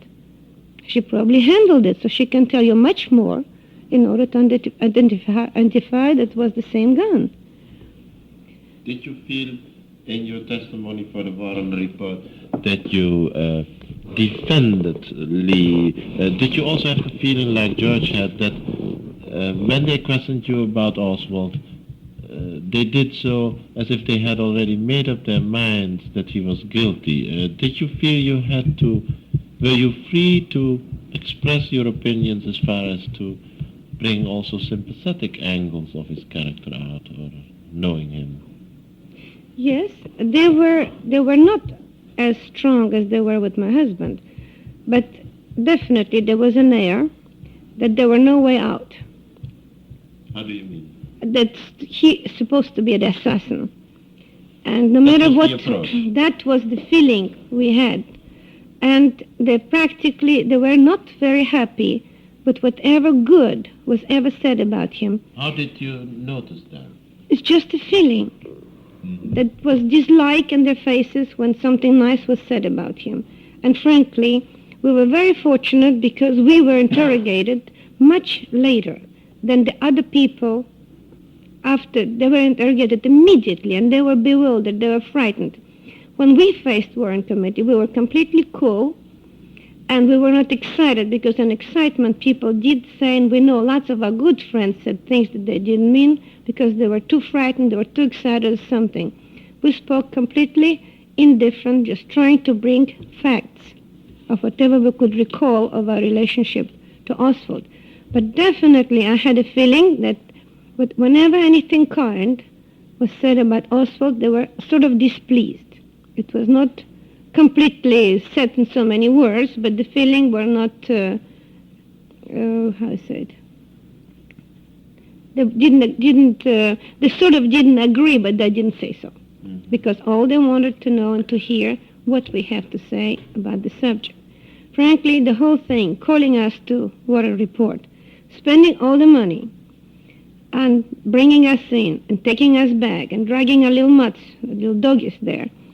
And I'm sure they did quite a lot of research, FBI, CIA, and whatever else they have.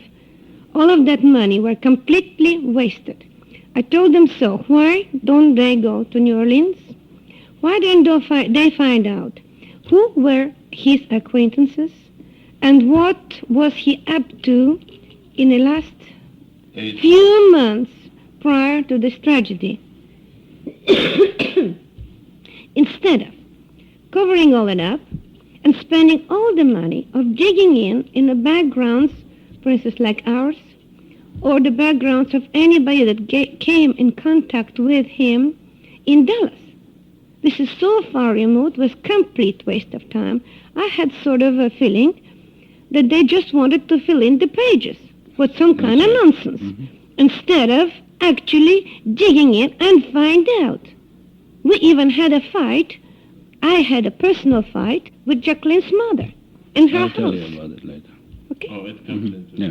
It's okay. Because I did believe, and I wanted, one thing in the world I wanted to know, what rat did it? And I'm insulting the rat when I say that. Who could possibly commit such crime? This was the president, for the first time in a long time, was a young president, completely not interested in any material possessions because he had them all, with the bright, brilliant ideas, and going forward. He was the hope, not only our country, but the hope of the world. Jean, may I interject Yes. here a minute? I think we have covered a great deal of your impressions of the Warren Report. May I add And I now? thought, it's a good moment to let George get back to his script. Now I remember a few details about the interrogation, and of course it covers so many pages that it's so hard to remember what it actually said. But it's there for anybody to see. For instance, Consul Jenner asked me why Lee liked you so much, and he liked only you. Why didn't he like the other people? Well, I said I didn't have the slightest idea. So Jenner suggested that maybe because I was a strong person. That was very hard for me to say whether I was a strong person or not. I answered this, maybe he identified me as some sort of an internationalist, an American internationalist. And Jenner said, maybe you are. You and your wife, said Jenner, were the only ones who remained Lee and Marina's friends. Well, I said, we are not defending ourselves for having seen and helped them. To us, Lee was always hospitable, and he was very responsive to our kindness.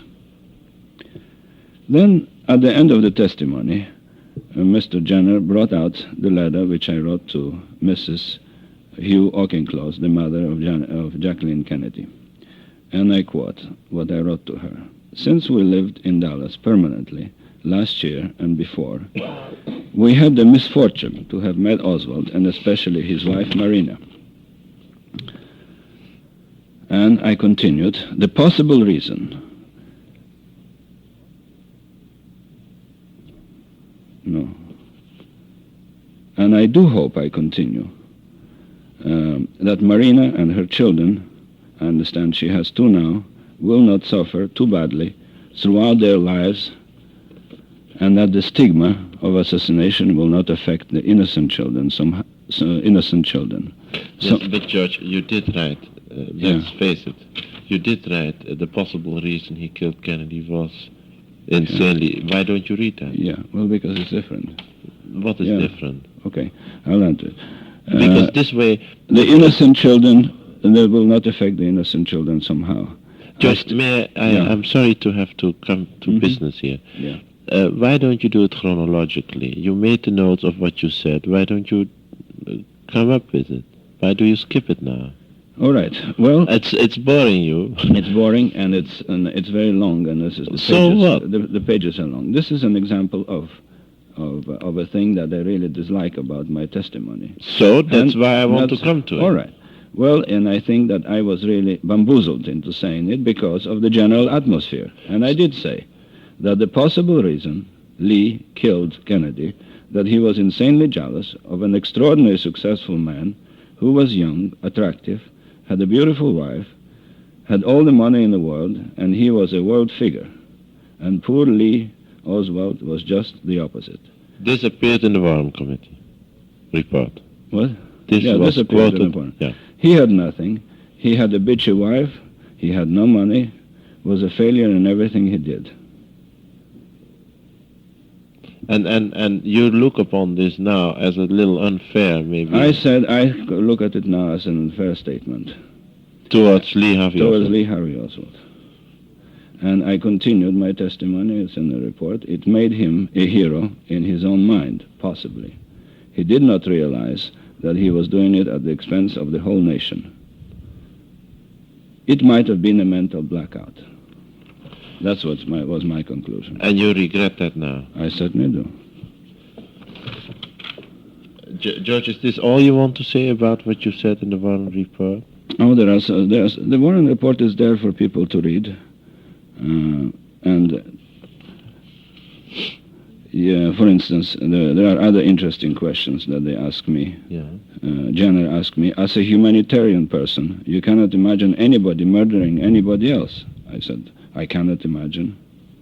I certainly cannot imagine. I still expressed doubts regarding Oswald's guilt. Assassin, yeah. I kept on doing it. Again, I want to come back to the letters I wrote to Jacqueline Kennedy's mother. And I didn't want to have them publicized, but they were presented by Mrs. Auchincloss to the Warren Committee, and they are now integral part of the Warren Committee report. Oh, she gave them. She gave the letters to the Warren Committee. Yeah. And she also gave a copy of the letter she wrote to me. And this is a rather interesting letter, which expresses many things. It seems extraordinary, she writes, to me that you knew Oswald and that you knew Jackie as a child. It is certainly a very strange world. Your letter made me think a good deal. I hope, too, that Mrs. Oswald will not suffer. This was the letter from January 29, 1964. From Mrs. Auchincloss to Janet you. Lee Auchincloss. And we keep it because you have to... Yeah. Don't throw it out. Keep it here. Now I want to conclude... George, please be relaxed and take your time. I don't care how much time you take. Right. But don't hurry and don't think any statement of yours is too long or too boring. We need the complete information in order to make your book worthwhile. So take your time and we will be here, and as Stevenson said in the United Nations, till hell freezes over until it is done, the job. Okay? Very tired by our testimonies, we were invited the evening after our deposition to Georgetown and spend the evening with Mr. and Mrs. Hugh Auchincloss, Jacqueline's mother and stepfather, where we also discovered that everybody's mind was made up that Lee was the assassin. We tried to object, but of no avail. Both my wife and Janet Auchincloss finally cried together, one over the death of her son-in-law, another over the loss of a president whom she loved and admired. Jean, you want to come in here about your conversation? One moment, George. Let Jean recall it in her own words. But the one thing struck me. She was actually a mother... Mrs. Auchincloss was a mother-in-law of Jack Kennedy. And I was complete outsider and complete stranger. She didn't want any investigation. She didn't want to know who killed Jack, why and what for. All she kept on telling me that Jack is dead and nothing will return him back. I had entirely different opinion. Just because he was such a great man, and just because he was my beloved president, I would turn every stone on earth to find out who did it, and I want to make sure that that person it's even too much to call it person, should be punished. Because things like that have no right to go on this earth be unpunished.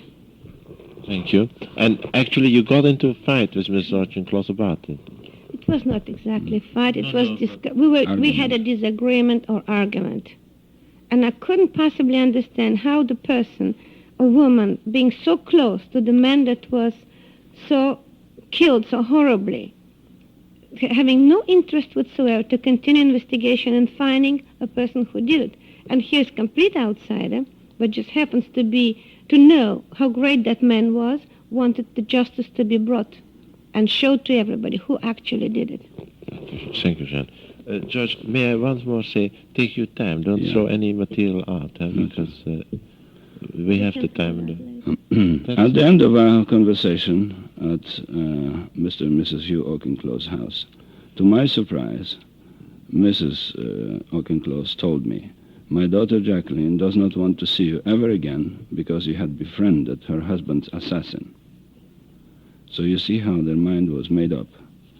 "That's her privilege," I replied, and we left the magnificent house with its millions of dollars of our treasures and thought of Harvey Lee Oswald's poor and tragic life.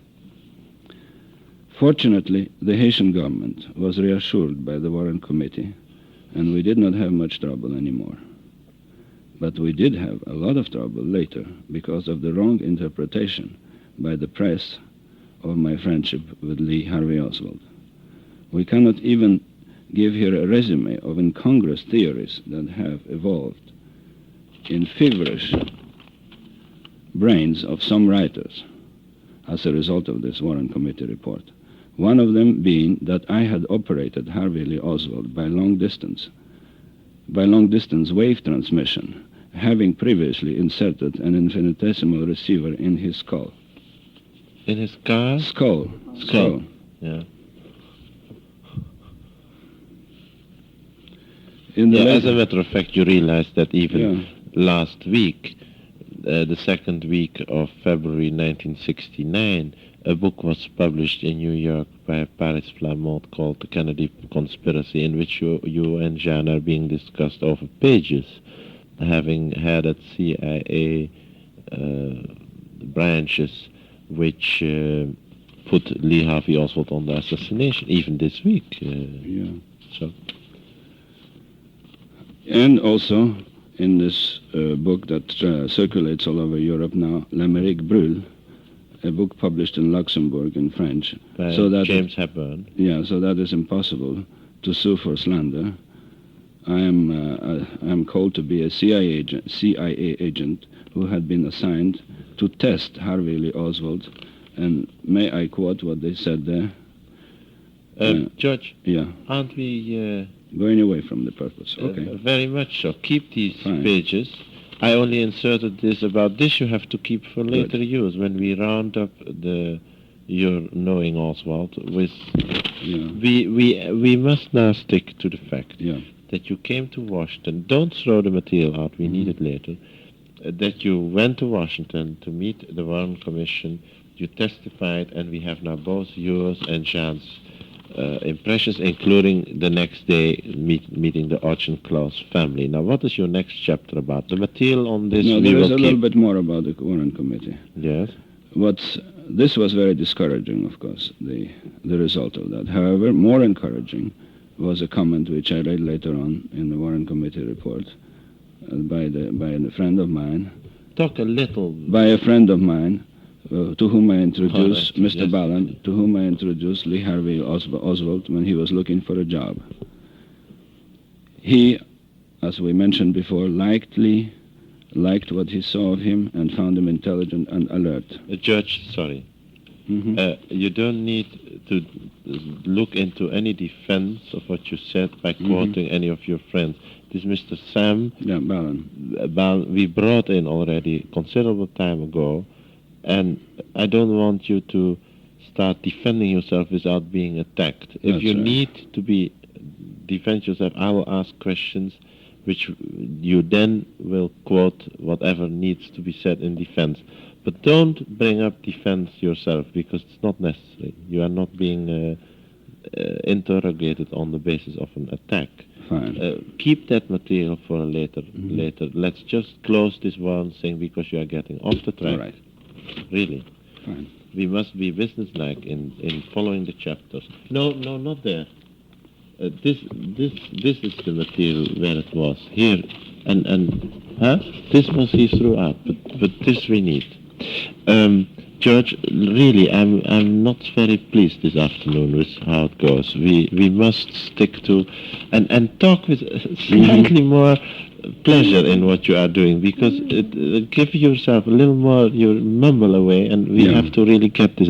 Now let's first get into chapter 6 or 7. It's chapter E, which we skipped because you had misplaced it, and which should go back. It's if it is E between D and F, then it is chapter 5. Yeah. And chapter 5 comes after which chapter, George? After chapter D, which is called the Further Meetings. Further Meetings with Lee Harvey Oswald. That will be roughly on tape number 3. And now... And before chapter F, which is Increasing Animosity between the Oswald. Yes, between those two chapters we are now handling this coming chapter called... What is the title? E. Contrasts between the Oswalds. Exactly. One evening, Lee brought me the typescript of his experiences in Russia. He asked me to read it and to comment frankly. He was interested in publishing his memoirs in some magazine, possibly develop them into a book. I read the poorly typed pages very carefully.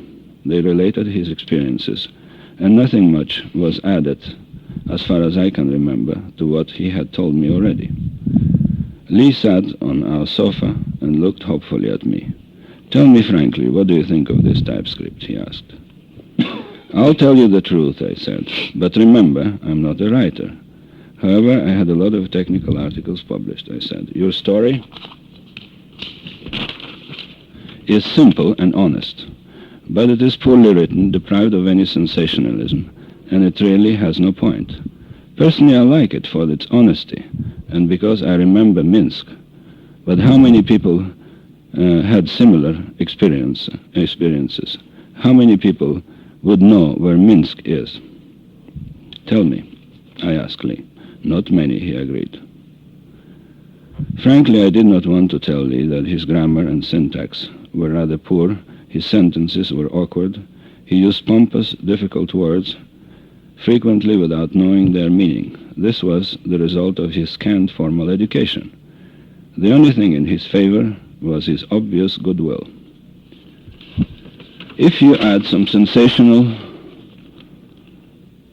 detective story, angles, beautiful female spies, sex, and would depict Russians as depraved monsters, even your typescript will be published, and you will maybe able to make a lot of money," I suggested. "No thanks," said Lee emphatically. "I want to have it appear in the American press as it is. Even though it might be poorly written, but I want the public to know the truth. It should improve Russian-American relations. People here should know how decent in general Russian people are, how they treated me well, a simple American ex-Marine. They treated me with kindness. There is nothing really monstrous in Soviet Russia," he said. "I agree," I said, "but you talk in this typescript all the time about some individuals you met in Minsk. It's factual, but who is interested in Comrade this and Comrade that?" And handed Lee back his pages. As I mentioned before, marital relations between Marina and Lee were not good, and they progressively worsened. George, excuse me 1 minute. You apparently end here the section on the manuscript. Yeah. What did he try to point out in this manuscript on Russia? What would you say was the general tendency? Just factual experiences of his life as a plain radio worker in Soviet Russia. Nothing sensational. True, correct, relatively kind towards Soviet Russia, but it was not exciting. Would he talk, for instance, did he have any personal friends? He talked about a lot of personal friends, whom naturally we did not know. And later on, this typescript was shown to me at the Warren Committee, and it was about the same as I had seen it. Has it been published in the Warren Report? Yeah, it is published. It was published. The text of what he wrote? Certainly. Yeah. Now we're talking again about the marital relation between Lee and Marina. Lee was now working as the photo technician in a firm of Taggart in Dallas, mostly catering to publicity. He worked long hours developing and enlarging photographs, and he seemed to enjoy his work. Sometimes he worked overtime, stayed in the shop till 10 or 11 p.m. Marina complained. He comes home tired, hardly ever talks to me, only to the baby, and begins to read, as always, Russian classics, instead of being tender to me, paying attention to me. Did you never see Lee read an American book? Never did. Or a French or a German? No, he did not know French or German. No, but any of the French classics in English, or Latin, or American? No Steinbeck, no nothing. Maybe he did, but I never saw him read anything except Russian books. Maybe he wanted to keep in practice. Yes, I see. He read them in the original language. Yes, Excuse me, what did you say, to Jan? Oh, you come to it? Yeah, I'm coming to Okay. that. It puzzled us how it was possible that Lee not only spoke fluent Russian, but he also read difficult Russian books. His favorite writers were, of course, Pushkin, Gogol, Turgenev, Dostoevsky, Tolstoy. It is a very difficult language. Lee was bright, but not a genius, and he stayed in Russia only 2 years. Has he had any previous training in Russian language? He must have had, was our conclusion. Being now in a close intimacy with the couple, we became aware of the tragic development in their relationship. Lee seemed to be fond of Marina, but he really cherished mostly the baby. Maybe he did not show Marina his affection sufficiently. To me, he never spoke against her, nor did he criticize her, but he did not either express any deep feeling for her. Even in his memoirs, he spoke very little of his wife. Marina, on the other hand, criticized and annoyed Lee openly. He is so puny, he would say. He is so small. He does not drink. He only works. His only interest is in the baby, were her words. And he said that behind his back. Never did we hear from her that she really loved Lee. But there was, however, an element of deep attachment which we did not see at the time. Lee was all wrapped up in his work, his books, his dreams, his ideas of justice and equality for all, and especially in his ideas of equality for colored people, and also in baby June, whom he had loved tenderly. Marina, on the other hand, spoke freely to my wife and to myself about her extramarital experiences, of her admiration for big, strong men, for gay, amusing men. The Cubans in Russia, for instance, were so gay and attractive, she recalled. Many of them lived in Minsk. I think they were mostly students. They had their guitars, played their Caribbean tunes, danced well, laughed all the time. They were such fun. It was an indirect criticism of Lee, who did not play any musical instrument, who did not dance, who was not particularly gay, especially with her. Here again I want to dispel the impression I may have given that Lee did not have a sense of humor. To me he did, and to a great extent. A Russian satirical publication somewhat similar to New Yorker or British Punch. Crocodile is spelled K-R-O-K-O-D-I-L. In it, Published in Berlin. published in Moscow, in Soviet Moscow, Russia. yeah. In it, the animals frequently, it means crocodile. In it, the animals frequently represented people, especially politicians and bureaucrats, and put in relief the foibles and inconsistencies of life in Soviet Union. Also, this magazine took swipes at the bourgeois world, sometimes quite cleverly. Lee read Russian classics and understood them. He discussed them for hours with me. The old pre-revolutionary life of Russia, which I did not remember, but knew only from my parents, also interested Lee. By the way, what we call classics also belonged, they all belonged to pre-revolutionary days. Soviet Russians are fascinated by those bygone days. They are somewhat nostalgic reading about them, and so was Lee. Marina did not seem to care about them. She was a materialist in the real sense of the word, dreamt of clothes, skyscrapers, entertainment, handsome men, parties, and automobiles. Lee, when shall we get a car? Was repeated constantly. Everybody here has one, even the poorest people. Marina loved to drink wine. Lee objected to any alcohol. She liked to smoke. Lee forbid her to smoke. So whenever she was without him, she would become a chain smoker, inhaling deep and enjoying this otherwise forbidden pleasure. She unwillingly maybe provoked slender, ascetic Lee, talking about strong men she admired so much, and she called him a bookworm. Education, which Lee admired in others, mattered little to his wife. She confided one day that her degree as a pharmacist mattered little to her. But you must have studied hard to get it, I asked, knowing how tough this competition is in Soviet schools. As little as I could to get by, she answered breezily. On the exams, I used ponies and passed. Another reaction of Marina's comes to me. She spoke of the gay, amusing young people she used to know, of the orgies in the apartments of some kids when their parents were away. In the Soviet Union. They drank and slept indiscriminately with each other. And there was a fellow I knew, she reminded, who was such a fool, a handsome boy, but he did not like the parties, but studied a lot.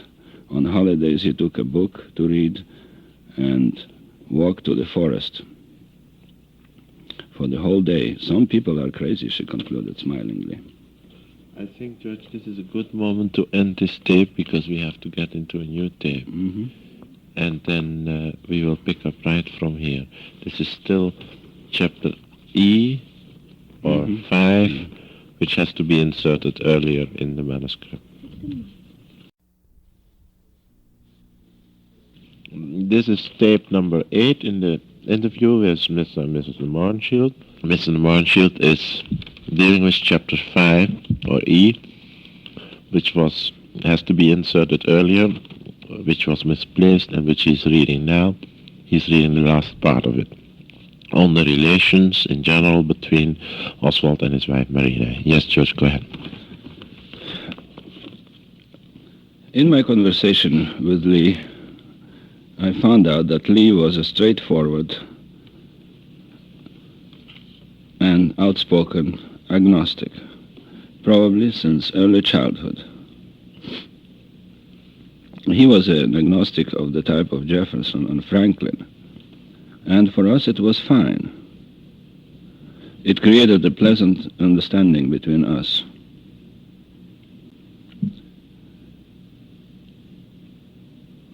Didn't you call him at one point, with me he was humble?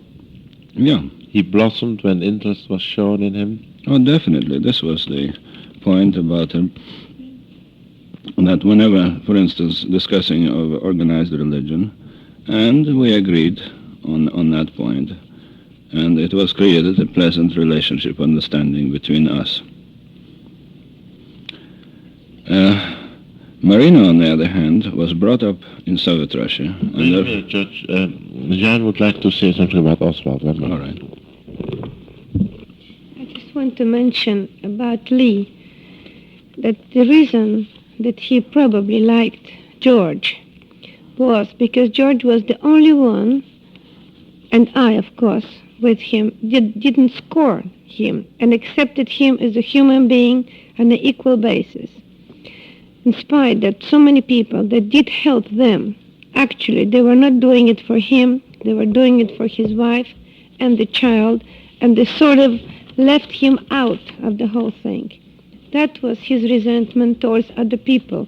And sometimes he was actually rude with them, because finally when they realized that they cannot have only Marina and a baby, and they actually have to invite him also for dinner or for something, he was straightforward and just refused to accept the invitations.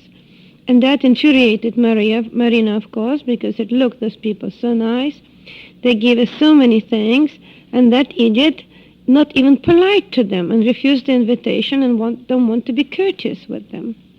Jean, do you feel those people were unkind to him because they knew he had deserted the United States as they saw it and go to the Soviet Union, then come back as sort of a traitor? Absolutely. They just couldn't possibly understand that there's a young man, and usually most of the young people, and it's admirable if they search for something, and he was searching for something. Whatever we had, he thought maybe there's something else that's still better. That was his reason, as he explained to us once, why he went there.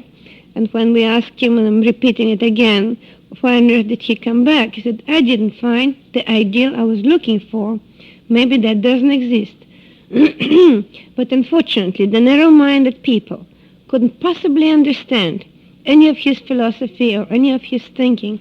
That's why they condemned him without even giving him a chance to express himself and trying to understand what actually he felt, what was his motives to go there, and what were his motives to come back. We were the only people that took trouble to ask and find out what were his reasons and what was his reason to return. His reasons were perfectly satisfactory to us or any other person that think. You agree with that, George? Yeah. Now I continue. You really do? Huh? In regard, yes, absolutely. And now I would like to continue regarding his agnosticism, and which led to a conflict with Marina. As I said before, Marina was also an agnostic. Naturally, she was brought up in Soviet Union. She didn't have any religious affiliation, any religious feeling. But she probably thought that being religious in the United States might help her. Hence, she had her child June christened later in a Greek Orthodox church in Dallas, while Lee was away from somewhere. And that also contributed to a conflict between them. True faith... Oh, did you notice that Oswald was in disagreement? Oh, definitely. That contributed to a conflict between them. Well, he objected to that, and he said he should have asked me to do so. I don't know if it led to any violent fights, but it was a subject of disagreements. I thought that true faith is good and cannot be discussed or criticized, but hypocrisy is different. And again, I want to underline that main motivation of Harvey Lee Oswald during our conversations with him was that he was an advocate of integration of colored people in the United States. He said to me that it was hurting him that the colored people did not have the same rights as the white ones. And that happened to be my opinion also. I am violent on the subject also because it hurts me that I live in Texas and do not have colored friends. Now I do have, by the way, but before I didn't have. I could not afford to have colored friends in Texas. Another thing Lee found objectionable in his wife, and we tended to agree with him, was lack of good care of his child.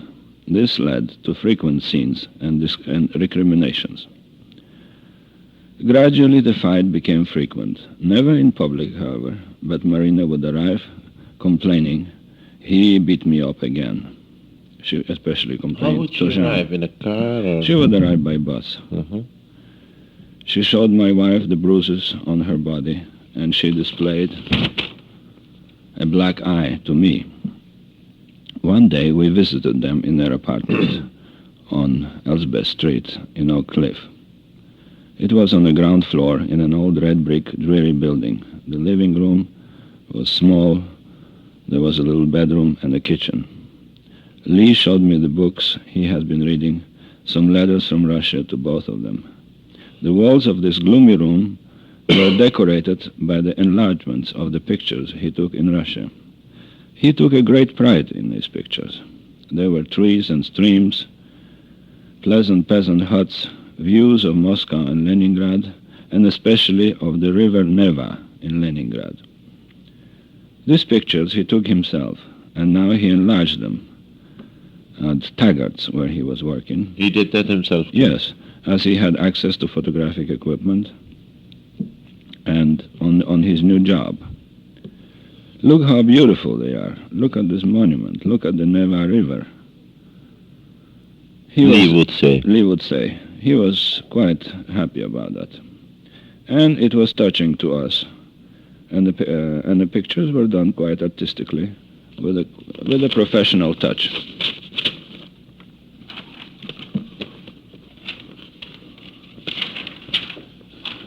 While we were chatting with Lee, sitting on a moth-eaten sofa of his living room, Jean went to the kitchen to talk to Marina. There Marina cried and showed her a burn on her shoulder.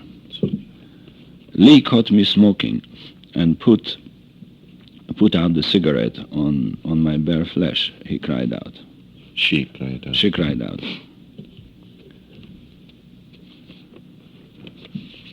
My wife told her, "This is terrible." And she commented, "If you live for 2 years in Europe, you don't have to acquire ugly characteristics of European men.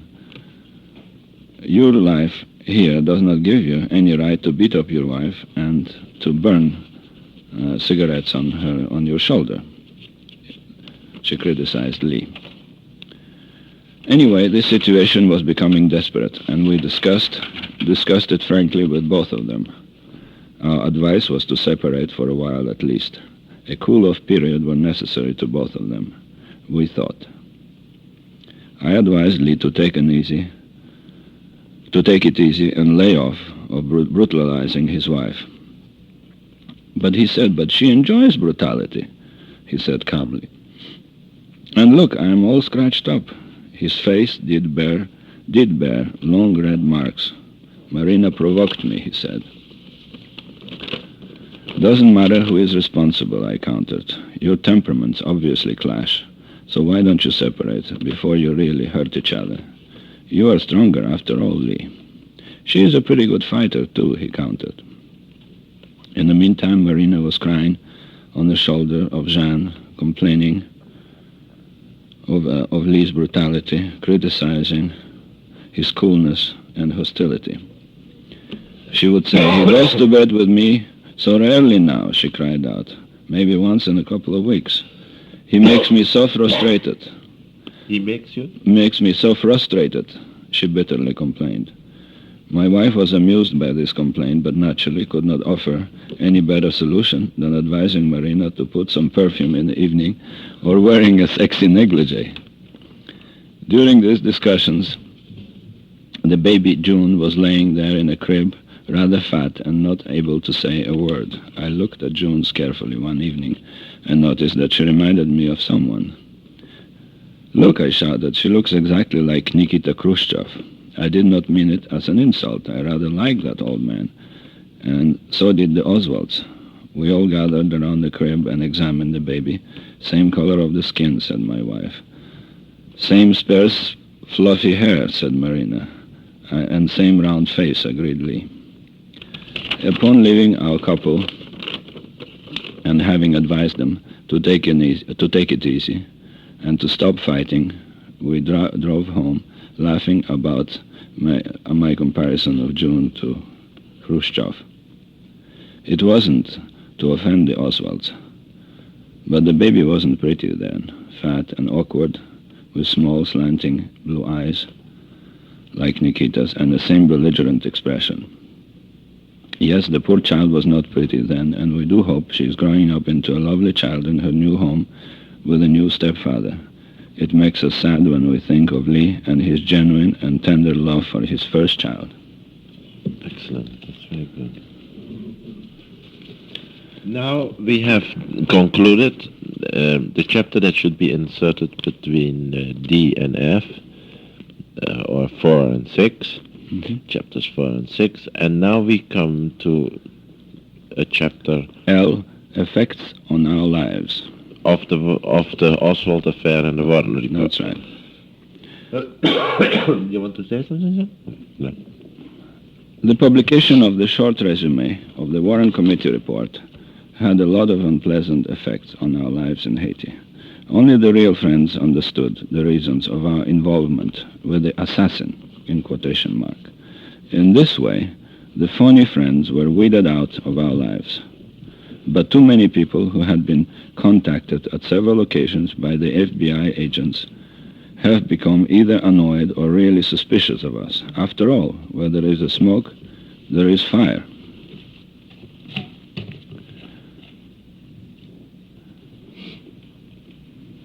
Idiotic and insulting article appeared in the newspapers all over the world about my wife and I, about the mysterious friends of Lee Harvey Oswald. I probably should have sued them, but I did not bother. Our private, intimate lives have been thoroughly invaded and therefore polluted. Money was offered us for interviews, which we refused. Telephone service, especially overseas in Haiti, was inadequate. I was one of the few, by the way, with a telephone in my office, but not at home. This telephone was buzzing for weeks with calls for me. When did you meet Harvey Lee Oswald? Why did you like him so much? Do you think he killed President Kennedy? Why are you hiding in Haiti, etc.? And this was absolutely ridiculous because we have left for Haiti 9 months prior to assassination. So all those questions were very annoying. After those few questions, I usually would hang up.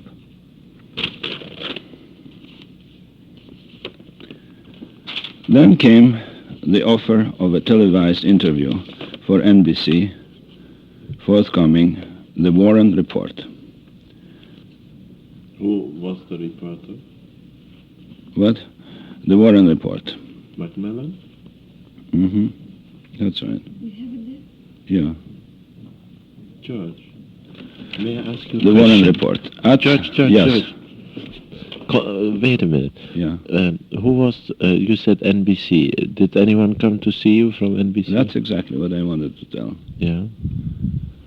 This is See all if you- used? Yeah, but I don't know if I would use it. The Warren Report. At first, we steadfastly refused. Then one day, George Macmillan, one of the writers assigned to this program, called and asked for a permission to come and visit us in Haiti. He sounded like an intelligent man, and he was well recommended by a mutual friend. I told him that I would refuse an interview, televised interview, but if he wanted to come and talk to us, he would be welcome.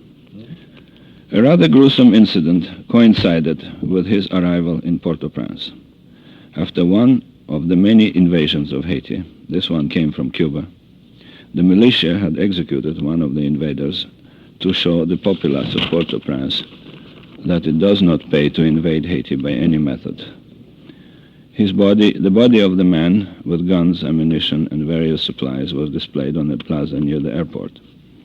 As Macmillan, an experienced newspaperman, arrived, he saw the commotion and the crowds surrounding the body. We did not want him to see the gruesome sight. Later in the evening, however, Especially the reason was we didn't want him to know what was there because we thought he came over just to learn something about Haiti. It was completely never occurred to us that he came on business of Oswald. We thought he came over, maybe he wanted to have an interview on Haiti or maybe to see some more people and to learn about Haiti. So can you imagine what the impact would be on a reporter arriving in Port-au-Prince and leaving the airport and immediately there's a cadaver displayed in a plaza. So we did our best to pass it as fast as we could, skirted it, and bring him home. and said nothing at all. And then, Excuse me. In other words, to make a good impression of Haiti on a foreign newspaper. That was your loyalty towards Haiti. Then another question. But didn't he call from overseas that he wanted to talk to you about the Oswald assassination? Or he was recommended for a general reportage on Haiti? That's exactly. Okay. we had no idea why was he coming. But you know, being in Haiti, away from home, we were welcome any American, and we always took them if we didn't know them. If they're nice and pleasant people, we always offered them hospitality, and we would like to talk about our home. If they were fairly pleasant people, we put them in a hotel. But we always tried to help with anything we can to any American that arrived in Haiti. Thank you, Jean. Very good. I didn't make it clear.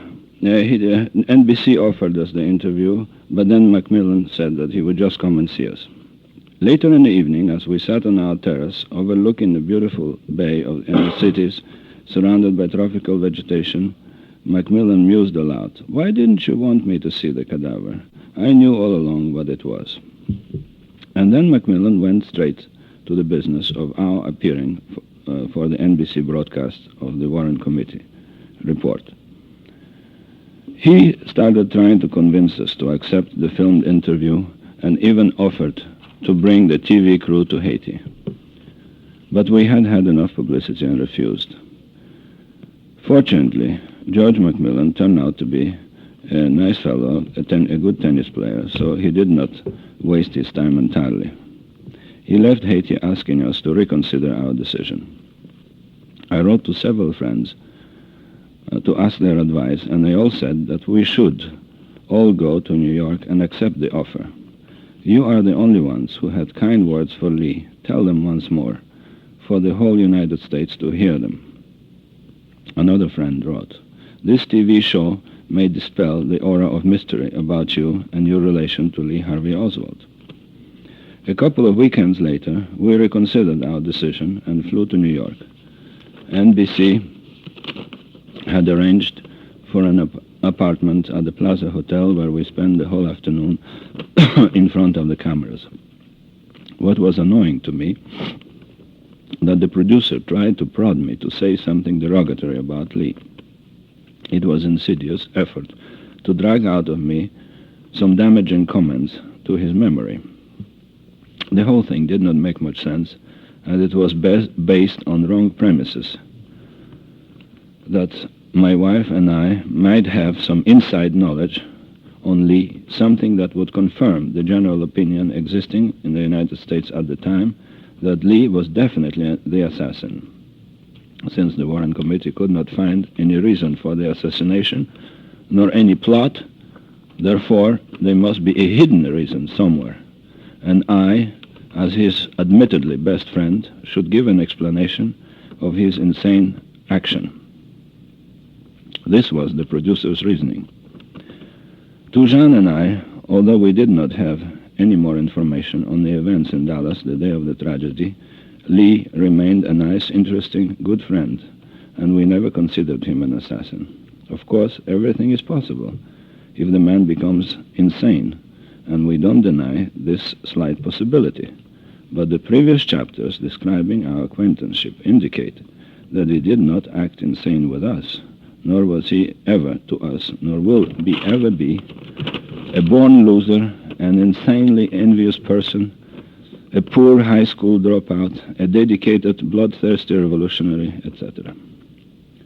Later, we saw the completed 40 minutes film of ourselves at the NBC studio and realized how poorly we presented the side of Lee Harvey Oswald, whom we had liked so much. We wish we had done a better and more intelligent job. You move now into another chapter. Yes, the next chapter is M, Return to United States from Haiti. Yeah, that was about what time? That was in October of 1966. So you stayed after the assassination 3 more years in Haiti. Yeah. It was hard for us to leave Haiti, but my work was completed and some other business was in view. We came back by a small German steamer carrying our car and numerous numerous cases of instruments, maps, books, and various other possessions. From Miami we drove, having jammed a huge trailer full of our things. In Dallas, which we had left 3.5 years before, we hoped to find some good old friends. Instead, we met suspicion and outright hostility. Pretty soon we found out the reason, and the reason was the Warren Committee report. Frankly, after our testimony, which we signed without even bothering to read, truth is truth, so why bother reading again what we had said? We put the matter on inquiry of other of a matter of inquiry and our testimonies and interrogation out of our own minds. Yeah. I want to say some very good friends of ours, and I don't want to mention the name, it's not necessary at all. They asked us, did you read Warren report? I said, no. Aren't you going to read it? You have it? Mm-hmm. Okay. Thank you, sir. In other words, we were tired of the whole thing, of the report, of the testimonies, and of interrogation, and we wanted to put them out of our minds. The whole aura of suspicion, of insinuation, became odious to us, but the events forced us to pay attention to what we had said, and especially what had been said about us. Soon after our arrival, we sat with some friends in Fort Worth, good friends, who had visited us in the meantime in Haiti, and they insisted that we should get the 16 volumes of the report and find out what had been said about us. That, they said, will explain to you the attitude of some people you had known and whom you might consider your friends. And indeed, soon after reading several depositions, I realized that Albert Jenner, the counsel of the Warren Committee, was so right when he had said, "You will be the only people in the world to know exactly what other people think about you because you will see it in print. And they will have said that under oath. Then you will know who are your friends and who are your enemies."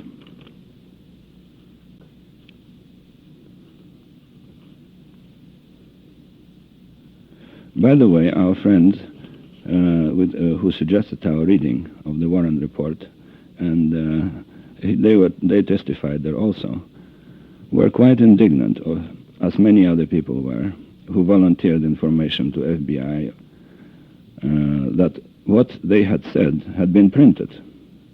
It was most unfair that private matters which had been given in confidence were exposed to public. These friends of ours swore they would never trust these FBIs again and would never put themselves in the position of informers.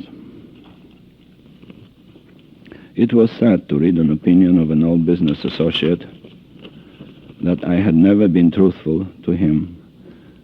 From the testimony of my secretary, I read, he made mysterious trips to Houston.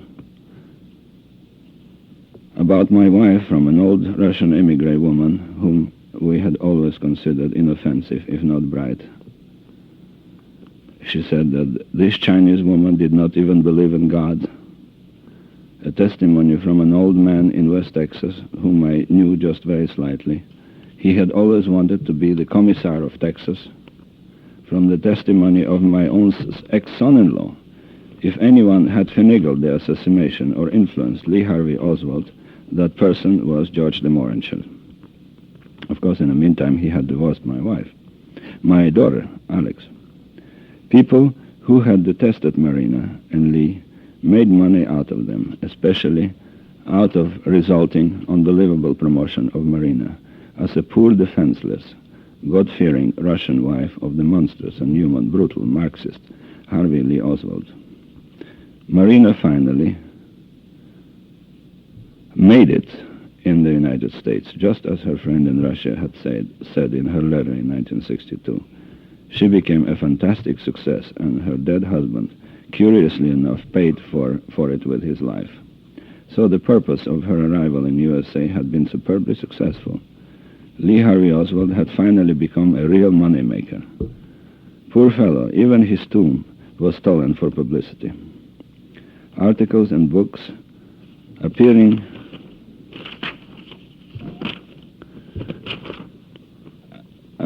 all over the United States added to general insanity of profiteering on a man's death. Again, foreign and American newspapermen began calling us, asking for interviews. Our friends, with whom we had stayed at the beginning, were sick and tired of constant telephone calls. They suggested some kind of police protection for us. Of course, we did not want it. As some of you remember, especially those who were really concerned with the assassination and were anxious to know the truth, the great majority of articles and books at first accepted the Warren Committee thesis that Oswald was the lone assassin. The articles kept elaborating and harping on it. Only some, a little more logical, who did not find any reason in Lee's action, devised a theory that Lee was shooting at Governor Connolly, but being a usual flop, he hit the president by mistake. In either case, to all of them, Lee was suspicious, dangerous, insanely envious of successful people, megalomaniac, loner, never-do-well. Some of the blame fell on us because we had befriended him. Only rare authors dared to disregard the conclusions of the August Committee and cast doubt on Lee's guilt. Notwithstanding this publicity, broadcast, radio, shows, etc., the general opinion in other countries never accepted the thesis of Lee's guilt. Little by little, annoyed by excessive harping, a large portion of the American people also ceased to believe in Lee's guilt. But guilty or not guilty, Lee had been my friend, and some shadow of a doubt was on my wife and me.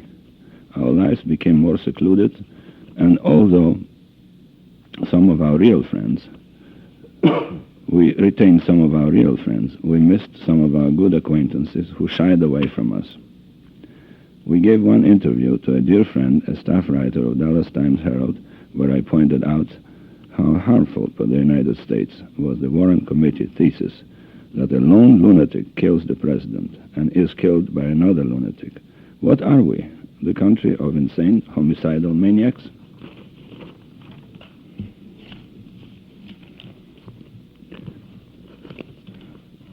We are coming to chapter N, which is called Message from Lee.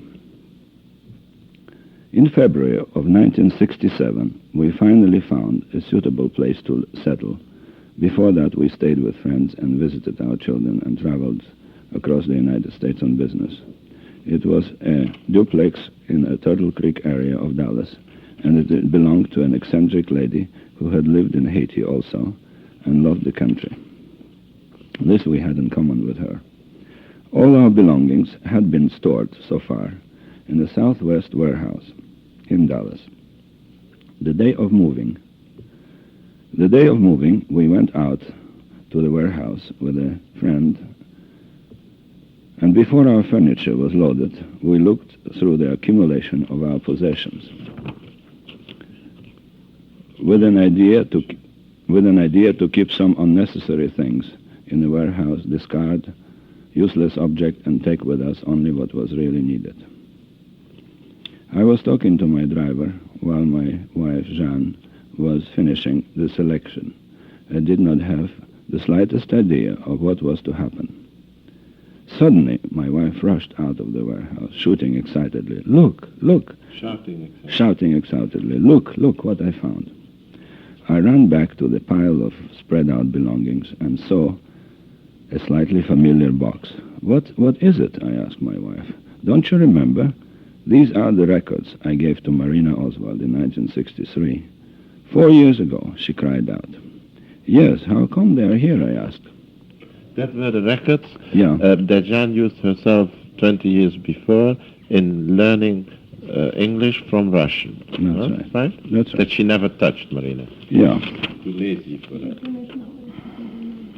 Yeah. Okay, let's not jump to conclude. You are not sure, Jan, that she did it? She made that. It Not in wasn't our too presence. obvious. Okay, let's be correct. Yeah. I haven't the slightest idea. Probably Lee knew that some of our things were at our mutual friends before being stored in the warehouse. We guessed. In other words, we don't know how those records got to in our warehouse. Either Marina or Lee put them there. Or maybe Lee knew where we had stored most of our things. I said, this warehouse, I said. My wife began taking the records out, and suddenly, out of one envelope containing records, stared a picture of Lee Harvey Oswald. The same picture which got such a wide publicity and was printed on the cover of Life magazine. Some writers, by the way, suggested that it was a fake. Now we have a proof it wasn't. It's genuine. We stood frozen, still, and kept looking at Lee standing there on the picture. Yeah. It was a message from beyond the grave. What did Lee mean by leaving us a picture of himself standing erect, fully armed? We asked ourselves. Then my wife shouted, "Look, there is an inscription here, to my dear friend George from Lee." I looked at the inscription, marked April 1963.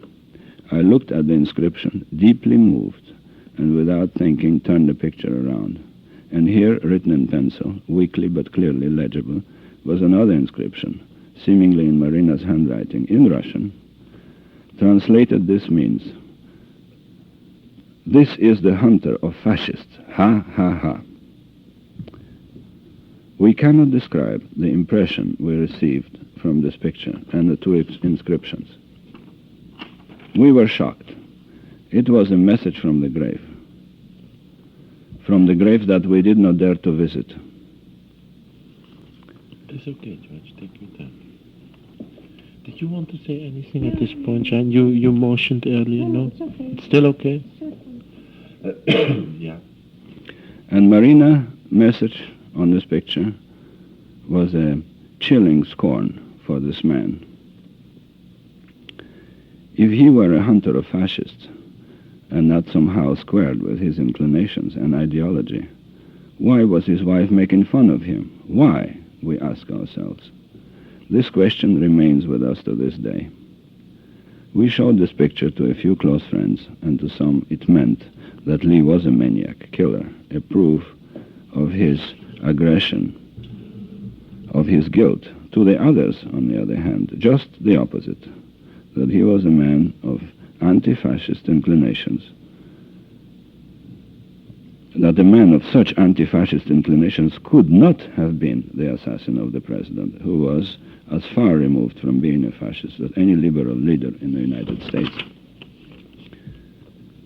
We did not show this picture to any authorities. To them, Oswald's case was closed anyway, and we did not want any further involvement.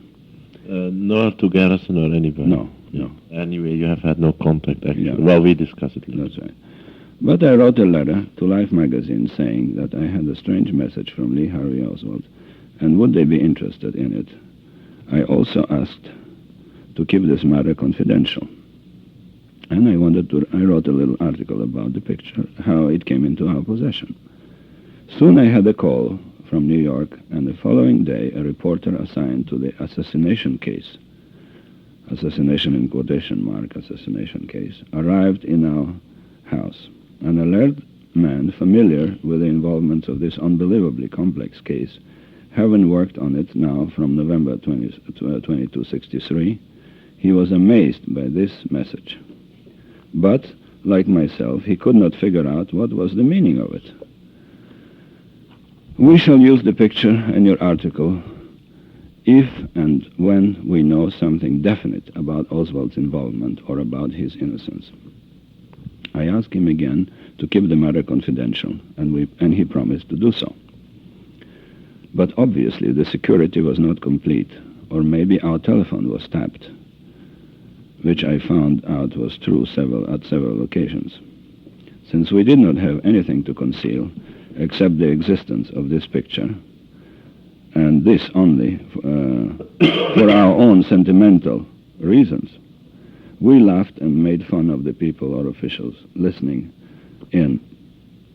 We used insulting language or made outrageous statements. Some peculiar reports must have been written by the people who had bugged our telephone. Now I want to say a few words explaining why we didn't contact Marina in regard to this picture.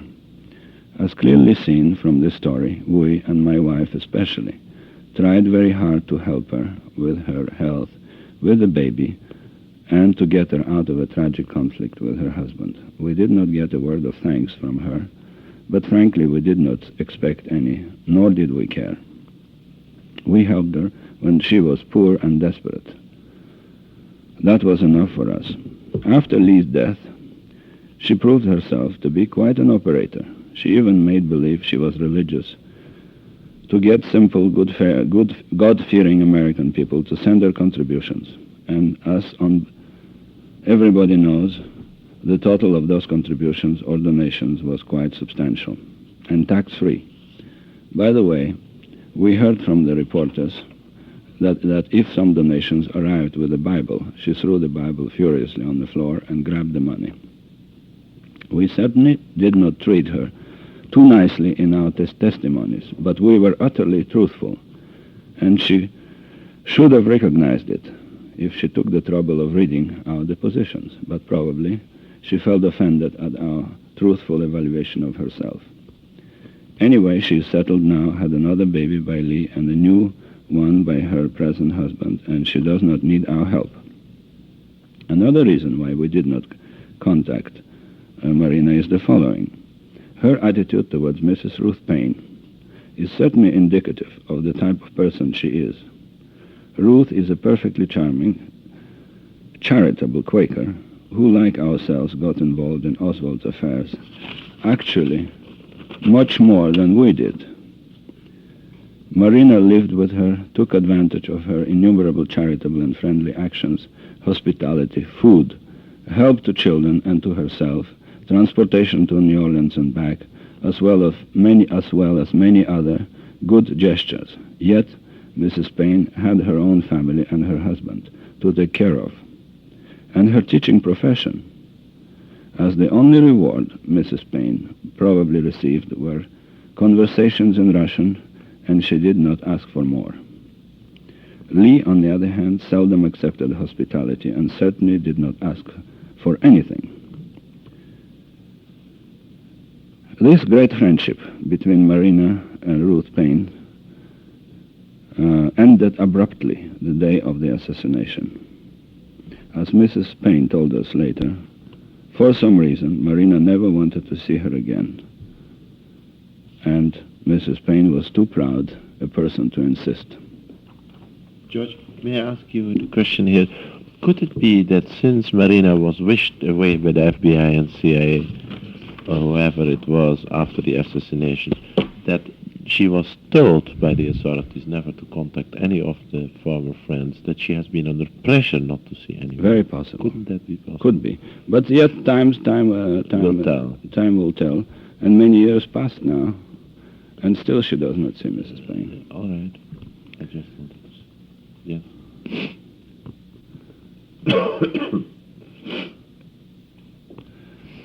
I think, therefore, that the short sketches of our acquaintanceship with Marina proved that peculiar aspect of her personality. Yet we never disliked her. There was nothing to dislike, no substance. We found her amusing sometimes, openly cynical, naive, like the Russian peasants are, with a great deal of shrewdness underneath. My wife used to call her that rascal Marina. This fitted her perfectly. Coming back now to the picture of Lee Harvey Oswald that we received. One moment. This is a good moment to end tape number 8. Okay, George, this is tape number 9. Probably the last tape in the interview with Mr. and Mrs. Mohrenschildt in Dallas on February the 15th, 1969. So, George, you are continuing now. you just finished by quoting Mrs. de Mohrenschildt, Jan, by saying Marina is a rascal. Rascal. Now we're coming back to the picture of Lee Harvey Oswald that we have discovered in our records. Of course, as you can see on this picture, he is fully armed, standing at attention, and sort of looking forward. Well, fully armed. All he has is a shirt and a pants. And No, he has gun. a revolver and a gun. A revolver on his That's side. right, on the side. Yeah, okay. No question that Okay. Lee liked guns. He liked to handle them, to keep them well oiled and in a good workable condition. He was trained for that by the U.S. Marine Corps. But whatever later testimonies tried to prove, he was not a good shot. He did not have... How do you know that, John? Well, let me explain. Yeah. I'm explaining. He did not have that cold stare in his eyes, those steady hands, and a stiff stance which indicate to anyone familiar with military matters a good marksman. He didn't, to us, he did not have the ugly expression of a killer either. He had a pistol, and I think remember seeing that pistol, but we never had any discussion about that. Marksmen in any army have some definite steely expression about them, something automatic, and Lee was a nervous, jittery, sometimes uncoordinated, unathletic, unsteady, unmechanical sort of a fellow. I had such boys in my regiment, and they were poor in all military disciplines, and usually very poor shots. I began mentioning in this chapter that we tried to keep the existence of Lee's photo secret. Just a few friends had seen it. Obviously, however, something leaked out, and 2 weeks after the visit of the writer from the Life magazine, I received a strange telephone call. A slightly accented voice said, and I quote, "We are from Life magazine." And they mentioned the name of the writer who came to see me, and we would like to come over and discuss a few matters with you. Certainly, I agreed without hesitation. Come over.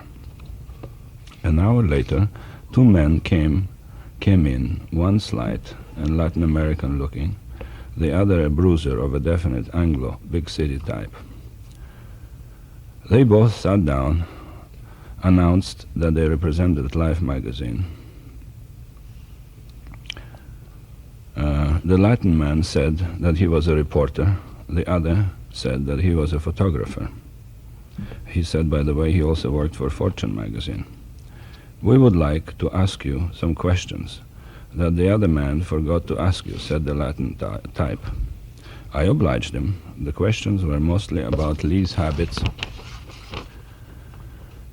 My wife arrived in the meantime and was surprised to see the unusual guests. "But you have a Spanish accent," she asked the Latin man. "Yes, I am of Spanish descent and worked as a reporter mostly in Latin America." That sounded reasonable enough. Then the photographer, and I put in quotation marks, produced excellent, clear pictures of some 15 characters, mostly Latin types, and asked both of us if we had ever met them. We both looked at the strange and rather brutal faces, and I said, "I am not sorry not to have met any of them. They are utter strangers." And they were. They were utter strangers. I have an excellent memory for faces, and would have remembered anyone seen within the last 5 years. My wife, Jeanne, in a cheerful mood, pointed out the better-looking ones. "This one has a cute mustache. That one has an aquiline nose. This one is so handsome. I would love to meet these 3. Well, her cheerfulness was met with stony silence of the Latino. The Anglo type was more cheerful this time and asked, "Could we take a few pictures of you with the dogs?" Again, we obliged, and the pictures were taken. Would you like to say a few words? Judge, you don't remember their names at all. No. You didn't bother to. Didn't bother to say. The name was like Gonzalez and Smith, you see. No. Finally, the strange couple left, promising to write from New York and to send copies of the photos. A few days went by. We were very busy. One evening, I asked my wife, "What did you think of these two characters?" "Rather suspicious," she said. "How did you know they were from life?" she asked. "Did they have any identification?" "None," I mused. "But they knew all about our interview with a life writer. They even knew the questions he had asked us." "Our house is bugged," said my wife with a convinced voice. She was right. Life did not send these men. Who they were remains unknown. Possibly my naivety and the certainty that we did not know the men on the photos put the two characters at ease. Otherwise, we might have joined the other 25 or 30 people who had made a mysterious end just because of some accidental knowledge or some detail which changed Oswald's officially accepted guilt.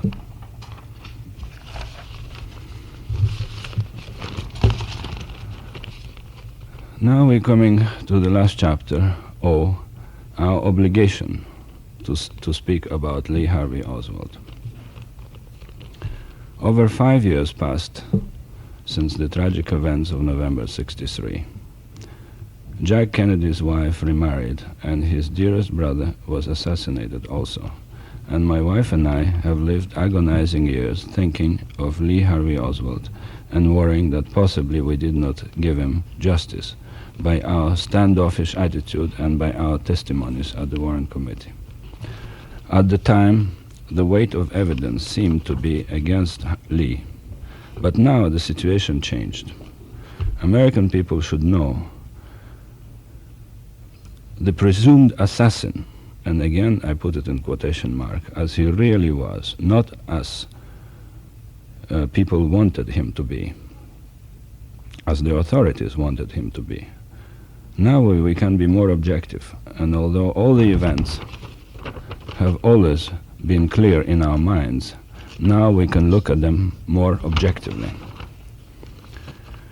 The clever leading on by the choice lawyers of the Warren Committee made us all, who had been Harvey Lee Oswald's friends, antagonistic to him at the time, and also the general opinion of the whole of the United States.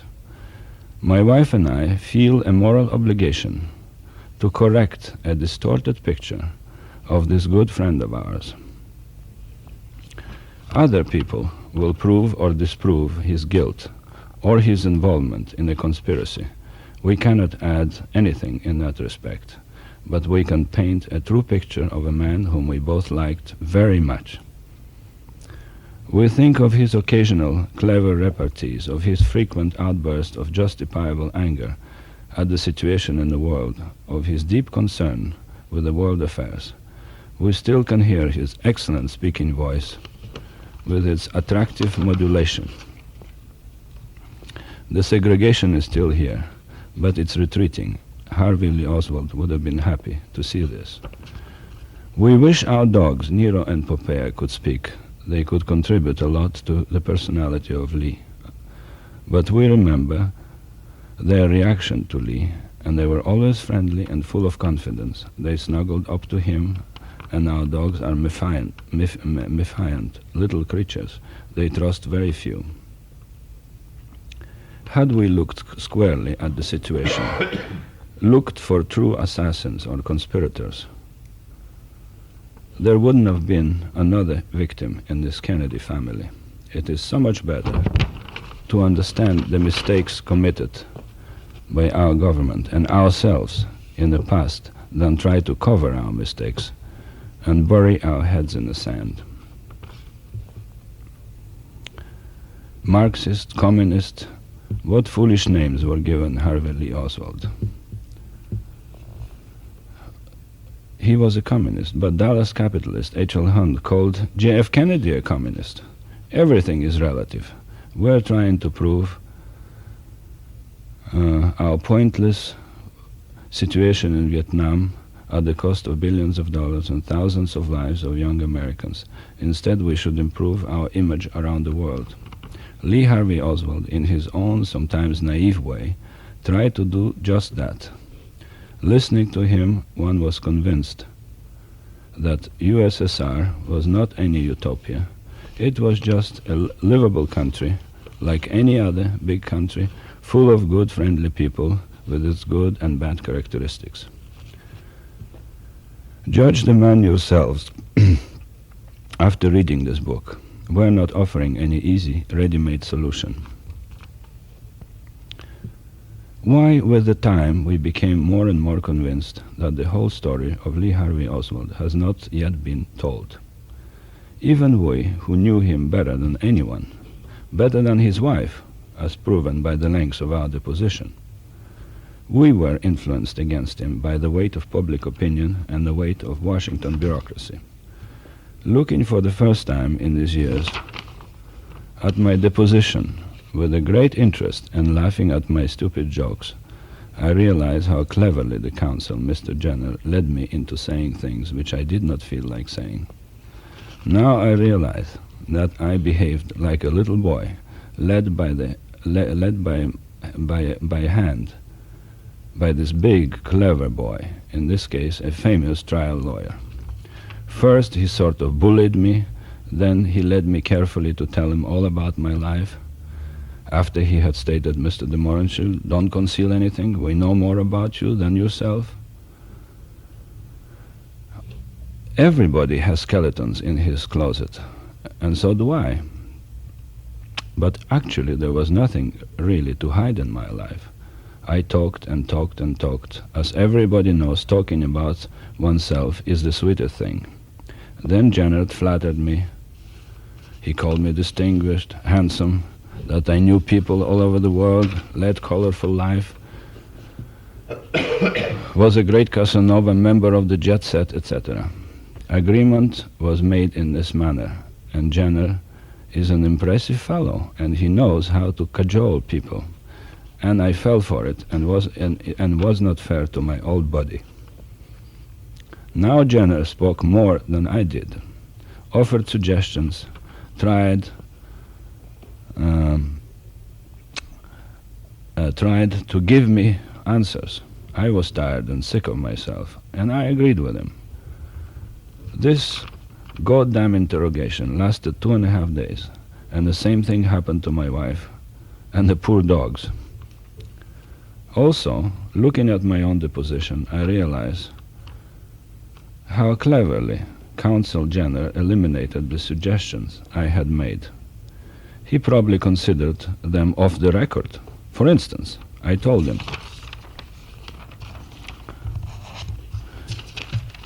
you cannot solve the crime of the century by taking depositions. Hire good detectives, not FBIs. They're always recognizable a mile away. Let them comb Dallas, Oak Cliff, Fort Worth, New Orleans, and Mexico.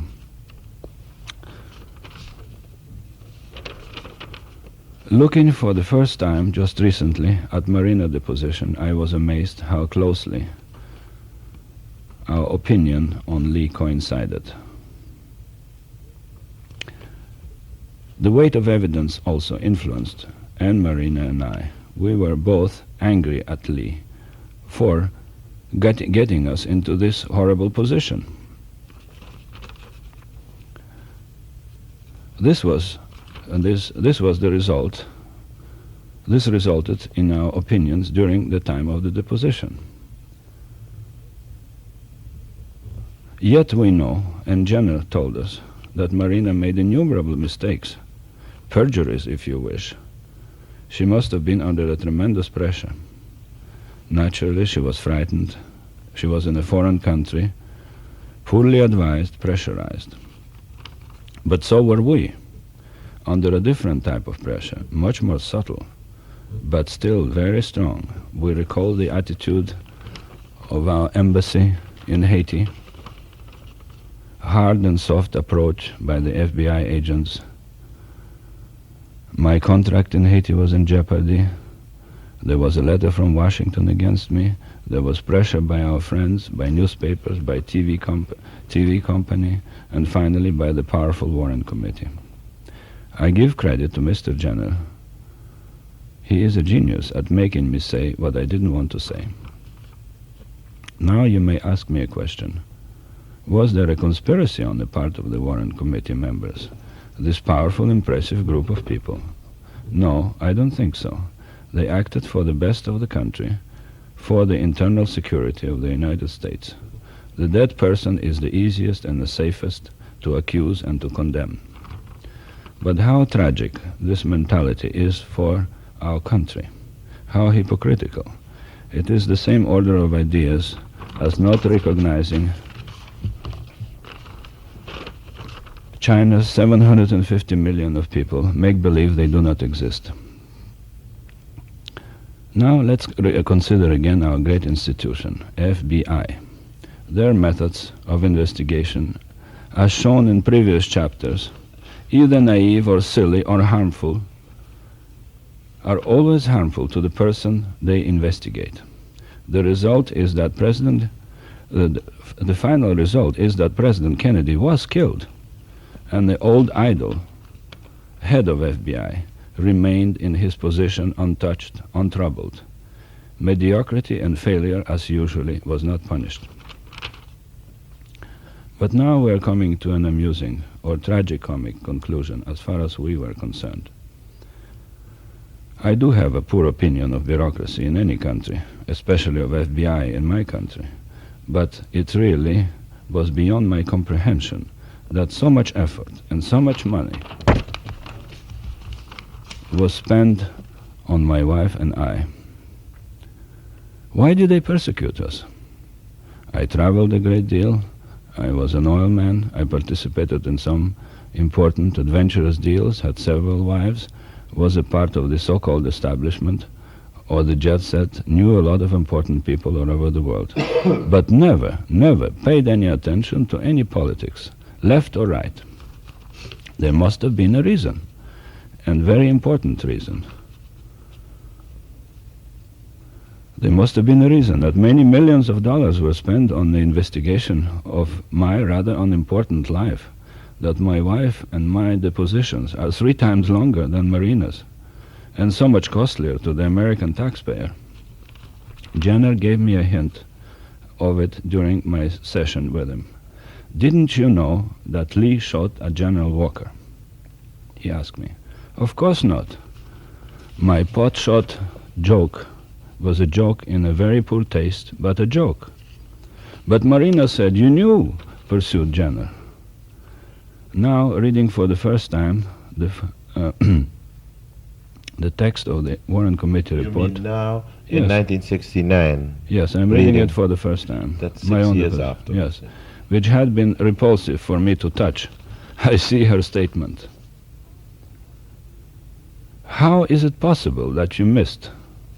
It's on page 23 of the Warren Committee report. I am supposed to have said, when I arrived that night with my wife to give the rabbit to the Oswalds, before I came into the apartment. But later she changed her mind, and she continued soon afterwards in her deposition. George de Mohrenschildt didn't know about it. He was smart enough to have guessed it. So there was some reason in his insanity of our investigation. If I had known Lee had shot at General Walker, then there was a powerful criminal bond between us. Nonsensical maybe, but powerful. But good enough for FBI and the lawyers and all the bureaucrats. Of course, Marina was confused as usual, or maybe someone told her to use this accusation. That we shall not know. Generally, she speaks well of me in her deposition, calls me a strong man, a liberal. We won't know the answer, but maybe, George, as you call bamboozled, maybe this Marina with her poor English, and in spite of Chief Justice Warren liking her so much, maybe they distorted some of her statements. Wouldn't you keep that for possible? Could be. Actually, I would like to quote what she said. The Mohrenschildt, that Marina said, it's in the Warren report, the Mohrenschildt did not know anything about it, about the shooting. Simply he thought that this was something that Lee was likely to do. He simply made a joke, and the joke happened to hit the target. And Mr. Rankin asked her, from your knowledge, were they close enough so that your husband would have made George de Mohrenschildt confident about anything like that? And Marina answered, no matter how close Lee might have been to anyone, he would not have confided such thing. That's an important statement. Yeah. Do you agree with her? Naturally, he wouldn't have confided in me. I don't think he would have if he had shot at anybody. If he had, I think we would have acted. We would have told the FBI or the police that here is a man who had shot at General Walker, as much as we don't like General Walker as a leader, but we would have done it. But I know you would. As a personality, we don't like him, but do you still think, George, in other words, you agree with Marina that he is the type of guy that if he would shoot or do a thing like that, he would say to no one? Probably he wouldn't. No, that's his character. That's right. I still don't know whether he had shot or not. It's a pure, it's a mystery. Only Marina said that. Nobody else said. But we do know that Marina did not remember that we took her away from their apartment on Elsbeth Street. She did not. She did not remember that. In the Warren report. That's right. She said she left the apartment herself. She Oh, did not so- remember that Lee. We evicted her forcibly, practically fighting for her with Lee. This is an important incident in her life, and she did not remember it. Ah, I see. She remember the second time when she went to the phone booth Yeah. before the junior Lorette. The only thing is really fortunate for us, for myself and my wife, that our lives were really an open book. Again, regarding FBI, of course I have a poor opinion of those overpaid policemen and their big chief. Of course I prefer the clever, sophisticated methods of Scotland Yard to frankly childish methods of our dear FBI. I prefer the straightforward methods of Haitian militiamen, also called Tonton-Macoutes or boogeymen or TTMs, as they effectively protected President Duvalier's life, and FBI's did not protect President Kennedy. Still, even though I expressed my opinion, lots of people hold the same low evaluation of FBI. But I dare to say it in Haiti, and also that Lee Harvey Oswald was a patsy, that I had contacted government officials regarding Lee, and they called him a harmless lunatic.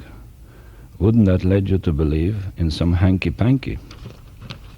Naturally, as a result, they tried to crucify me and did indeed inflict damages to my business activity, to my contract in Haiti. They produced threats. They produced some phony story of my taking sketches in Corpus Christi during the war. And as a result, I lost a great deal of good friends and acquaintances because they pried too much into my life. But fortunately, I didn't lose my good, real friends. But still, we do not complain. Life is still interesting for us.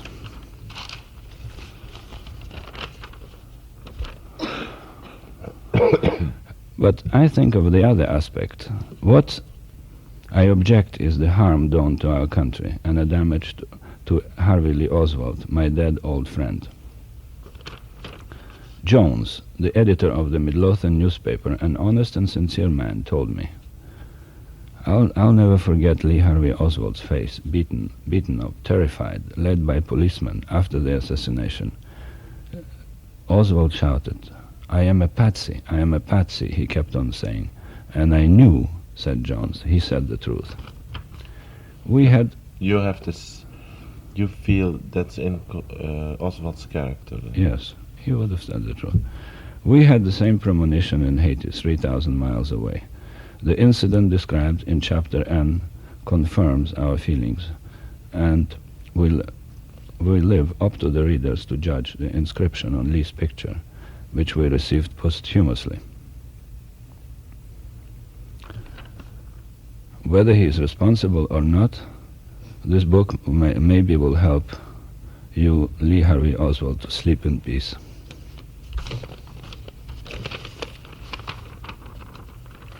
Now, what do we have to say here? George, I would like to ask you at this point a few questions, or do you have some Certainly. Substantial material? I would like to ask you, first of all, in your view of Oswald, knowing him, do you think if Oswald would have killed President Kennedy, he would have said so if he had been brought to trial? I have that impression that he would have.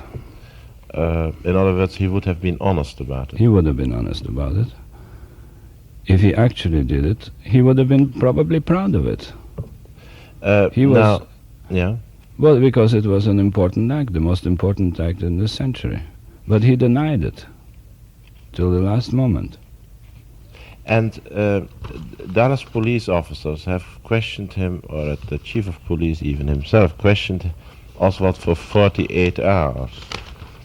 Now, then, if Oswald would have been the assassin of President Kennedy, would you be willing to assume that Oswald would have told so to the chief of police of Dallas?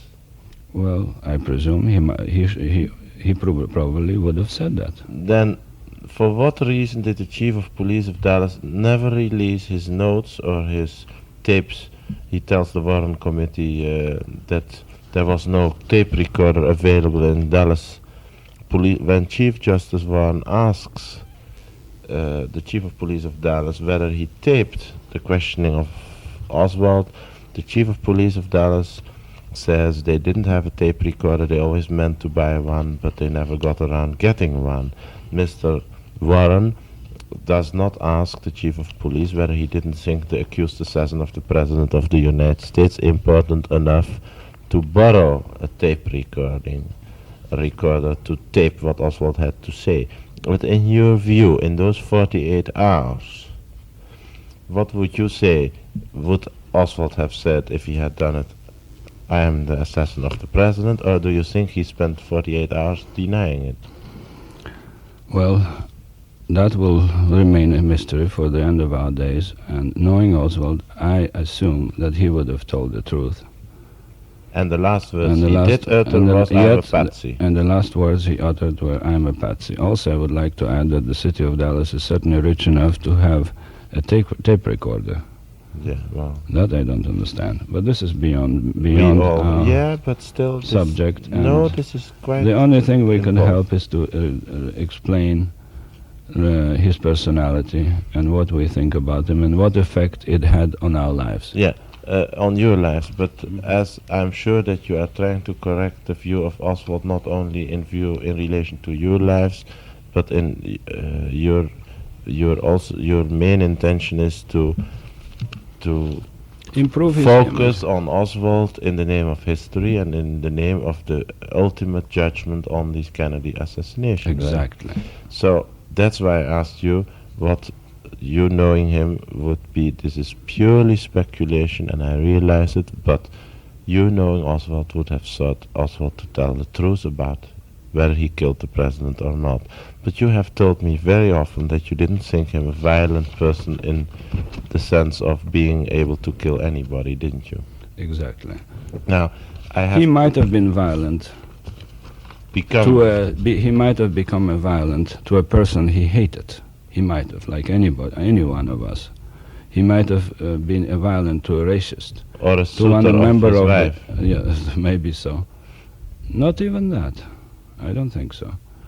But he would have been, because he was not...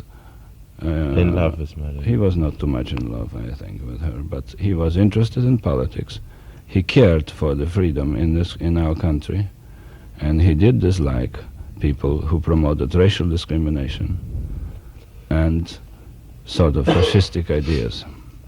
Judge Jean want to say something, Yeah. right? Just wanted to add, it was completely unexplainable. How come, when Dallas police have been moving Lee from one prison to another prison, and that was number one, was announced, everybody knew exactly what time and when the event will take place. The place was not guarded, the crowds mill around. That's how Ruby was there, and that's how Oswald had shot. It's completely, and he has been. This is, Yeah. we all know that. Did Yes. you want to say Well, something that's about all. Oswald? No. Oh, okay. Look, Judge, I have a number of questions piled up to ask you at the end of the taping, but I still think that you have some material there. which Yes, you I want would to- like to add a few things why I considered Lee not a harmful person, but on the contrary, a rather inspiring individual. Yes. Namely, for instance, for his deep desire to improve the relations between the Soviet Union and the United States. He really wanted to do it. He wanted those two big, powerful countries to be friends. He did it in a foolish way sometimes, but it was very sincere, and he meant really well. And I think it's useful for all of us to try to be friends rather than to fight. Only unbalanced people are talking about the hydrogen war, about forcing people to believe in that they are right. Lee was not sure that he was right. He was just groping. Another thing which I liked in Lee, of course, is his hatred of Ku Klux Klanners, of segregationists, of people who discriminate against the underprivileged people of our good American country.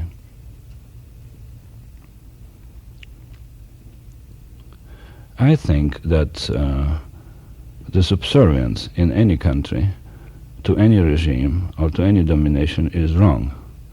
People should have their own ideas. People should try to discover what is correct for them, what is good in the world. Otherwise, we would become the same as the Russians were during Stalin time, and who lived there during Stalin time. They were subservient to Stalin. They didn't try to find who was right, who was wrong.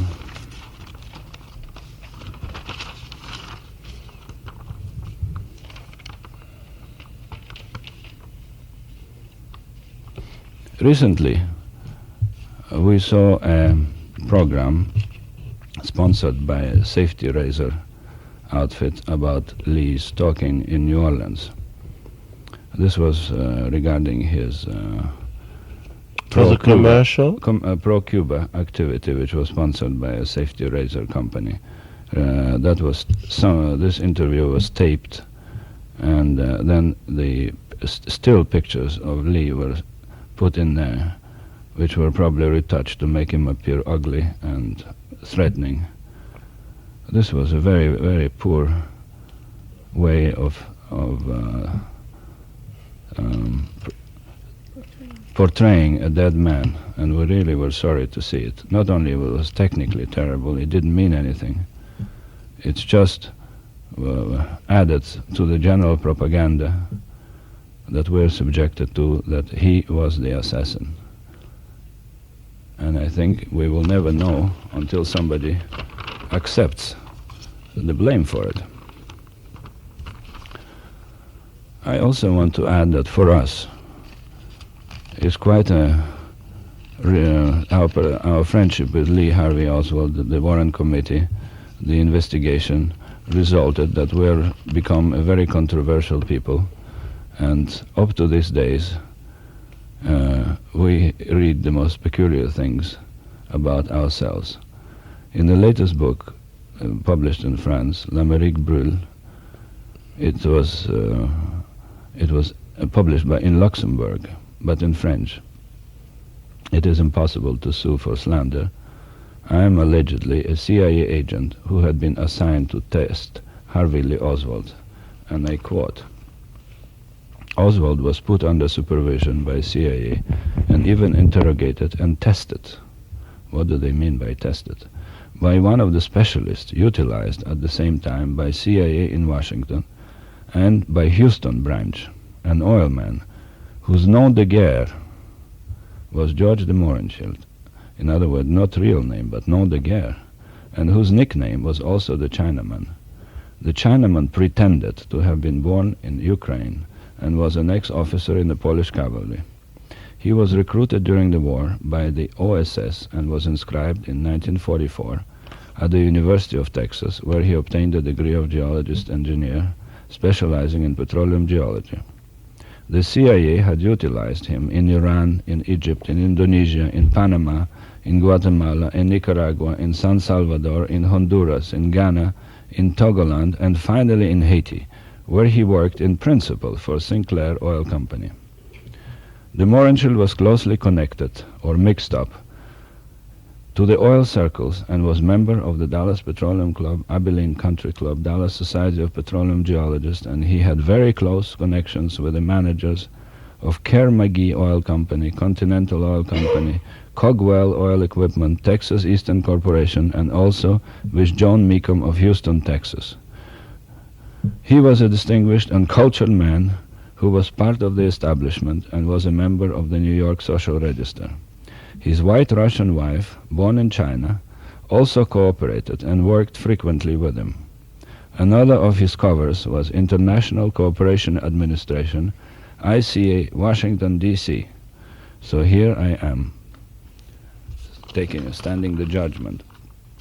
What is your comment, George, on all that information? Is some of it correct? Correct that I was in many of those countries, not all of them. For instance, I've never been in Indonesia. Ghana? In Ghana, yes. In Togoland, in Honduras, and most of them, yes. But I was working as a consultant for some oil company or for some independent oil interest or for myself. And naturally, I was never been a member of CIA yet. And my job for International Cooperation Administration is a simple and straightforward job as an expert for a division of the State Department in Washington, D.C. Mm-hmm. You were consulted by the State Department on that? Yes. But George, so what can you, you can't do anything about all these allegations then? All those allegations, you cannot say that you are not part of CIA. It's really, what can you say? Nobody knows who is part of CIA. But it is very unpleasant for me to think that I might have been a spy, especially in the countries where I did some work, and I do not want my friends there to think that I worked with them under false pretenses. Very good that you added it. Go ahead, what you have done. That's all. You have finished that page? Yeah. All right, then I have a few questions. First of all, did Oswald talk to you at all about his views on Fidel Castro and Cuba? Yes, that I should say, that he was rather an admirer of Fidel Castro and of Che Guevara. In his mind, Fidel Castro was a man who tried to do the best for his country, who tried to eradicate racial prejudice, and who tried to bring some kind of equality in his country. I don't think he knew too much about it, but I presume he just liked him as a representative of a small country, of an underdog, being next to a big country like the United States, and still remaining independent. At least he thought so. Well, naturally, Che Guevara appealed to him as a handsome, intelligent medical doctor who had traveled around Latin America and found injustices and tried to correct them. Now he's dead, so it's immaterial. George, did he speak about the invasion at all? Of Cuba? The Bay of Pigs. Well, he thought that it was a disaster. Did he blame Kennedy? Beg your pardon? Yes. Yes, he talked about it. He mentioned that it was a disaster, that we should not have helped the Cuban refugees. That was his opinion, and I didn't discuss it with him. Personally, I'm completely indifferent to the matter. It's Cuban refugees. I was myself a refugee, but he was sympathetic to the Castro situation. And did he think Kennedy should not have allowed the invasion? Yes, I would say so, but he was not violent about it. Never expressed any particular hatred for Kennedy because of that. He said he was wrong, and he said that the Cuban refugees paid for it with their lives, and which they did. Yeah, but you could not visualize Oswald to be on the side of the Cuban refugees. No, I really don't. That's why of course, it amazed me that I read reports that he joined one group, then another. I can visualize him joining the group of pro-Castro group, yes, but I cannot visualize him joining an anti-Castro group of Cuban refugees. Maybe he tried to infiltrate them, I don't know. Because we were all at that time in Haiti, and we just hear about it or read about it, and don't know anything definite. What, in your view, is the explanation for the Kennedy family to do nothing, apart of what you said of the Oltmans, their reactions? Why, in your view, did the Kennedys do nothing, and how do you feel about this, on finding the truth on the killing of Kennedy? Well, this is a hard question. It's in their minds. It's very hard to say what's in their minds.